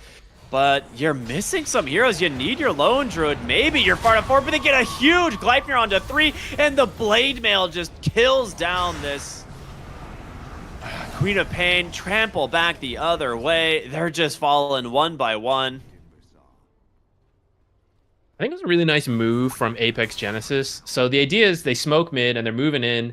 Primal Beast shows top, and so you're going to fall back from that, and you're naturally going to move into your own jungle to farm. And that's exactly what they called. They moved into there, caught them. as they were going through, and get that bonus Battle Fury on the Courier too, which is really painful. So brutal. Yeah, it'll respawn in a minute. Oh no, they're gonna find the Void Spirit. Song setup. Yeah, he's not getting out of this one. Boundless Tries for the Strike. Drinking snowball. Buddy's attempt, which, I mean, you got to respect it, but the Boundless Strike really well played there from Wish, as he's just going to continue the chase. Murata pops the leap, Fade. Hungry for more, potentially. Onslaught not going to connect, but has the Blade Mail. And the Trample is just doing so much work, but will back out. Doesn't want to risk going down here. Bottom tower is under attack. Well, I mean, that's He's true. tried That is indeed. exactly what he did. It was a nice attempt. That's the most important thing. You know, you don't always have to win. As long as you gotta try your best. All right, Sammy's just got an Eye of Scotty queued up next as his Lone Druid, which we see a lot of different variants in terms of the item build. Gleipnir is pretty much always the first item, but you know, which stat-heavy items you want to fit into those 3 slots kind of varies. Like every once in a while, you see like a Diffusal Disperser or like the Harpoon from the Echo Saber. So he goes Scotty instead. Dire's top tower is under attack. Disruption into Onslaught. Do they even pop the Pulverize? They do. In comes Kagami, but he just gets caught by the first stun into a root and deleted. Again, the Blade Mail, returning more damage than it's really doing to this Primal Beast. Boundless strikes out, catches the Tusk. He's doing his best to escape, goes down to the Naga Siren as in comes the Lone Druid. He finds his target so easily there on that. Oh my goodness. On the Timber Saw, but they're just so far behind. 18,000 gold all of a sudden. Banishment from Big Num as Wish was trying to find the kill, but gets it anyway. Suddenly, we might be seeing a GG here very soon as the Lone Druid has his eyes set on the mid lane barracks at just 18 minutes into the game.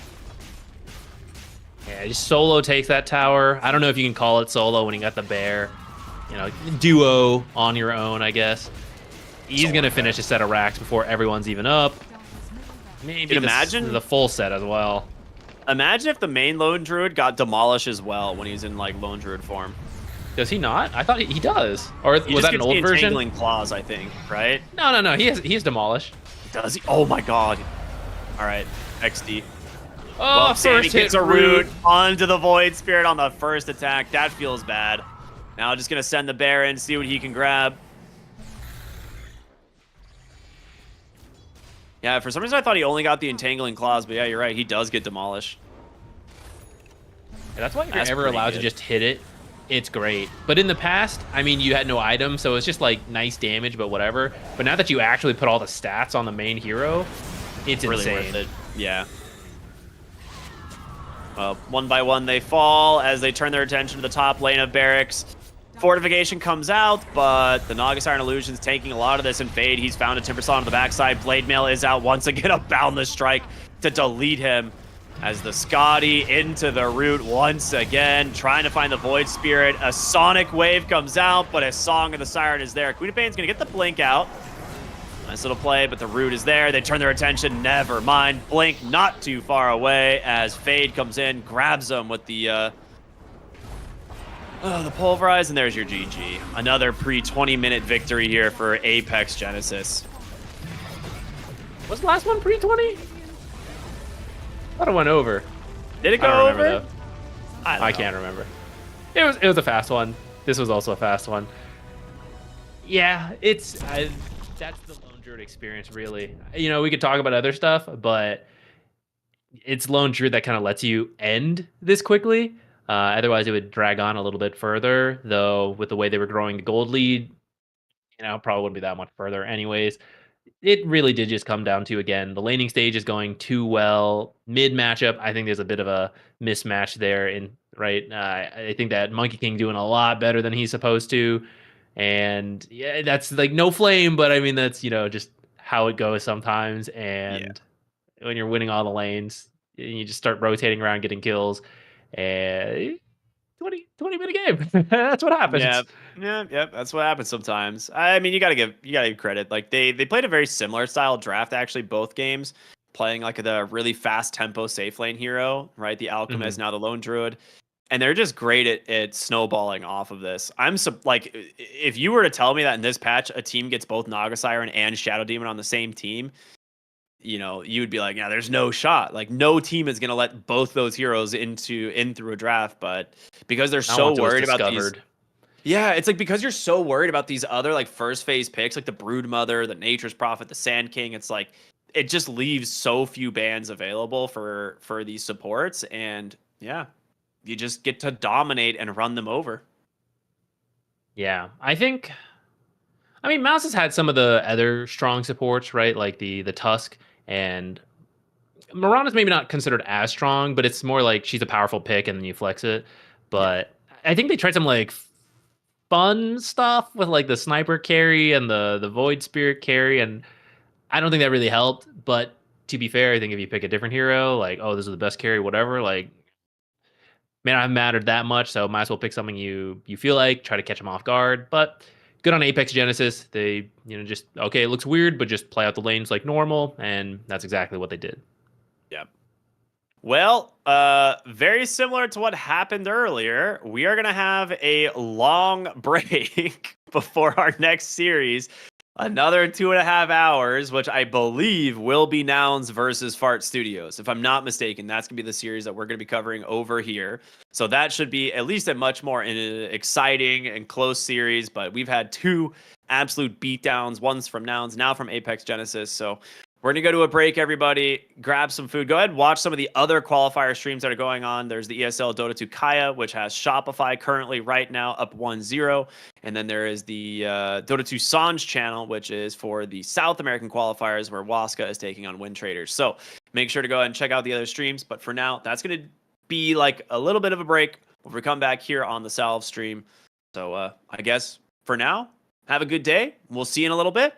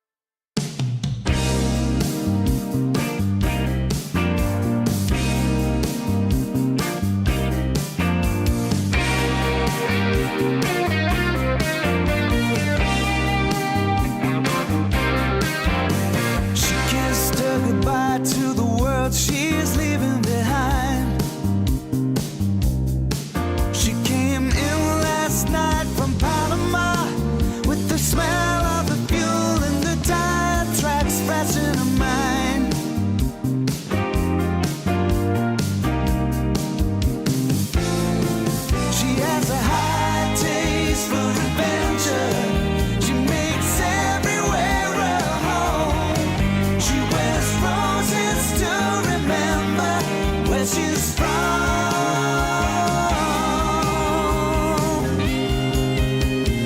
I flew back to the city by the lake. When I got there, she was gone.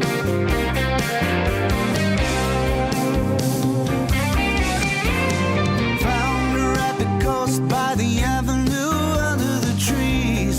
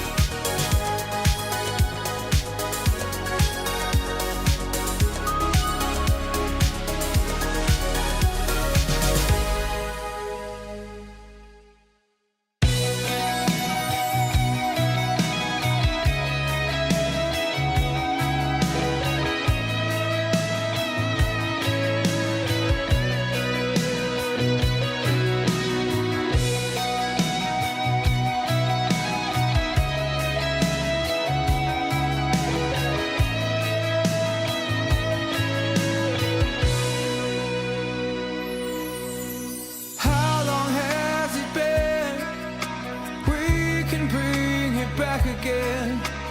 Anything to spend another day with you. Without your glowing light, I won't find my way home tonight. And there's no point of sleeping in an empty room. You said you want that perfect fit. If I'm running through your head, run back to me instead. There's only one thing I'm dreaming of. If I'm holding out for love, the reason the sun comes up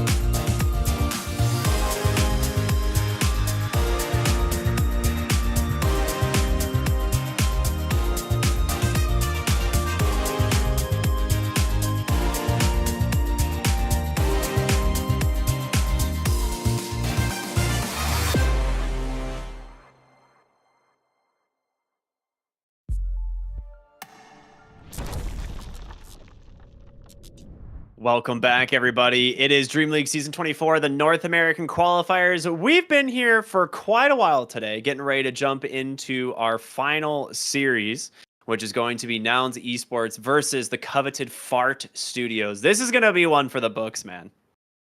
Oh, for sure. This might reach 1 hour of game time. It might reach game 3. We'll see.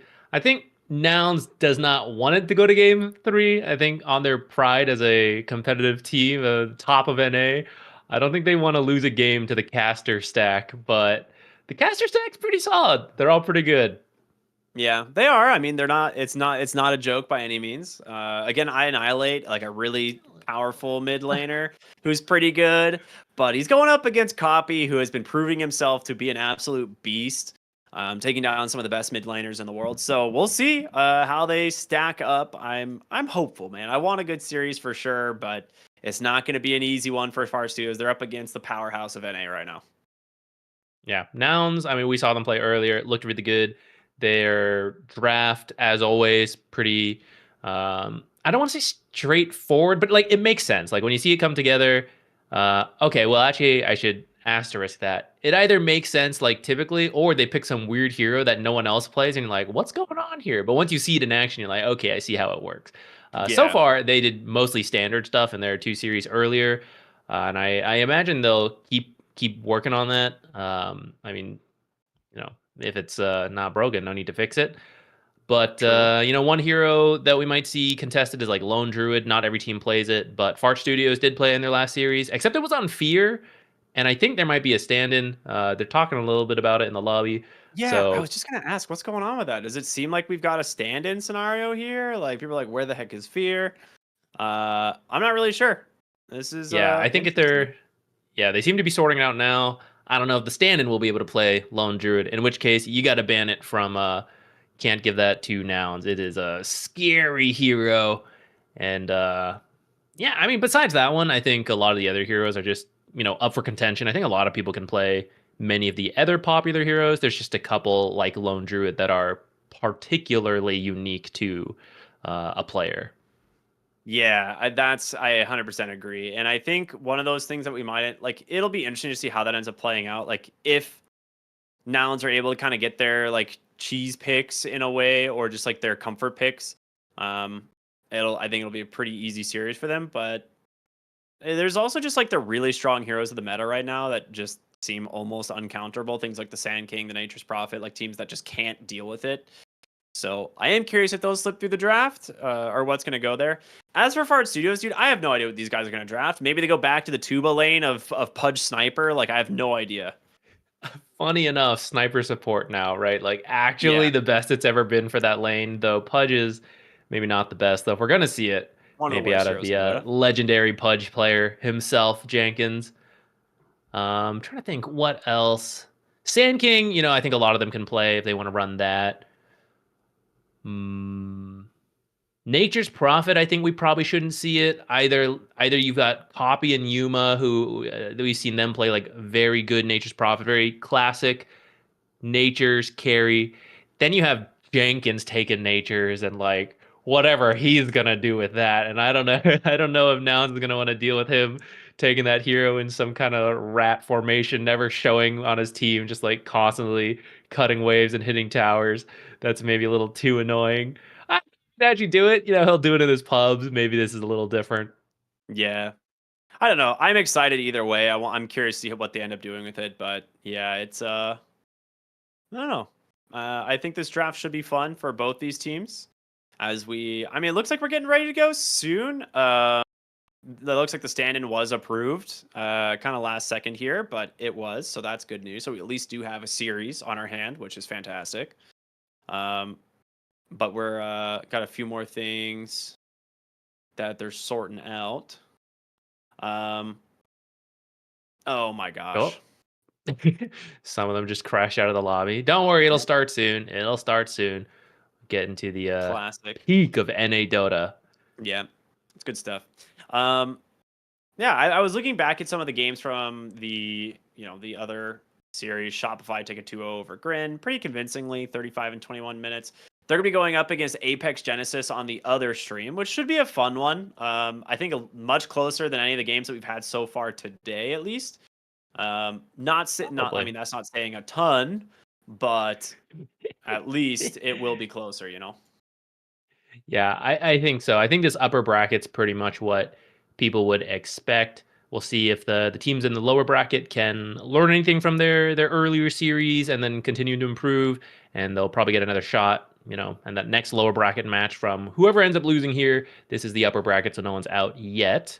Maybe we'll get a rematch, Fart Studios versus Nouns in the grand finals. Who knows?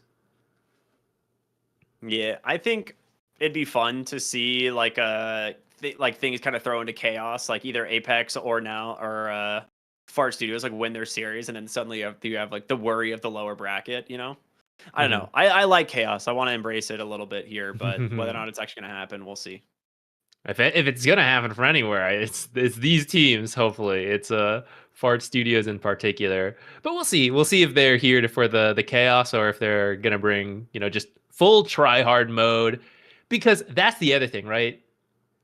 If you can beat Nouns, they're gonna shit talk them for the whole year. These guys. There's a difference between being a caster analyst and then actively competing in the game.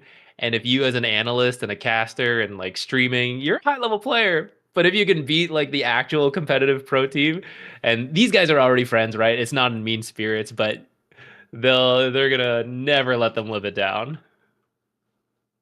All right, we'll find out. Looks like we finally are going to go ahead and jump into the draft here in just a second. And I mean, I kind of want to embrace the memes of like what you said of just them never being able to live down like losing it. Like even if it's just like a game, like if Nouns actually drop 2-1, like win 2-1 here, even then, you'll be hearing like smash talk from all the members of Fart Studios for the entire year. You know it. Seconds remaining. They're a lot of them are friends, even old teammates. Right, SVG played with a lot of them, so it's all in good spirits. All right, we'll take a look at the first bands. Nothing out of the ordinary enough. The Shadow Demon, the Sand King. We're gonna see the Tusk. I'd imagine you have to consider the Nature's Prophet as one of your next bands here on Fart Studios because you do not want Nouns to get their hands on that hero.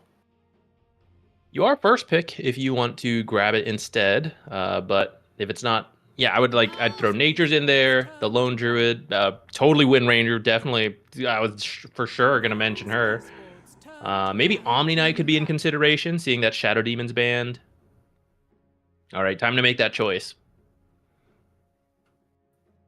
10 seconds remaining. 5 seconds remaining.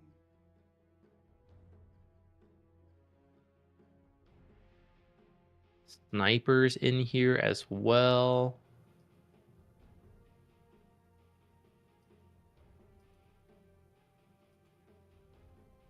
I mean, you actually have some pretty good options on first pick. They banned the Visage. All right. I mean, we saw them completely snowball a game with the Visage earlier, but it was with the Tusk.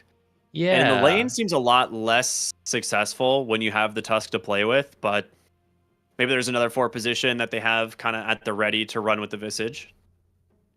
10 seconds remaining. Yeah, I'm surprised by that a little bit because I thought the Lone Druid ban would come before the Visage. Yeah, and I feel like Visage is a hero that needs to have a good lane. I don't know if like first picking the Visage, even as a response, like maybe they pick a hero you think is the carry, so you pick the Visage, but the supports could still come out. Nowadays, there's like so much flex. Like you think it's Wind Ranger carry, they move her, they pick a better matchup, right? I feel like it's I'd be surprised to see them pick it early, but maybe they want to save the bans for later. Naga Siren still in the pool if you want to open with that. I think that's probably one of the stronger supports still available. Nouns Esports turn to Admiral Kunkka. First pick Kunkka. Now, we saw this hero get dumpstered by an Alchemist, right? Was it Alchemist? What hero was it earlier? There's been so many games in such a long time. In a short time, over a long time. Yeah. Oh, it was the Shadow Fiend. Shadow Fiend bodied the Kunkka offlane. Dude, they might just Shadow Fiend opener again. Was it? I can't remember if they picked it. that they picked early. it. No, they picked it like mid second phase. So maybe they go for like something like the Clockwork Now, or yeah, I was like, or the Naga Siren, and this leaves you the ability to still go for the Shadow Fiend, which if you want it, it's still great into the Kunkka lane. Deluge is fantastic for slowing him up. They have plenty of options. You could still go for a lot of things here. Even just the Lone Druid would work. 5 seconds Yeah, I'm remaining. personally a bigger fan of the Naga opening. I think she's more stable, just like, she's going to be a strong laner, and then she's going to contribute to the team fights with Ensnare, Song, Reset, Scout with Illusions, push out waves. Kunkka as an offlaner, I know he's supposed to be a stable pick. You and I just have seen him kind of fall flat if you pick him too early and they pick strong heroes against him, and you just end up not really hitting the timings you want to hit. As opposed to a Kunkka that's picked later on in the draft, you see a little bit more information. You know it's a good Kunkka game. Like, not just, okay, it's fine, Kunkka's always fine, but like, actually, this is a good Kunkka game, right? And I do think there's a pretty big difference there. But with that in mind, like, even if we had swapped this and they first picked Naga, you actually do see Kunkka picked as a response to Naga. So I think you'll be fine with this as Fart Studios, at least so far. Yeah, I agree. I like the Mars Sniper ban as well. I think Sniper in general is very hard for the Kunkka to deal with. And now for Nouns, I kind of like the idea of just picking up the Lone Druid because Gunner plays it in the off lane, Yuma plays it in carry, and giving yourself like a big body that you can flex, not bad. You could also just look for the Primal Beast as well. Yeah, I was also thinking maybe like Monkey King. We see Nouns love that hero, and you could do carry Monkey King into the Kunkka or mid into just Copy having Monkey King. You don't even know the mid matchup, but you just know Copy is such a good Monkey King player. But they'll go for the Snapfire instead. Most likely support duo revealed right away. But it's a strong one, at least, right? Both these supports strong in the lane, and pretty good team fight from both these supports. Between Song with the reset and Snare, the roots to set up. Like, as on your own, the Naga Siren route in the early game is so long, you can land enough Mortimer's Kisses to actually just kill the target. That's pretty rare to have. Something similar would be like Clockwork, who hook shots and then power cogs and then battery assaults to keep you still. Right, Naga Siren just throws out the W. So the support duo is very strong, and now you're free to just pick the 3 core heroes that fit the game best. All right, so Kunkka Dark Willow. I mean, definitely a strong duo. The Bramble, if you hit it, sets up in a torrent pretty easily. But neither of these spells are like guaranteed. Nouns Esports turn to Oh, interesting. Classic Elder responses. Titan. I think the idea here is both Dark Willow and Elder Titan have very long range spells, the Terrorize and then the Stomp off the Spirit, even Earth Splitter actually. So it makes it harder for Naga Siren to just Song and reset and everyone TPs away, right? This time you'll have supports who can throw out those spells without being in the Song's range, and that'll cover you until later your cores pick up BKBs and they can cast spells during the Song, as well as Snapfire being very long range. So now you have 2 supports who could potentially cancel that ultimate. Ooh. Okay, that's kind of cool. I like the tempo of the Bristleback. I think this might be for Gunner. I feel like Snapfire Bristleback is not a bad lane. You could get aggressive with it, but you also still have the potential flex of the safe lane. Yeah, and now they pick the mid lane Puck. So you're going to hide exactly where this Bristle is going. And for Fart Studios, you're going to have to respond to the Puck. You could go for something like the Invoker. I like that. For that mid lane, which I think is fine. I know Annihilate plays it. I like the Invoker because you have some pretty good setups for Sunstrike later on. And then the early active style, the Quaswex. Tornado, also very long range for the Song resets, but also just a strong matchup into the Puck. Since your spells are, especially like Cold Snap's not really something you can dodge, don't give extra regen, but also your auto attacks are just so much stronger than Puck's that you can just get a lot of denies. Someone else who fits that bill is the Tiny, though. Classic counter to the Puck, just really high damage and instant stun with the avalanche to actually lock down the puck and possibly get some kills. 10 seconds remaining. Yeah, I think this is super cool. I really like the tiny pick. It's similar, right, like you said, to the Invoker, but this is more of an Annihilate hero. He is much more experienced at playing tiny mid. He's played a ton of this hero over the last like year, so I think this just comes down to a little bit more comfort pick versus the Invoker. Turn to battle. Also, I think it's just easier to execute. It's not as difficult to win the lane as on the tiny as it is versus the puck. Also decent enough at clearing the Naga Siren illusions, and Magic Burst works out great with Elder Titan Spirit, so they ban out the Alk. I think that makes sense, right? I also feel like you could just move the Bristleback off lane, pick a carry. And what do you have for an Alchemist right now? Turn to dire team ban. Yeah, not too much. Not too much. You'd have to pick a good carry matchup, but that means Alex probably getting a strong start. I think what else is available. Thing is, you still Dragon could run Knight I've seen Bristleback some core, play. or carry. 10 seconds. Yeah, I wouldn't really mind if you run Bristleback carry. In that case, an offlaner who probably just initiates and builds the auras to hit a very nice timing with the Bristleback would be good. Because Bristleback as an offlaner doesn't really build the auras, but at least you would have Naga Siren and Snapfire, and they don't mind just building a ton of utility to kind of cover that front. Though, if you need, like, I think you do want auras because you're playing against an Elder Titan, right? Who's going to reduce all your base resistances. So you want things like Pipe and Greaves to give you armor and magic resist that won't be reduced. And Bristleback's, yeah, he could, but then it kind of misses the point of picking a Bristleback. So I'd rather it just go carry, and now you pick an offlaner who will build those auras, but also you're going to have to lane well versus Lina ET. I think man, I really want to say Primal Beast because it's so good at getting on top of Lina, but there's so much stuff that you have to worry about. Stomp, Earth Splitter, Brambles, random avalanches, Kunkka. Like, there's a lot of things that can hit the Primal Beast. But you could also just go for the Centaur, which is a Gunner Classic. It's a decent enough hero, picks up some early auras, it gives you some initiation and some burst. It's into X, though, which is a little awkward. Yeah. What about just Pango? True. It's a Gunner Classic as well. Against his will, but He went to it's that offlane specifically to stop playing the hero and still gets forced to play it. Yeah, but it's good. It builds every aura that you need, and I think it would be fine versus the Lina. You have 2 mobility spells to get away. You see the Stomp coming, you could get away, right? Or you're just rolling through the fight, so you don't care about all this Kunkka spells coming out, the Brambles on the ground, right? In fact, you can clear them for your team. You're like, don't mind me, I'm just gonna like brush all of this aside. Ooh, the Razor. That is cool. That's a safe lane Razor for Yuma, for sure.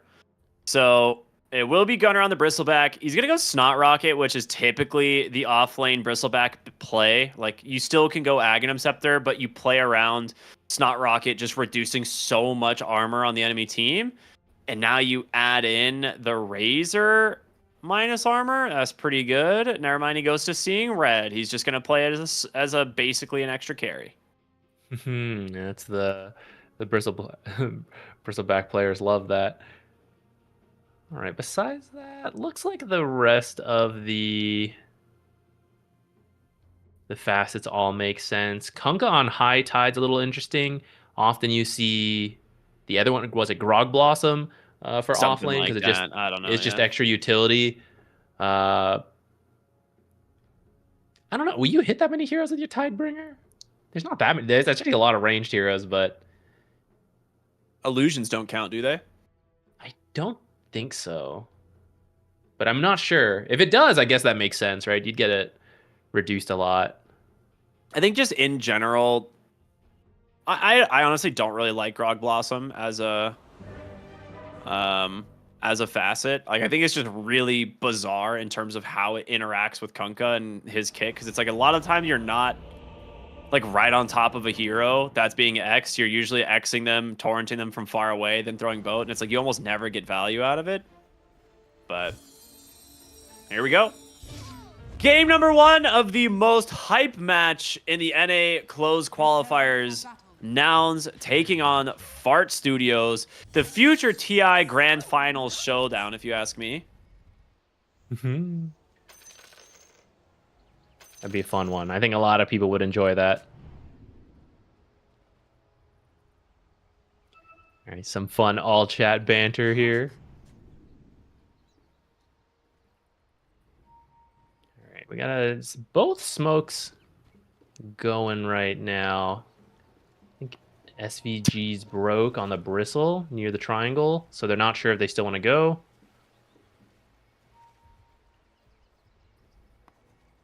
Lelis is broke just a little bit early. He should know they're here. Yeah, he does. I mean, he's definitely just sitting onto the edge. Like, I think he's aware. They will see them under the Watcher, so nice dodge of the gank. Now, mid lane, the ward is going to scout out quite a bit here. It's actually interesting to me they sent SVG first since his smoke had already broken. So you don't know if your smoke is breaking as you go up. I thought they should send someone else first. Man, that Sentry barely misses the ward in the mid lane.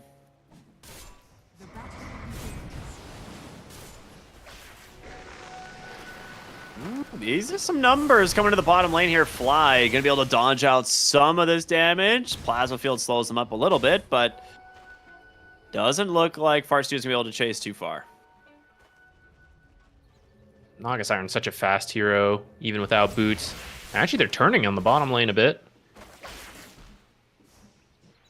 Don't think you're catching Fly. I mean, they do have their spells. If they can land this...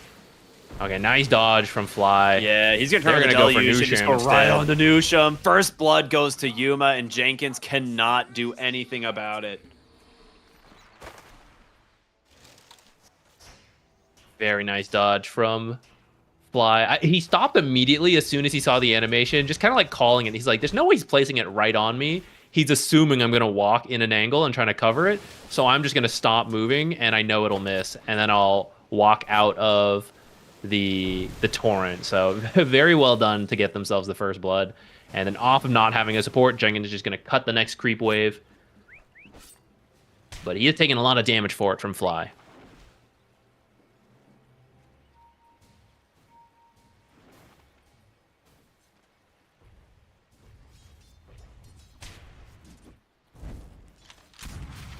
All right. Take a look at the other side lane. Gunner here on the Bristleback with Lelis on the Snapfire. I mean, the level 2 here, if they get it, which they do now, SVG is very close, though. I was like, if they manage to get level 2, maybe you could find, like, a Cookie Scatter Blast into taking down the Lina. Now, I gotta ask, why S? Is that not Yawar or something? I think it is. I was thinking about that. Because I feel like I don't- Yawar's it's- name was YS for a while. I think so. And it would make sense. SVG played with Yawar a lot, so I'm sure if you needed a stand-in, he'd be one of the guys you'd call in. But you never know, because NA players change their names all the time, and then Dota players will just like copy other people, you know, like, oh, I'm going to be him today, I'm going to like mode whoever, you know, so you never know.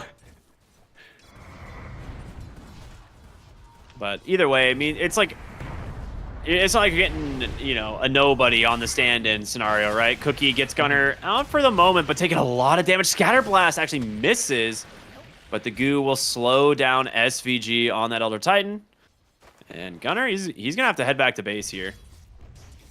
He actually has enough money if he wants to buy a salve, but it would take a while to get here, and SVG's actually just chasing him.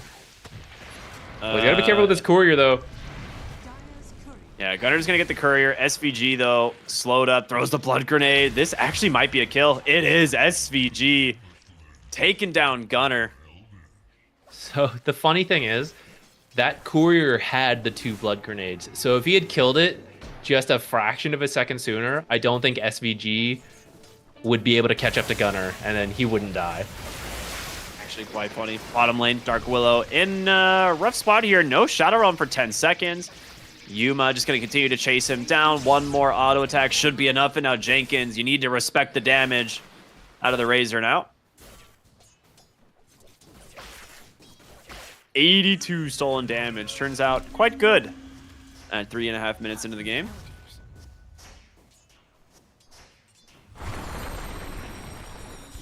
Copy went for curveball again. Going into the tower. We'll do the double phase shift to get all his mana and health back. Very nice.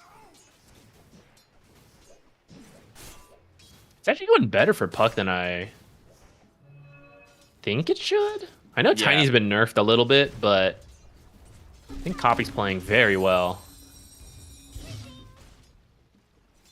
Dude, it's actually wild how much he's getting out of it. He did go bottle this time around. I know earlier we were talking about his build, and he went like double null talisman, no bottle on the mid lane Puck. This time kind of opting for it, so I'm not really sure what the difference he sees in this game is, but bottle will help him out quite a bit. Cookie in the top side. Trying to stay on top of the Lina, but she's level 4. Has Lotus as well to play around, so a little bit scary.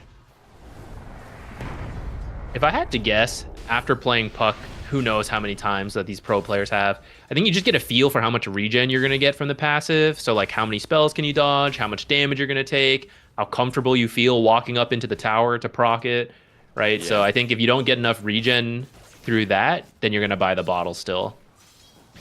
That's my guess as a support player who doesn't play Puck. Another reel in here. Jenkins will just TP, so nicely done from him. TP's back to his tower, so he's not going to lose much here. As the Razor does a quick toggle. Gunner, though, top lane, going to go down here to the Lina. Once again, a nice kill top side. Bottom, though, looks like Jenkins stuck around a little bit too long, and Fly able to pick up the kill instead. Yeah, walked back in and got hit with that double slow, and I believe Yuma still had the damage from the link earlier for a little bit longer, so able to just run him down and finish that kill. Yeah, I mean, this Razor Nagas Iron lane is so scary.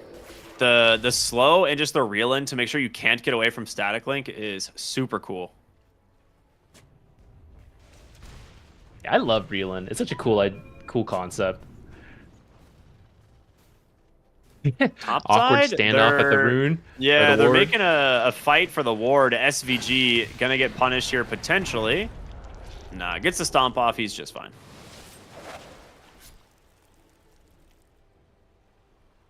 Yeah, they wanted to unblock their hard camp that in that earlier smoke, Fart Studios blocked up. Since into a Bristleback off lane, he's going to want extra farm.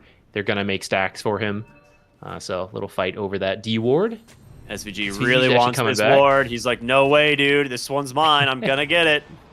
I mean, he's got boots and a windlace. Like, he's actually quite fast at nighttime specifically as well. So, yeah, the move speed kicks in up to 405. He's out.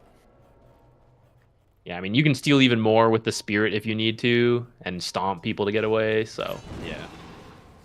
you can make these kind of aggressive plays. Unfortunately, your carry is Lina versus a Bristleback. She's so long range, right? You're not really worried about her dying while you're off goofing around. And speaking of, he's going to leave her again, head over for that Wisdom Rune, but I doubt he's going to be able to get this one. Yeah, Lela's already standing to watch it. Well, he's going to try. Huck's going to try and take the other one. And, I mean, it's going to be a clip battle. And, yeah, Copy gets it. Plus all the players. illusions there. Yeah, what can you do? This guy's a zoomer. SVG had a cute play. He pretended to back off, tried to get the sleep with the spirit and steal the rune. Didn't get there, but did block a stack. Oh, man. Double kill top lane from Compy. And now Annihilate actually comes in. They've got the coil. They've got the Eye of the Storm running as well. And they're going to look to try and just bring down this Tiny slowly but surely. Unfortunately, the Eye of the Storm, Radiant structures a lot of it soaked by the creep wave. Now comes the toss. The Avalanche is not available. Yuma's going to live. The Dark Willow, I don't think has the nice iron damage. tree And now block. the body blocks as well, plus the tree. Yuma gets out. Compy just doing work on his puck here once again.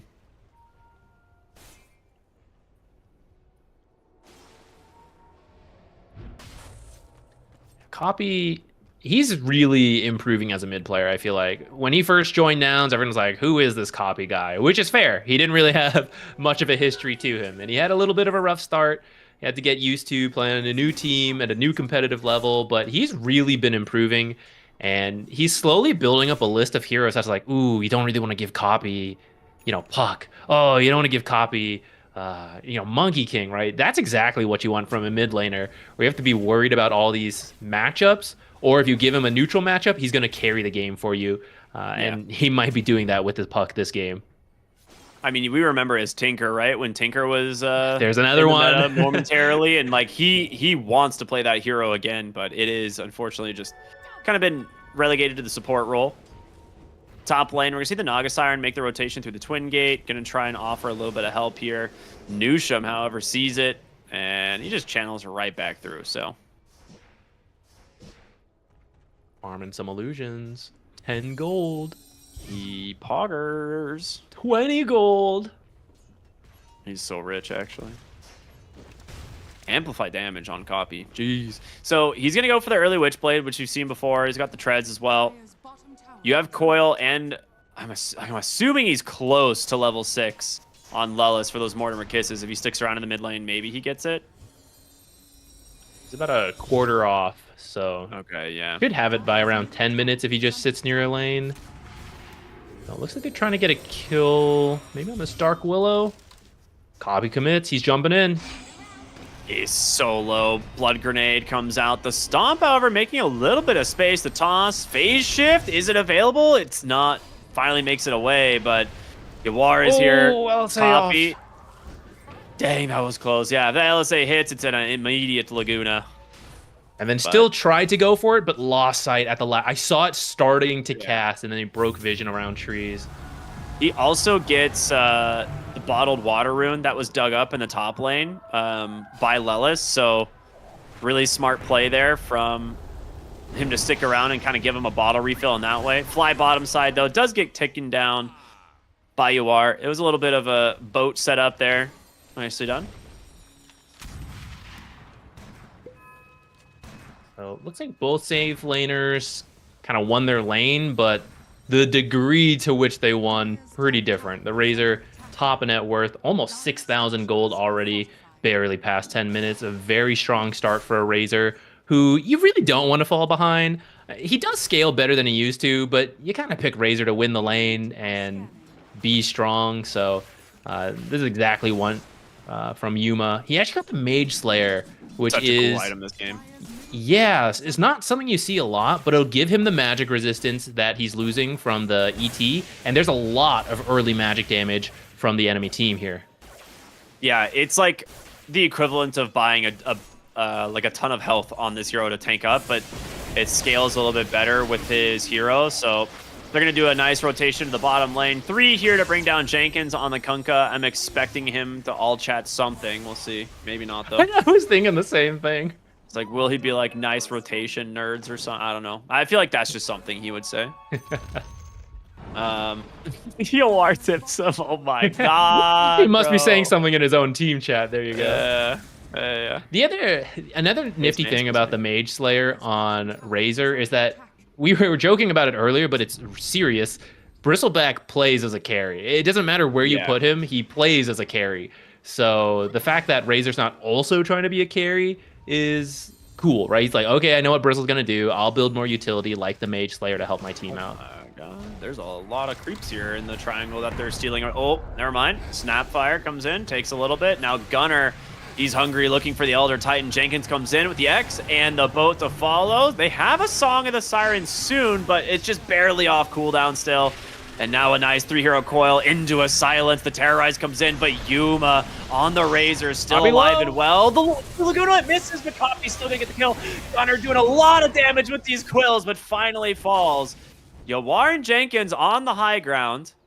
Can you go in is the question. Jenkins might be the sacrifice. The real in. Yuma's gonna pop the ult, and now trying to chase down this Kunkka. Think they got him. He's gonna play around inside the ancient camp, hope for a deny, but no, Fly will be the one that grabs it. I think he could have gotten out.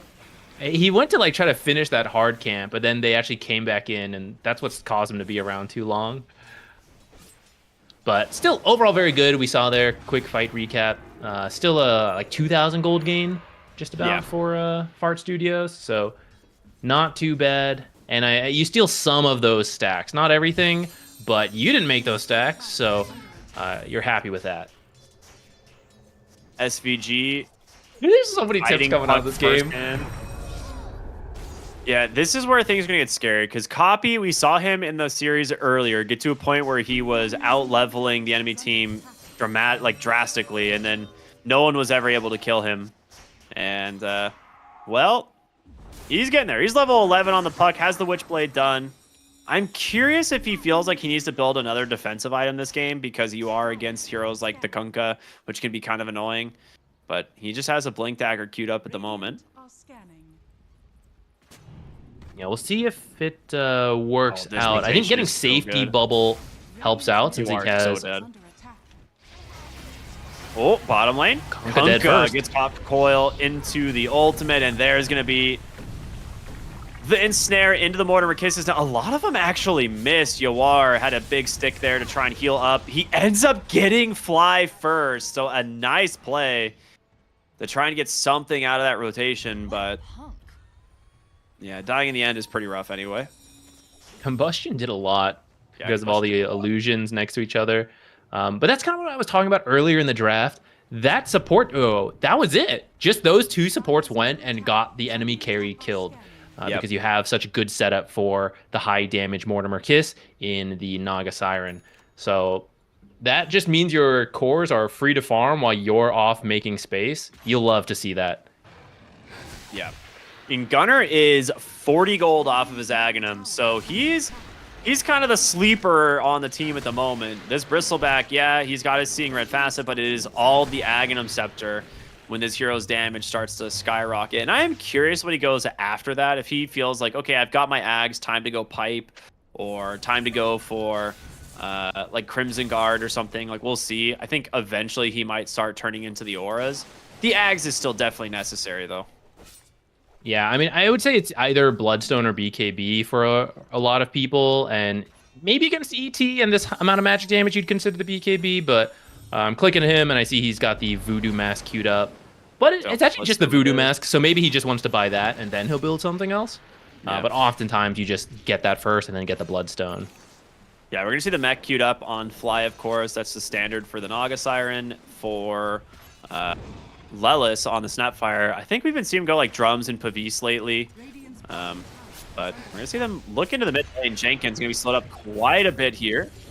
X out onto the Bristleback, pulled back into the Torrent. They're going to jump in. The Avalanche, the toss comes through, but there's the Song of the Siren. Earth Splitter doing a lot of damage.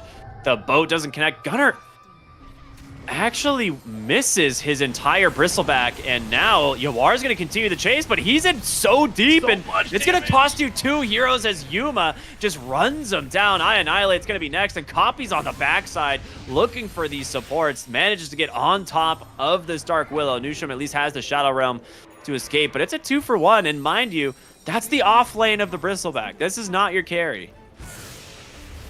Well, it kind of is the carry to a degree, you know. Like a but yeah, carry. It is just well, okay, just X just to delay it out a little. They don't have anyone else here. In fact, they might actually just turn on Jenkins. Yeah, it was a really good song, that last fight. That kind of broke up the combo. Otherwise, I think you kill Bristleback really quickly, and then the fight goes much smoother. But because they had to chase to finish the Bristleback, they ended up tanking a lot of Quill Sprays, which soften up like the Lina and the Tiny. And then the rest of the heroes were able to clean it up. Yeah, and the That's Razor... the strength of the Naga. It's true, yeah.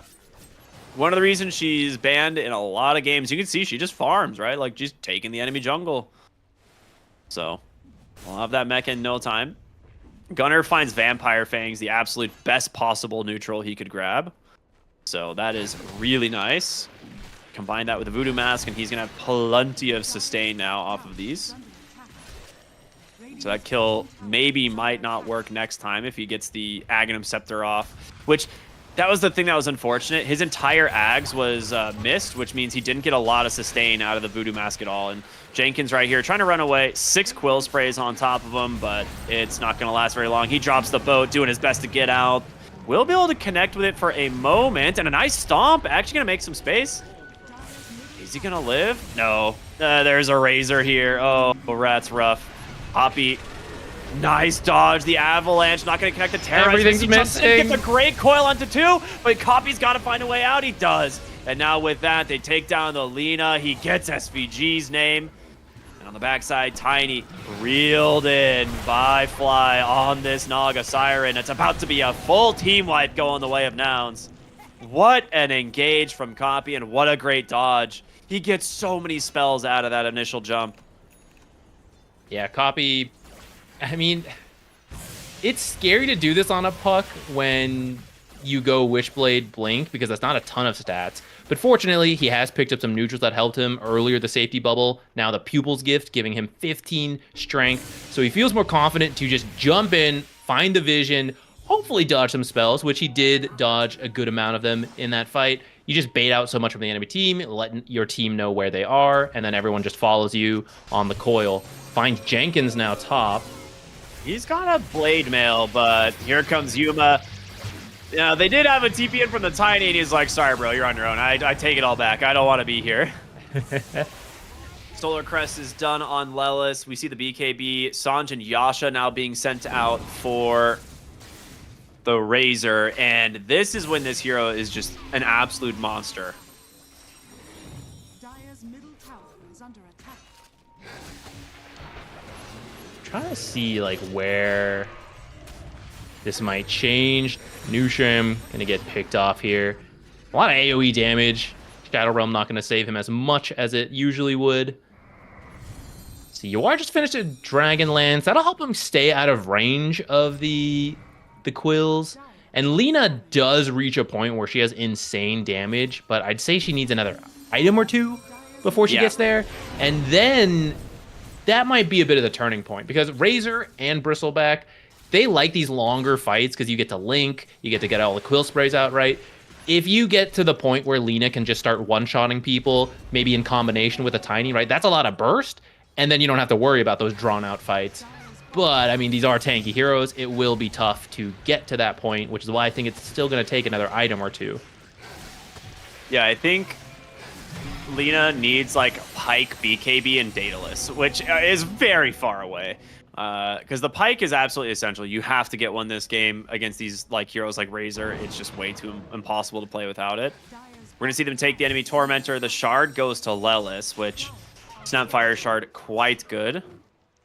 And Copy on the bottom. I mean, this would be the best hero to get if they can actually find him. You can basically smell him on the other side of the tree line here, but still don't have vision. He walks in, sees Jenkins, and just blinks away. They're going to maybe settle for Gunner. We'll see if they can actually find him, though. The X, the Torrent, they're going to bramble him, hold him in place, but they don't want to commit onto him. They know he's too tanky. They're still looking for the puck, but they just can't do it. They don't have the damage. The coil comes out. Yuma goes in, pops the Eye of the Storm. The Tether going to stay on top of the Tiny for now and hope that's enough to bring him down. Looks like it will be. He is fairly tanky. That did take a little bit, but I mean, you see they have the time. They have so much lockdown, actually, between like the Ensnare, the Coil, the stun from Fire Snap Cookies. You just can't get away.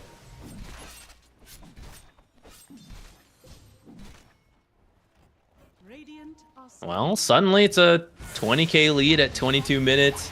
They're working on the tier 2. Oh, the cookie. Oh, that hurts. That cookie came out at the like absolute max distance, allows him to find the kill. And Copy will just, of course, phase shift dodge the Stomp and the Curse Crown, and he's trying to find any of these supports that he can. Instead, he's just going to back away, farm onto the high ground, not risk it. Scouts SVG here, actually thinking of sticking around, and yeah, I don't blame him. Witchblade coming up in 1 second. Earth Splitter, the Avalanche, the toss. They get the fear at the best possible second. They get the kill. Nicely done. The Terrorize from downtown secures the kill on the Copy and a massive kill bounty. A very nice combo. No hesitation on that, too. They knew Puck was in the area, and it's like, if we see it, we just got to go. Throws out the Earth Splitter right away. Very nice Terrorize into the Bramble Maze. You needed every single spell to connect there. Otherwise, Puck is getting out with so many different escapes. So very well done. You know, you're going to need a couple more of those to really close this gap, but that helps to, you know, maybe give Copy some pause, because for the last 10 minutes, that guy's just been going in so aggressive. It's been working out for most of that, but finally getting punished once, maybe he'll think twice before just hunting supports like that. Not the fastest Roshan, but they do finally manage to bring it down, and Aegis will be going into Yuma as mid lane. Blink in from Copy, going straight for the Kunkka. Is that a Parasma done? That was a lot of damage. What does he No, have? but he's got Oh, a he went Maelstrom Guard. with a Gleipnir queued up next. Okay, yep, that'll do it. A little bit more lockdown for his Razor and his Bristleback, knowing that they'll do a lot of damage if he just helps lock him down.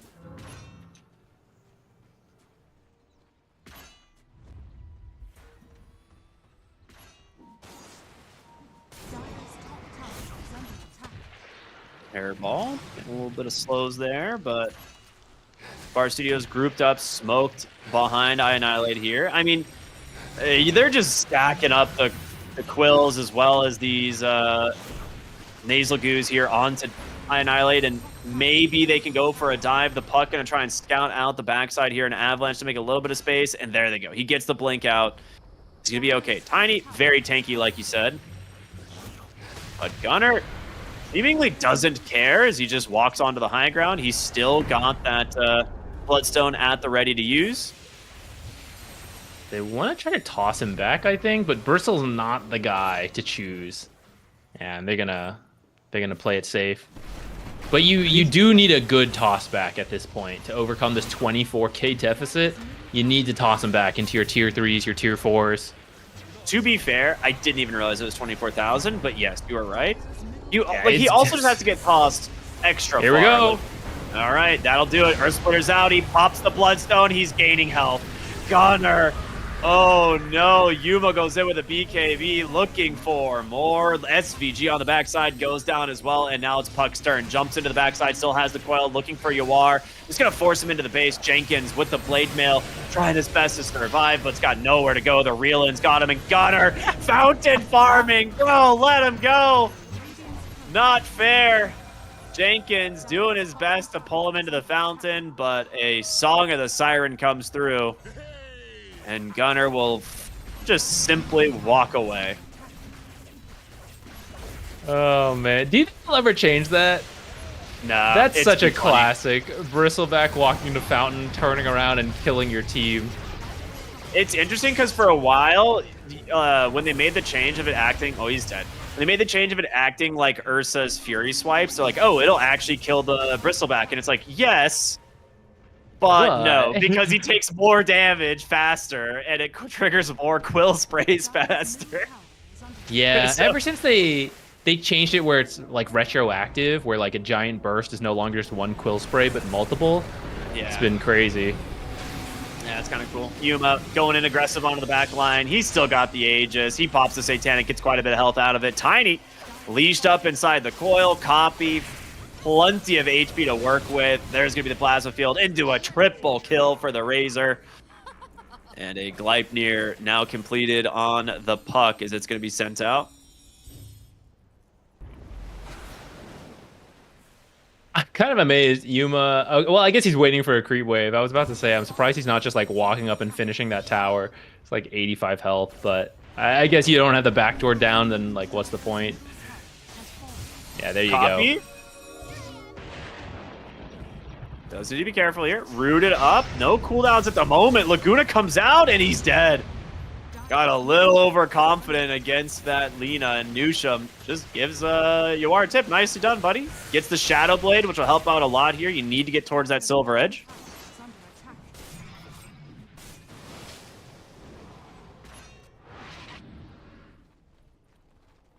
Silver Edge will help a lot. You at least won't be killed in your fountain when Bristleback walks up like that. Yeah. Though, oh, he's not getting BKB yet. He's gonna get an Internal Shroud, which is also a really good item this game. Should be able to get the Silver Edge before the game's over. Yawar looks like he's found Fly here. I'm pretty sure you can combo this.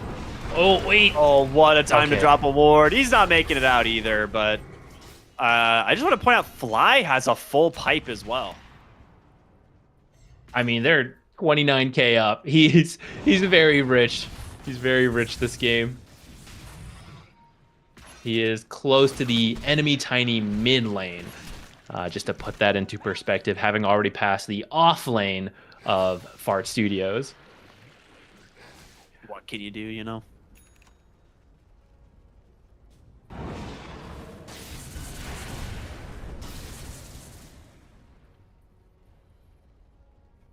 What can you do? I guess you just got to keep trying to find pickoffs around Laguna, right? You just hope they scatter. Like, they've got 3 heroes bottom. Hope you see someone, blink, avalanche toss, put the spirit on them. Lina goes in, throws the whole spell combo, and then everyone runs away before the rest of the heroes can show up. And you repeat that about 30 times. I think it's the plan of action. I mean, that's definitely a plan. I don't hate it. Bottom tower is under attack. Radiant are scanning. Wait, what is this? The scan connected, but it was just illusions? Radiant Yeah, are it triggers on scanning. illusions. Oh, I didn't realize.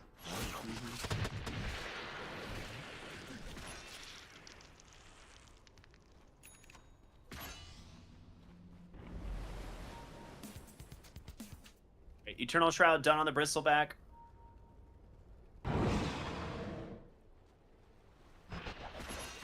On his way to Sanj and Yasha, which I like quite a bit. Like, that item is just very good on these like big tanky boys. You just get so much effective HP and sash resistance out of it. You see that X here onto Yuma. He's still got that BKB, the Satanic at the ready as well. Gunner just tanking the tower, seemingly not caring.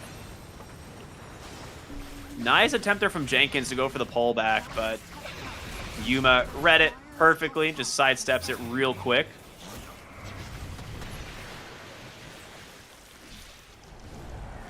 I mean, UR is just farming as much as he can here to try and get to his next item. Good pushback here as well from Jenkins. The gobble up just sends in Yuma. Doesn't really connect onto anyone, but they're looking for Jenkins here onto the side. It looks like they will just quickly clean him up. The boat comes out, but it's too late. The second lane of barracks is going to go down.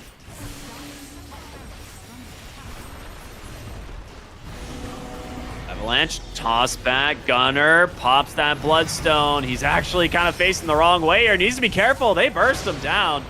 Earth Splitter is there, but so much reset coming in from Fly, and you still have to worry about the real carries, which of course is Yuma on this Razor, copy on this Puck. They get the coil, they find the Lina, and Yawar's gonna go down. Oh, the Gleipnir connects. Nicely done there. Yuma inside the fountain, has a BKB, has the Satanic, just gonna beat into SVG and take the kill. Copy, looking for another. The Witchblade won't be able to finish off Nusham, but he makes out as well, and they actually forced a buyback on SVG. They are not tapping. They are not giving up. Now, without padding your stats a little bit more. Let's see if you can get Puck here. Or Yuma's here to save his boy. Who's padding whose stats, my guy? Oblob comes in. The catapult lands onto two. Tidal wave into Great fountain. Stomp from SVG. It might allow them to kill the Puck. He's close. Super low. They're going to buy back. He survives, actually. Danny comes in, Annihilate with the toss to finish off the Puck. Nicely done. And we're going to see Hunka come in as well. TP in aggressively. Look for Yuma. They didn't get vision. Mind you, again, this guy still has a Satanic Avalanche toss in from Annihilate, but Yuma just instantly dispels the Curse Crown, pops the Static Link, and is just going to chase down this Tiny, stealing so much damage. Turns attention now to Jenkins. Won't be able to do much, but Annihilate completely isolated off. Nowhere to go.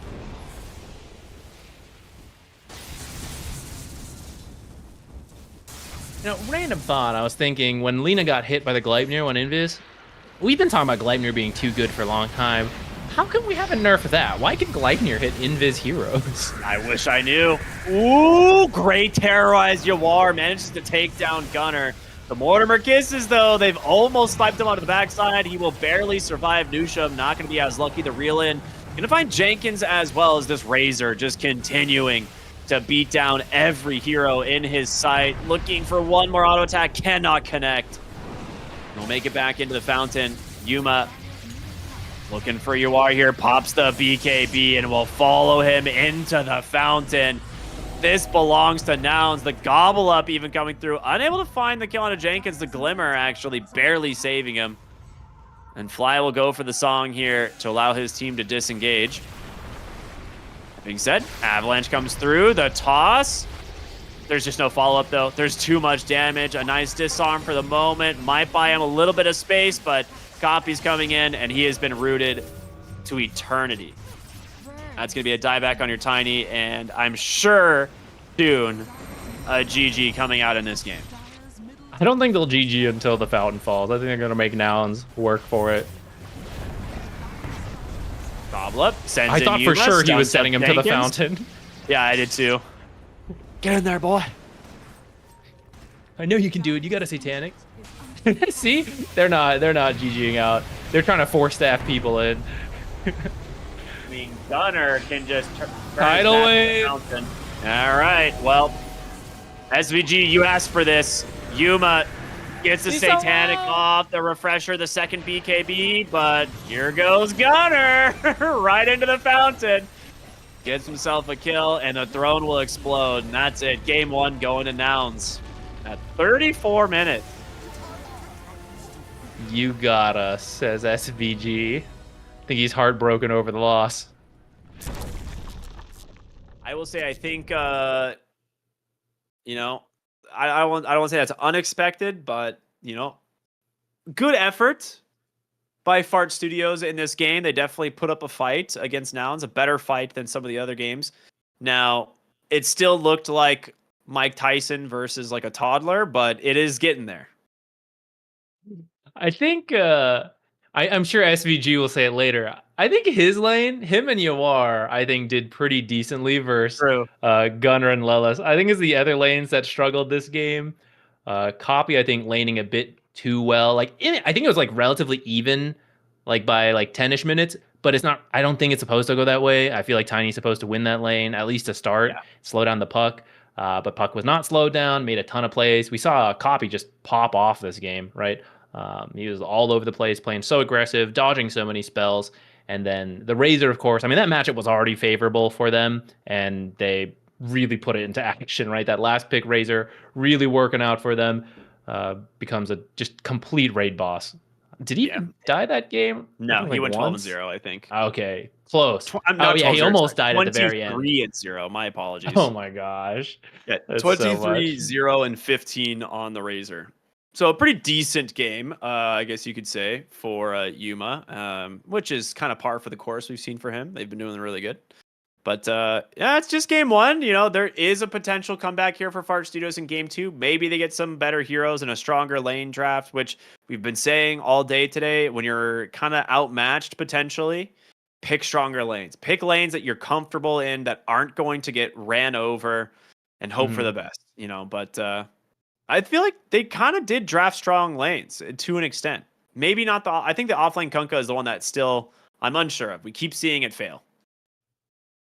Yeah, I think people have the idea that it's going to be stable. You know, it's like, oh, you just Tidebringer spam, you'll harass them, shove the lane, like you can farm, you'll build auras. But it's just, like you said, we just see it not work out. I really would rather see the later draft pick Kunkka. I'd rather see like the Naga, right? She was available. Just grab the Naga Siren, something like that. I think they're much stronger. All right. Well, that was a fun game 1. We're going to be going to a break, and we'll be back with game number 2 of Nouns versus Fart Studios here just after the break, everyone. Stay tuned. We'll see you then.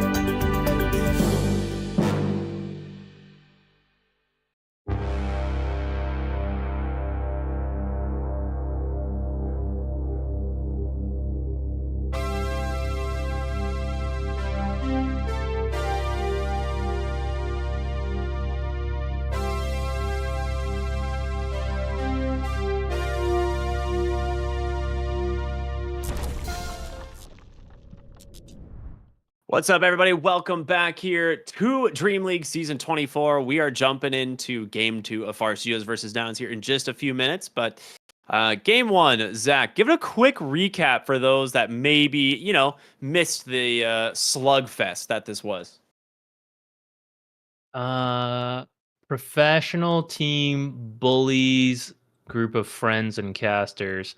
That's how that ended up going towards the end.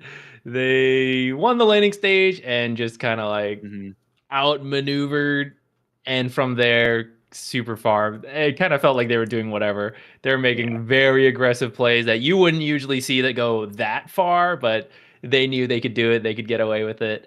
And they did that for about 30 minutes. Yeah, I mean, it was one of those things that, like, I think they kind of just knew the game was over, and they're like, yeah, we'll just have some fun at least, try and drag this out. Maybe Nouns will dive the fountain and die a few times, but turns out they dived the fountain and just wiped you instead because of Bristleback. So, it's a little bit hard to summarize that game outside of what like you said, kind of just a beatdown. Yeah, well, let's get into the draft and see if maybe we can get some changes here to help them out. They are going to ban the Naga this time, but that does mean... Let me see, what was it? Was it Visage they had banned last time? A Visage and Wind Ranger are still available compared to last time. Looks like Nouns maybe taking that into consideration. What do they want to grab first? Well, I don't know. I think... Okay, they actually just ban out the Mars. Interesting ban here. And so they're going to get a first pick sniper. I love this. Farsight is probably really upset. They would have loved to pick this hero. Probably. If I had to guess, that Mars ban does suggest an interest in playing mid sniper. Yeah, because that's one of the ways you deal with it, is that even if sniper has a good game, you drop arena and block him off from the fight. And even if you pop BKB, but you're still outside the arena, your attacks are still blocked. And sniper's not really a hero that wants to pop BKB and walk into the arena. So you typically just zone him out of the fight for a few seconds and hopefully kill his team, and then you can go focus on the sniper. But they're just going to ban him out. Not really not your typical first phase ban, but I guess I can see some of the idea. They're going to respond with a Wind Ranger. If this ends up being the mid lane, should just be both heroes farming it up. Yep. I'm curious what they end up wanting to do with the sniper. I would like it to be copies sniper mid. I feel like it would just be fun, but I think it's kind of likely that they just take an aggressive offlane hero now and maybe try and pair it with the sniper, and maybe apply a lot of pressure to the Wind Ranger and slow down her lane. The Lone Druid is also available if you want to run like carry Lone Druid in the sniper core, like in the mid lane, because then it gives you a little bit of a beefy boy to put in front of the sniper, which I always tend to like. Yeah, anyone tanky coming up here would be good. In the end, it could still just be a sniper for support, right? So you try to counter it too much. In the end, it's just going to scatter shot you in lane, and that's all he's going to really need to do.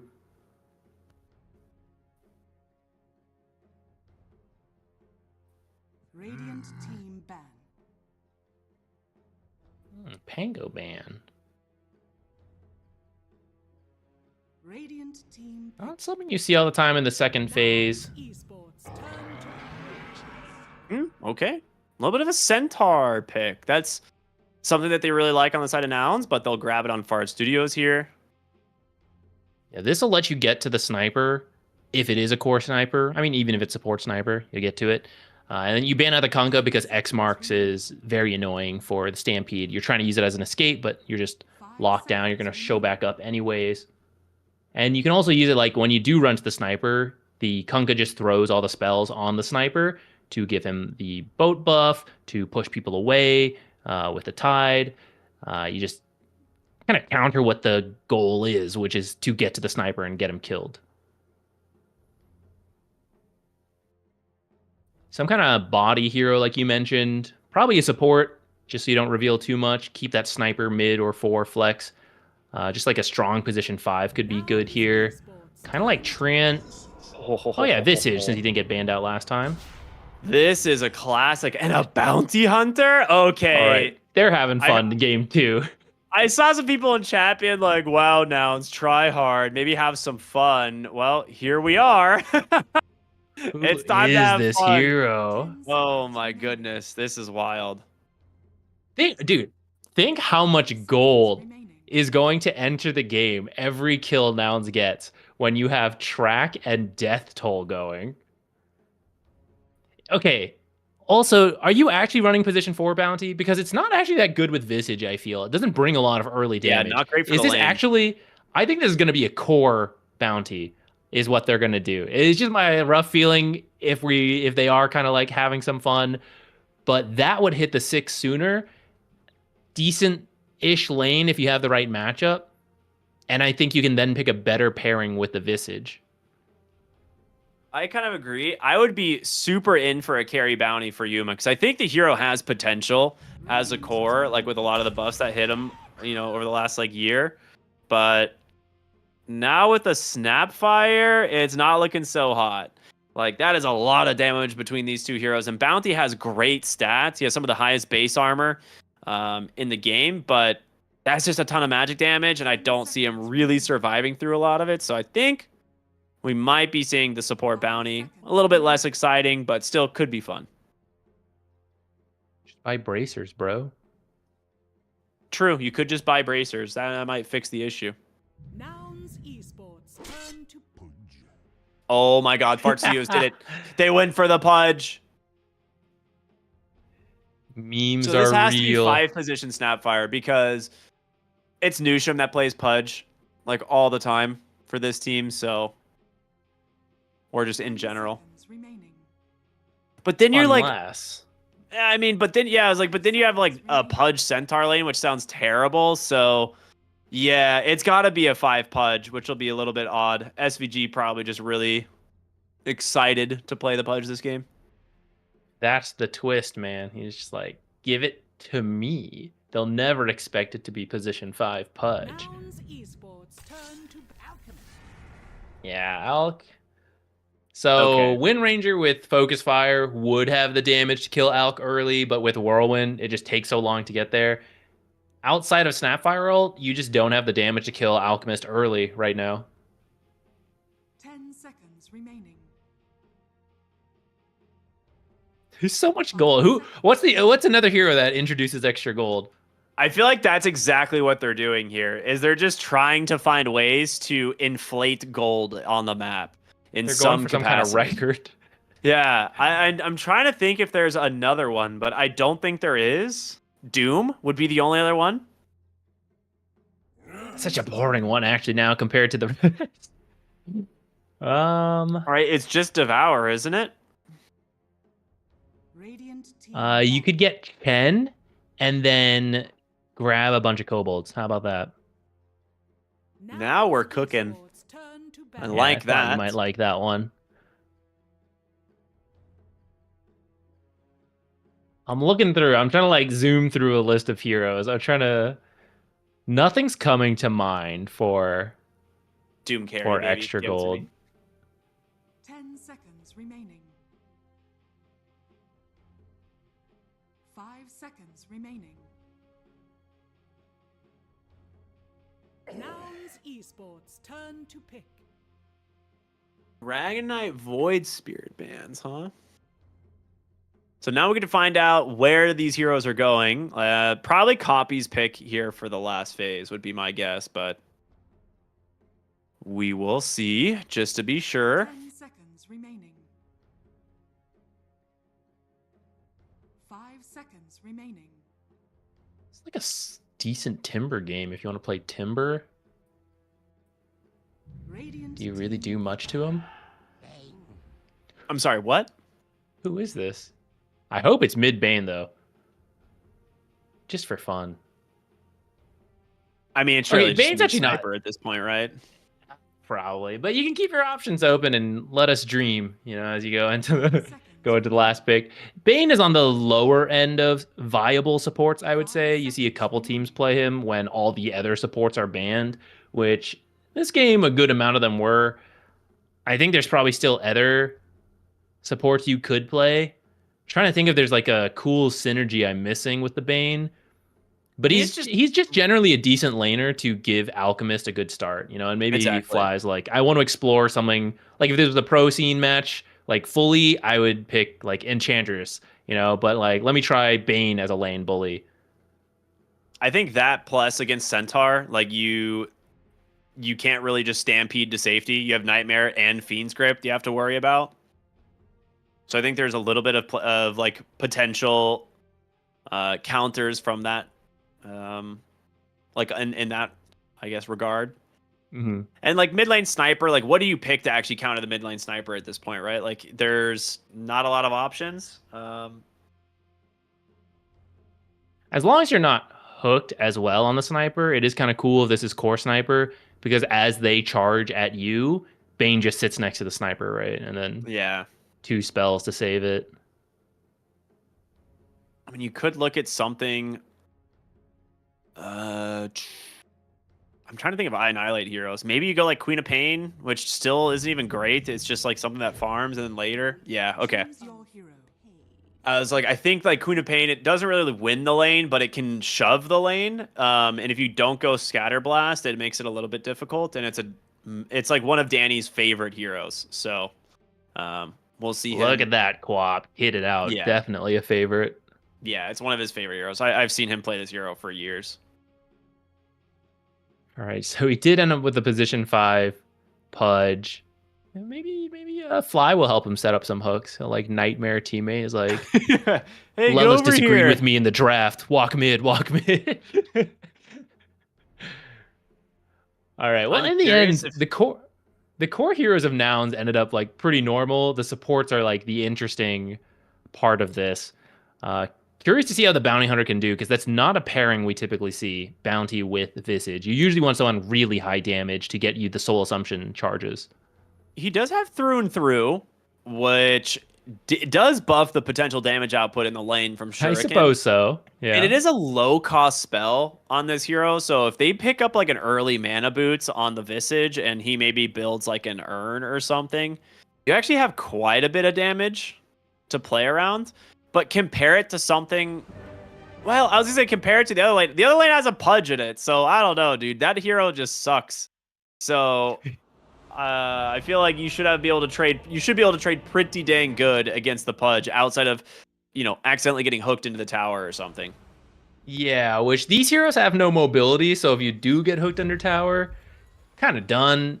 You have shackle shots set up, maybe. If you can get a shackle right by the tower, easy hook for SVG.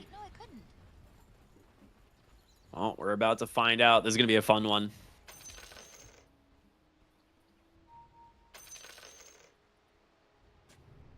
Tips coming out.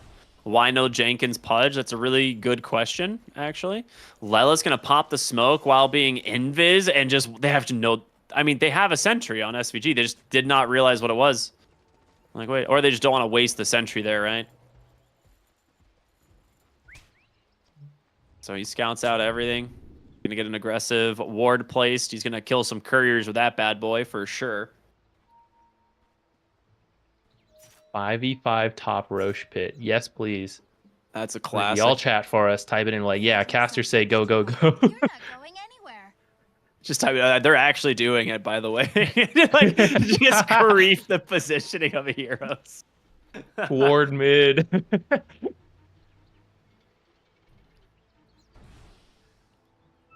All right, we got a late smoke with the invis scouting of Bounty. See if they can get anything out of this. Pudge is not on the top side, so...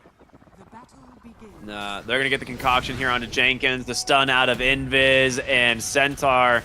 A lot of health early, but against 4 heroes. I don't know if he's making out of that one. Of all people to get first blood, it's going to be Gunner. Death Toll doesn't get him a lot there, but the first blood will get him some pretty nice extra golden experience for that lane. It's like a free last hit. An extra gold. It'll finish the bracer and a mango right away. Maybe now he'll survive if he gets hooked under tower. All right, let's see this SVG Pudge. I'm ready. He's being pinged out immediately. They know where he is.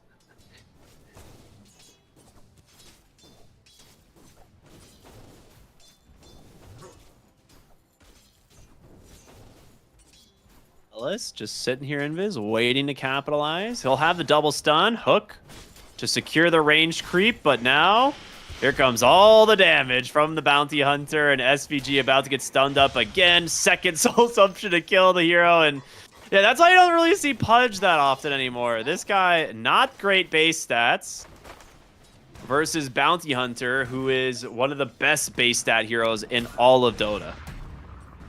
So we'll see what they end up doing with this top lane. Concoction not going to connect onto anything.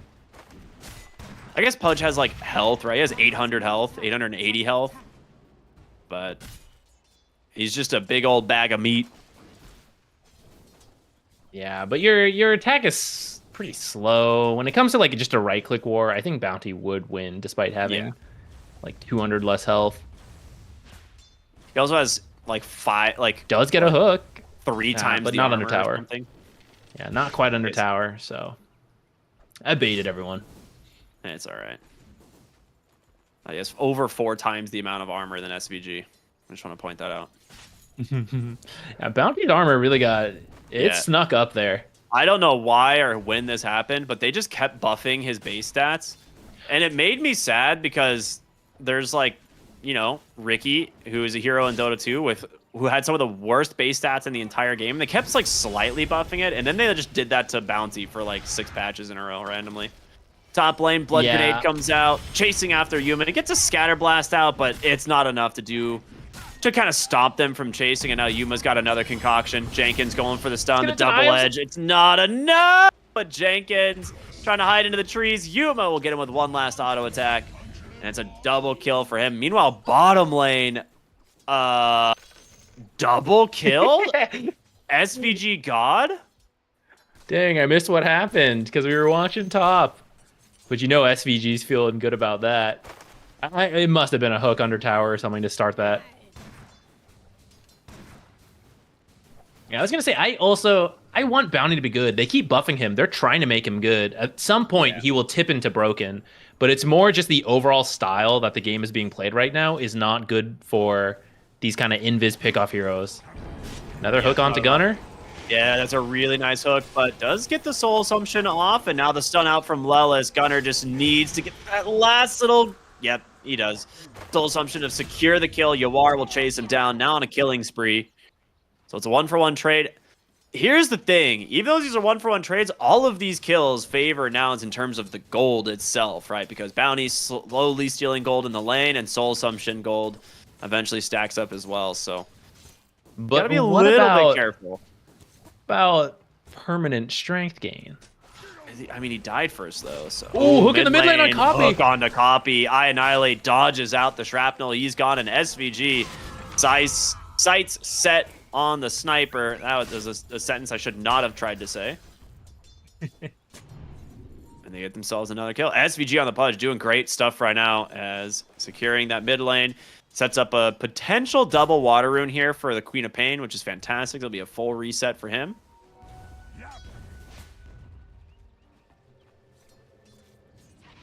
He needs to try and get there before Copy. He does. All right, nice. Still takes a bit of damage, but it's not that bad. Yeah, this lane, this matchup, it's more okay that it's even. These heroes are kind of meant to trade farm a little bit. And Queen of Pain will be the one to rotate first, especially if she hits 6. So we'll see what she can get done. Top lane, fine fly. Raindrop nice. keeping him no alive. Spells left. It's going to be Yuma just looking now to get aggressive onto Nusham, and the stun instead he turns around, throws onto Jenkins, which no stomp for another 4 seconds. Cookie, I don't know if it's unavailable. Nusham's going to go for the body blocks, and it works. So nicely done there. But Yuma's like, yeah, well, 2 can play this game. Stomp from trees. Stomp. Nicely done. Very good disengage there from the Bubbies. No one left behind. Well, it is. Careful. It is a lot of space for Elk, though. He will go back to now farm. That's true. Yeah.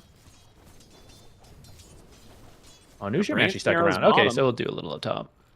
They're leaving Alk just a solo because of that, and so bottom lane, we're going to see Lelis as well as Fly Are scanning. make their way down here. He's scanning, trying to find anybody, but Oh, he gets the hook. Sees fly for a moment, and a Nightmare, however, going to go back the other way, and with Lelis rotating in, will force SVG away. They're like, surely he has a ward up there, right? No. SVG, see that. just too good. Just Was it a too creep? good. Yeah, I think he got scouted by a creep for just a moment. Shackle shot into another hook. This one does secure the kill, but now you got to be careful. So Gunner will find a return and go back to lane, and that forced you all the way back to the fountain. So this hurts quite a bit. Yeah, I Annihilate wanted to farm these stacks to finish up his 6, but actually the Lelis here being very annoying. And if he actually sticks around, he will absorb enough XP to prevent the 6. Not that he knows it. SVG hiding in the trees. Do it. Waiting for another amazing hook opportunity. Copy's got an amplified damage, though. I don't think you win this. He can just turn on you. The hook comes out. The power shot is there, though. SVG, does he get the kill? He doesn't. He just needed to auto attack, but instead accidentally channeled for a moment on that assassinate. And SVG is going to try and walk his way back to the base now. Will Lelis find him is the question. I don't think so. He's out, baby. A little too slow. I'll get a courier, though. I mean, it is only a 1k gold lead for Nouns, and that's with an Alchemist. They may have been pulled into the chaos a little bit too much. That is true, but it is still, like, it's still pretty early. I think the Alk is about to hit his, like, tipping point of, like, hitting level 7. Like, he's almost level 6 right now, and that's a pretty big deal. It allows him to just sustain the lane pretty much indefinitely, but the level 7 on this hero is massive. Fly. I think Nusham didn't see him, just barely. Might have been able to kill Yuma.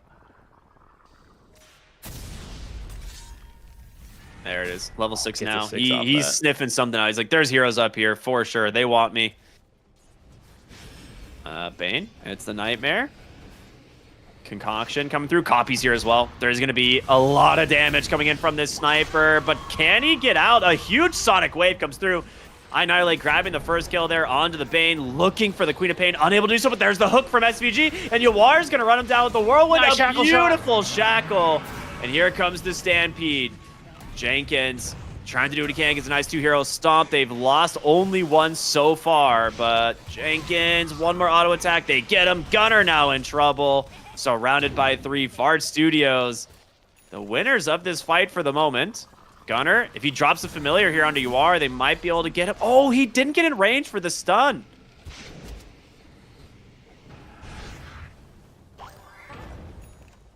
Dude, SVG is at 5.5 extra strength.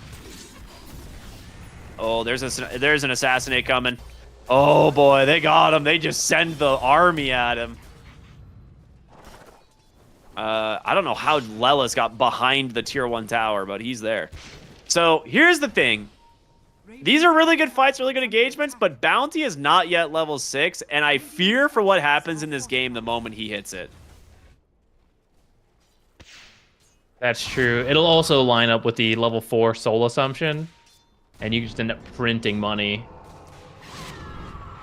Gold, go Burr. Oh, up onto the high ground. They're going to get familiar drop 1 into a kill for Gunner. Nice Nightmare wrap around there from Fly, and there it is. The first track of the game. We are online, baby. Oh, they're trying to bait this, but there's actually an observer that he's sitting on. SVG's like, wait a minute. Uh-oh, dust comes out. The shuriken being thrown from side to side. They might just settle for the snapfire. The hook just barely off the mark there. Almost comes through. The money printing begins. I thought he was gonna... Cookie saved Pudge. I thought he was gonna return the favor and hook Him Nusham down out of instead. there. He goes for the kill. Yeah. I'm sure Nusham's sharing some thoughts about that right now in the team chat. Dire are scanning.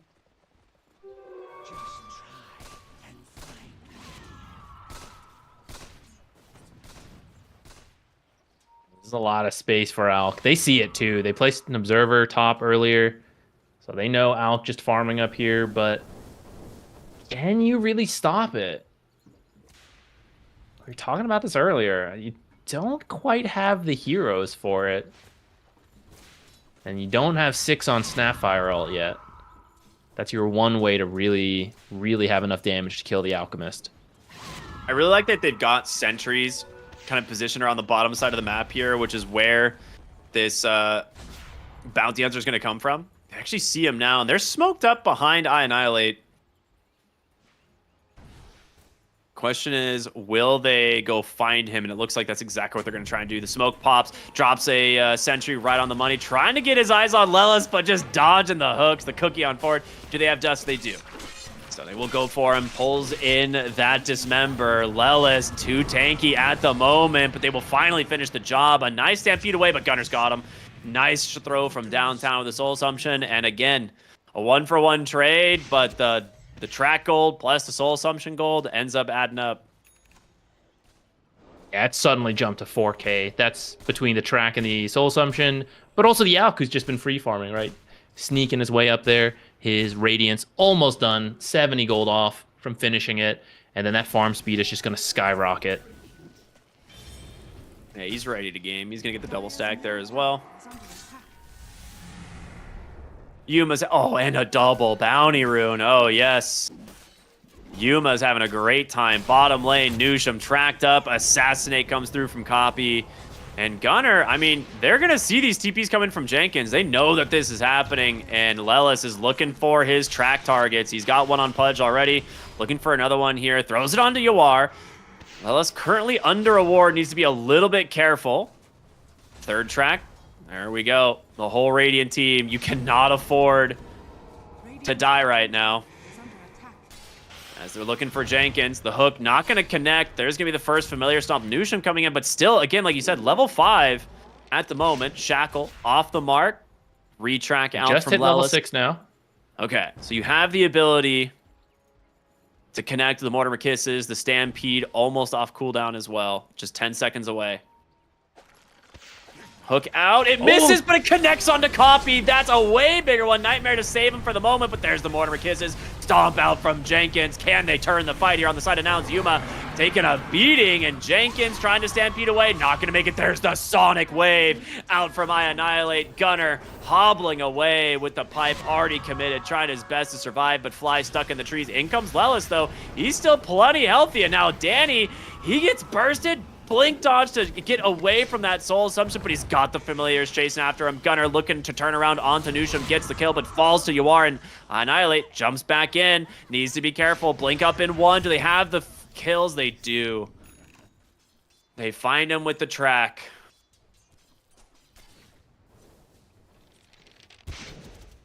It's one of those Good things starting that off looks with good, the... but, yeah, I don't know. Yeah, getting the sniper was great, but the gold exchange in the end, it's even actually. So that one, not so bad. But it does maintain the 6K gold lead for Nouns, which, when there's an Alchemist in the game and all this money printing we've been talking about, it's honestly pretty close, you know? It's not that bad. Could definitely be worse. He's gonna have his the hypest game of our day so far. Yeah, it actually is the closest game, and it's not what not the draft I expected. But I mean, shout out to SVG for finding some massive hooks in this game so far, and actually giving Yawar a really good start. Hook out, you're kidding me, dude. He's got him again. Into a shackle from the Wind Ranger. Such an early fight, nice though. pipe at a good timing. They're trying to finish the job. Can he do it? He does. The Whirlwind gives him exactly what on. Hook at the last second to do a little bit of damage to Gunner. No, I mean, there's no Fiend's Grip at the moment. There's going to be a cookie out, a Stampede, a Shackles there. They're trying to finish off Fly, but Yawar needs to be careful. Gunner is very strong, and now Nusham on the run. Soul Assumption comes out. Shrapnel is there as well from Copy. Now looking for Yawar. Focus. Well, he's going to walk right into the hands of Yuma, who rotates in on the Alchemist. Where did he come from? Behind the enemy tier 2 tower. I think he was farming Did he just get stomped by the mid Centaur? and just made his way bottom. They would have think killed so. Jenkins here, but the Alchemist gets stomped by the Centaur camp, and now Copy trying his best here to close out this kill. He will get one more stun here. But Jenkins, he's a tanky boy. Not... Oh, the hook! Dude, no way. He actually gets out.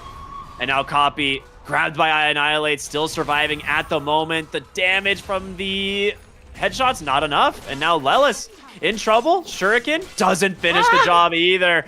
Oh my god, 2 heroes walking away on no experience. Jenkins will come back in with a Blink Dagger and find the kill onto Lelis. Beautiful escapes from Fart Studios here. So close. Radiant's bottom tower is under Dude, they're doing it. They're trying their best to get their way in here. How much strength is SVG at this point? 11.2 bonus strength.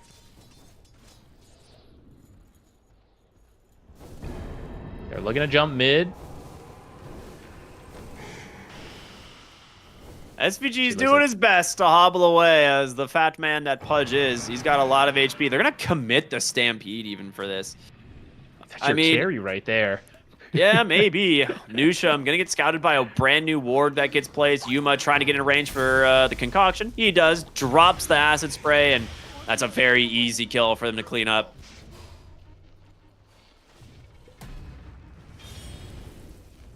Jenkins trying to clean up these familiars. It's a lot of gold if you can get them. Unfortunately, just a little short on the damage.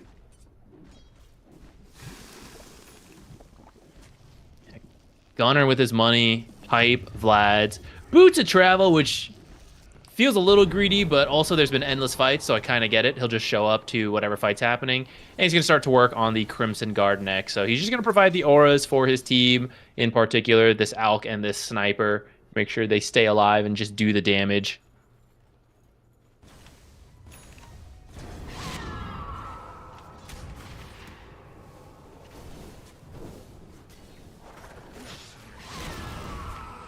Look on the fly. Nice pipe, though. Again, absorbing so much damage. The PVs comes out as well, and they just Fiend's Grip the Pudge instead.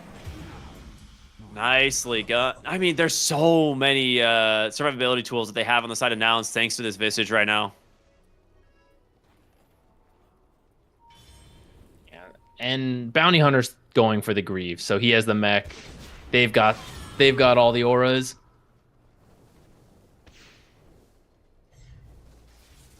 None quite yet for Art Studio.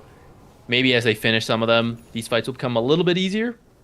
I mean, this is the advantage of printing gold, right? You get to finish these items first.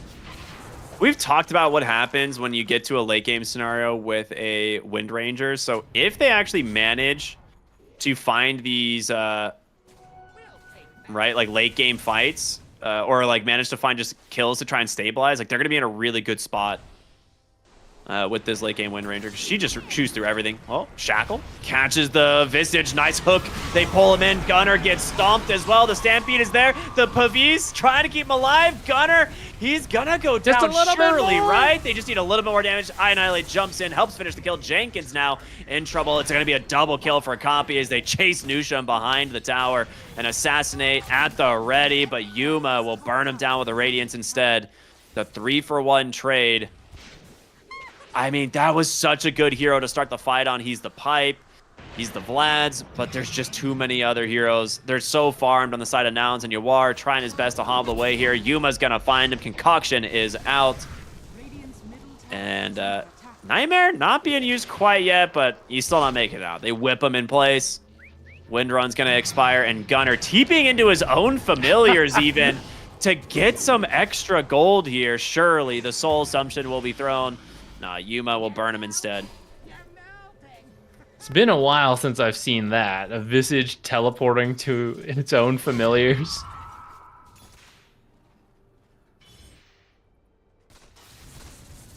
Well, it started much closer, but as we get to 20 minutes, it is, again, a 14k gold lead, which, believe it or not, I think is the closest gold lead we've had today at 20 minutes.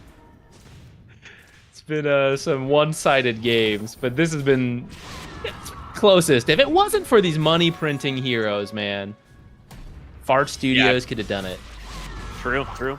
Pipe comes out. Maybe Lelis they still will. Walks away. He's pretty damn tanky. He's got the Guardian Greaves still available. Hasn't even had to use them. Nusham, he's gonna go down first. Stampede is out. Fly with a nice Nightmare, but a Shackle comes out into Oh my gosh, I was gonna say into a dismember, but it gets broken by a familiar drop, and Fly has been surviving for way too long. The blink, the stun, 4 track kills, 4 soul assumption kills for the side of Nouns. Triple kill for Gunner as the gold lead increases. Now it's 2,700 gold for Nouns off of that. It's just so much, man. And this is level 1 track. It's about to creep up to level 2 track. The gold's going to come in even faster. Radiant's bottom tower is under attack. I mean, you can just feel the difference the Bounty Hunter makes with the Guardian Greaves now in these fights. There's almost nothing you can do to it. They're looking top lane for that Queen of Pain, the blink, the stun, the familiar drop, the chain stun, and Gunner gets himself another. And Lelis, he's looking for Newsham here at the tower, and this will be almost enough setup. The whip is there. He's got himself the Grave Chill in a second, and Gunner should be able to help bring down this kill pretty dang easily. Just needs one more soul assumption. There's the stun as well. They get him. SVG hook, under tower. He's got him. Gets the pipe off, though. He's going to soak all this damage. In comes Jenkins with the stomp as well onto the familiars. But Gunner, he's still alive. He's got a Crimson Guard at the ready, even if he needs it. And now behind the tower, SVG gets another hook. This one onto Lelis, but what can you do? You just lose the Wind Ranger at your tier 3. They take down the Pudge, and now Jenkins looking for a high five, running for his life from the slaughter that is Nouns. And I don't think he's going to make it all that far. Another track comes out. He's got no blink for 5 seconds, pops the Blade Mail, tries to stomp, keep the familiars away, but it's not going to happen. A self-stun on the Alk will give him at least a moment's rest. But, yeah, he's going to go down. There's no way to get out of this one. You might just follow him for a while, have some fun, catch up a little. Leslie, this is fine with me, dude. I just keep taking money. Keep it up, man. I'm okay with this. That's true. It's true. It's like, Don't I got kill him so quickly. Radiant's top tower. Mega kill for Gunner now on the Visage. I mean, you can just see the net worth, right? All of these soul assumption kills has just put him up to 16,500 net worth. I can't and believe Orchid now Lelis- done on Yuma as well. I can't believe he's not building an Aghanims. What a tryhard. Yeah. Just steal more gold. Lincoln, silence. Stun comes out with the assassinate. He gets the Pavis, but yeah, Yuma is way too strong. They get a track for good measure at the tail end of it. And now they're going to look for the tier 2 tower on the top side.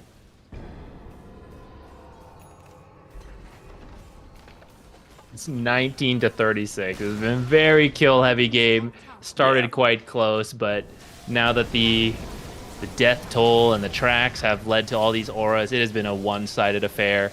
Gonna finish up top tier 2, grab the Tormentor.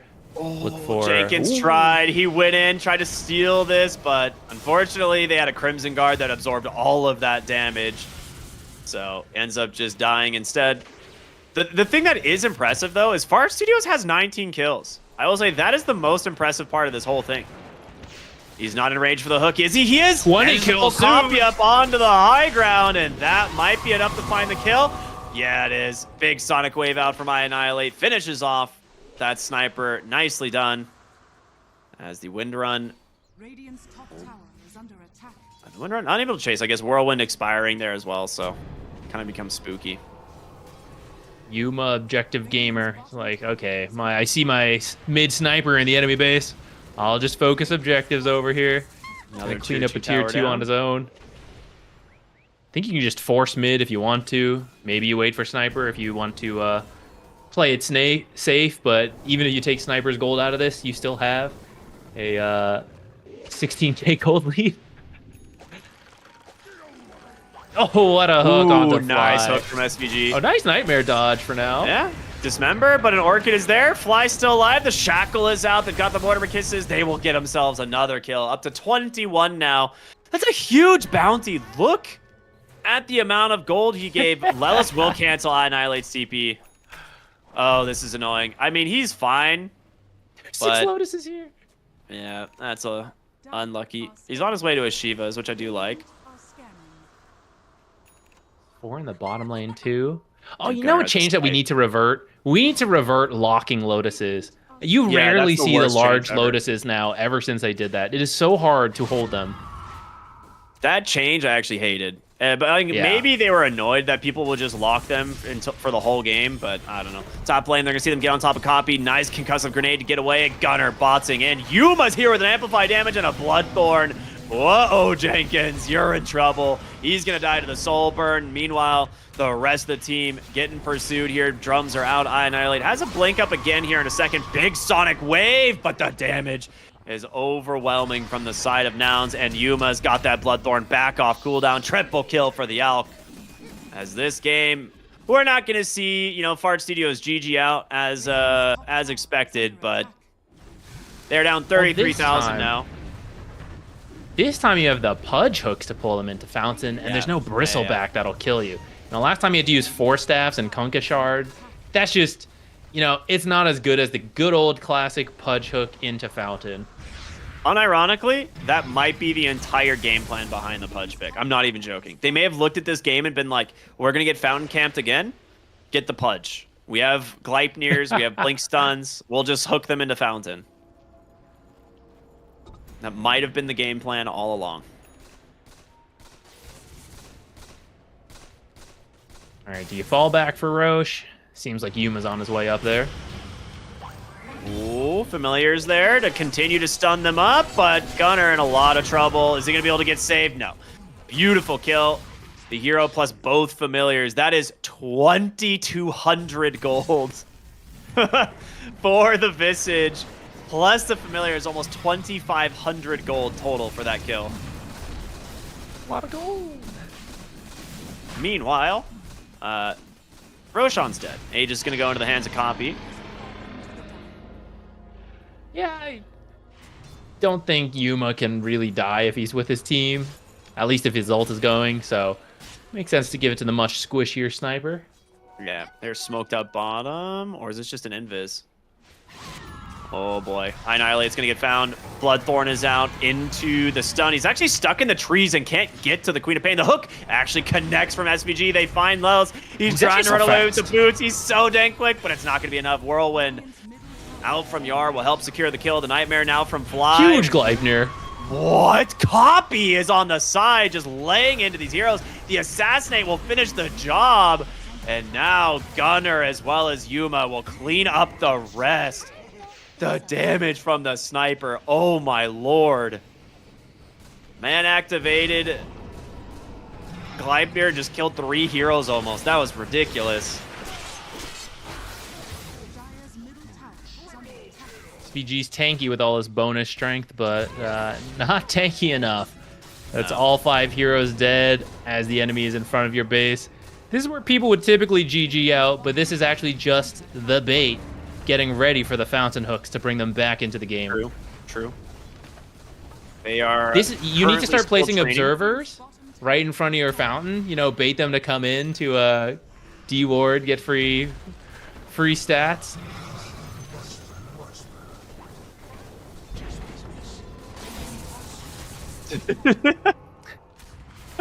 You gotta know. SVG is he's having a good time this game. He's having fun on the Pudge for sure. I was like, I don't know what you're talking about, bro. I am 20,000 net worth on a bounty hunter or something absurd. I don't care.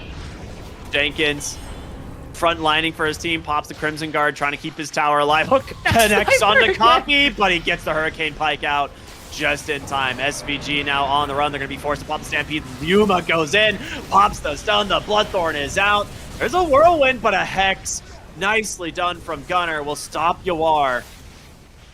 And these 3 Soul Assumptions constantly flying out are just doing way too much. It's going to be a second lane of Barracks now going to the side of Nouns as they set their sights on the Mega Creeps top lane. Again, they've got the potential for the hook. He ends up getting Fly instead. He Force Staffs himself away, but a Cookie actually stunning him up for the moment. And now the Sonic Wave, it's still not enough to finish him. Gunner too strong, forcing Yawar back into the base. The hook still not going to connect. They're playing for it, man. They're playing for the Fountain hooks. It's attempt to number 1. Now finished. They had to wait for the throne, or for all of the Barracks to die, so they're forced in further, right? Yeah, this is exactly where we want them. Fart Studios is posed to win the game right here. Hook in 4 seconds. Blink Stomp dodged. Yuma's too good. Doesn't let it happen. Hook. He's got him. Outs into the fountain. They can bring him down in Nightmare, though, at the last second. They've done it. SVG. Hook in 3. The savior. Easy, he says. Gunner on the low ground trying to hobble away the hook. Copy. He's got copy, but he gets the Force Staff off once again from the Hurricane Pike. He's safe for now. The Fiend's Grip, though, doing some work. It's going to hold down Hook in 2. Yawar. Another hook coming through. Does he find Gunner? He does. They GG out, but boy, it really seems like SVG. Well, never mind. Fake GG. Is it? We GG in? We not GG? If SVG dies, the game is surely over. There it is. That's a rampage for a copy. Never mind. He's going to buy back full copy into the high ground. It's another rampage. He gets down to the low ground, but he's finally going to fall. And now it's time for Far Studios. Pops the Stampede, looking to wipe Nouns here, actually. At the base, they do. Okay, this was surely like 15,000 gold going their way, but I think they know it's over. You thought it was a GG. It was actually just an offensive enemy GG. game You know, a three, little rude, but XD. this is exactly Classic where Fart NA Studios wants to be. Like we said, they power up next to the fountain. That's all they needed. Pudge almost level 18. Think of all the bonus strength he's gonna get. Yeah. Gunner doubled down this game. Uh-oh. About to lose twice the MMR, Gunner. Big mistake. Arrow John straight by Fly. Go mid. Fly is not amused by the antics. He's like, all right, I want out of this game, guys. I want to go eat dinner. Top lane. I gotta we're go gonna to the see them. gym. Quick kill here onto Jenkins. Yuma just eats him for breakfast. He's going to buy back immediately, put that thing on cooldown. Be ready for the definite impending doom that is Nouns walking at their base. It's a mere 44k gold advantage. You're not going anywhere. Come on, guys. He's like, don't worry, dude. I'm coming this time. We'll make it. We'll make it. Your throne is not going to last very long. They do have 1 fortification remaining. But Nouns, surely, about to end the game. They're just going to objective game this one. They don't want to mess around anymore. Jenkins, blink, stomp onto Lelis. Taking a I mean, he's absorbing a lot of the damage here with the Crimson Guard, but here comes the rest of the team. The Hex, the Scythe, the Bloodthorn, it all connects. The hook, it was thrown to use defensively, and now that's the green light. They take down the Queen of Pain. That's going to be a dieback. Fortification is out as Yuma's just beaten onto the throne. SVG cannot find a hook target. Yawar goes in, goes for the Whirlwind, but the Fiend's Grip from Fly. The hook off the mark, and finally, Nouns close out game number 2 with a 50,000 gold advantage. GG, well played, Pudge. Pudge MVP. Thank you. Owned. I mean, All this is just the fun stuff that is the Far Studios team, right? They always like to have a good time. But Nouns, I mean, they look as good as ever. Even though they're still having fun, they still just absolutely dominate. Yeah, they just tried some new stuff. I don't know if the Bounty Hunter Visage lane really should work, but into the Pudge, who is he's tanky in terms of health, but actual resistances are not great. So if you do just have like good right click, which Visage and Bounty do, you can kill him, especially if he doesn't know you're there, which Bounty just snuck up, and you know that first blood as well. It just we talked about it, right? It was actually pretty close, but the extra gold abilities in such a scrappy game does benefit that team. So you finish the auras and you pretty much don't lose a fight again until you get hooked into the fountain. And that was the one shot Fart Studios had. Yeah, I mean, they saw the GGs coming out, so I think they were just like, all right, cool, like just dive in, go, go, go. And then it was a fake GG, which, I mean, they probably could have forced it and been like, yeah, like admins, come on. But I think they know, like, they can just walk down, when they all respawn and end the game. So good stuff there. Some fun entertainment for the fans. But yep, as expected, Nouns grab the 2-0. They will advance in the upper bracket where they will play the winners of Shopify Rebellion versus Apex, which is happening over on the ESL_Dota 2 Kaya channel right now. And it's close, actually. So make sure to go check that one out because we are all done for the day here on the Salve stream. Right, Zach? Are they still on game 1? They're on game 2. Or Game 2. Oh, okay. Yeah. My thing's just not updated. I was looking at the bracket. I was like, no way. We're having stomps over here, and they're in like an 80-minute game. All right, yeah. Go check out game 2, guys. Go check it out. Yeah. We'll It's be going to be a back fun tomorrow. game. Yep. Tomorrow's going to be a lot of fun. We'll be back with the upper bracket finals, of course. But for now, we're going to call it an evening. Thank you all so much for tuning in. And as always, have a wonderful night. We'll see you next time. Bye, everybody.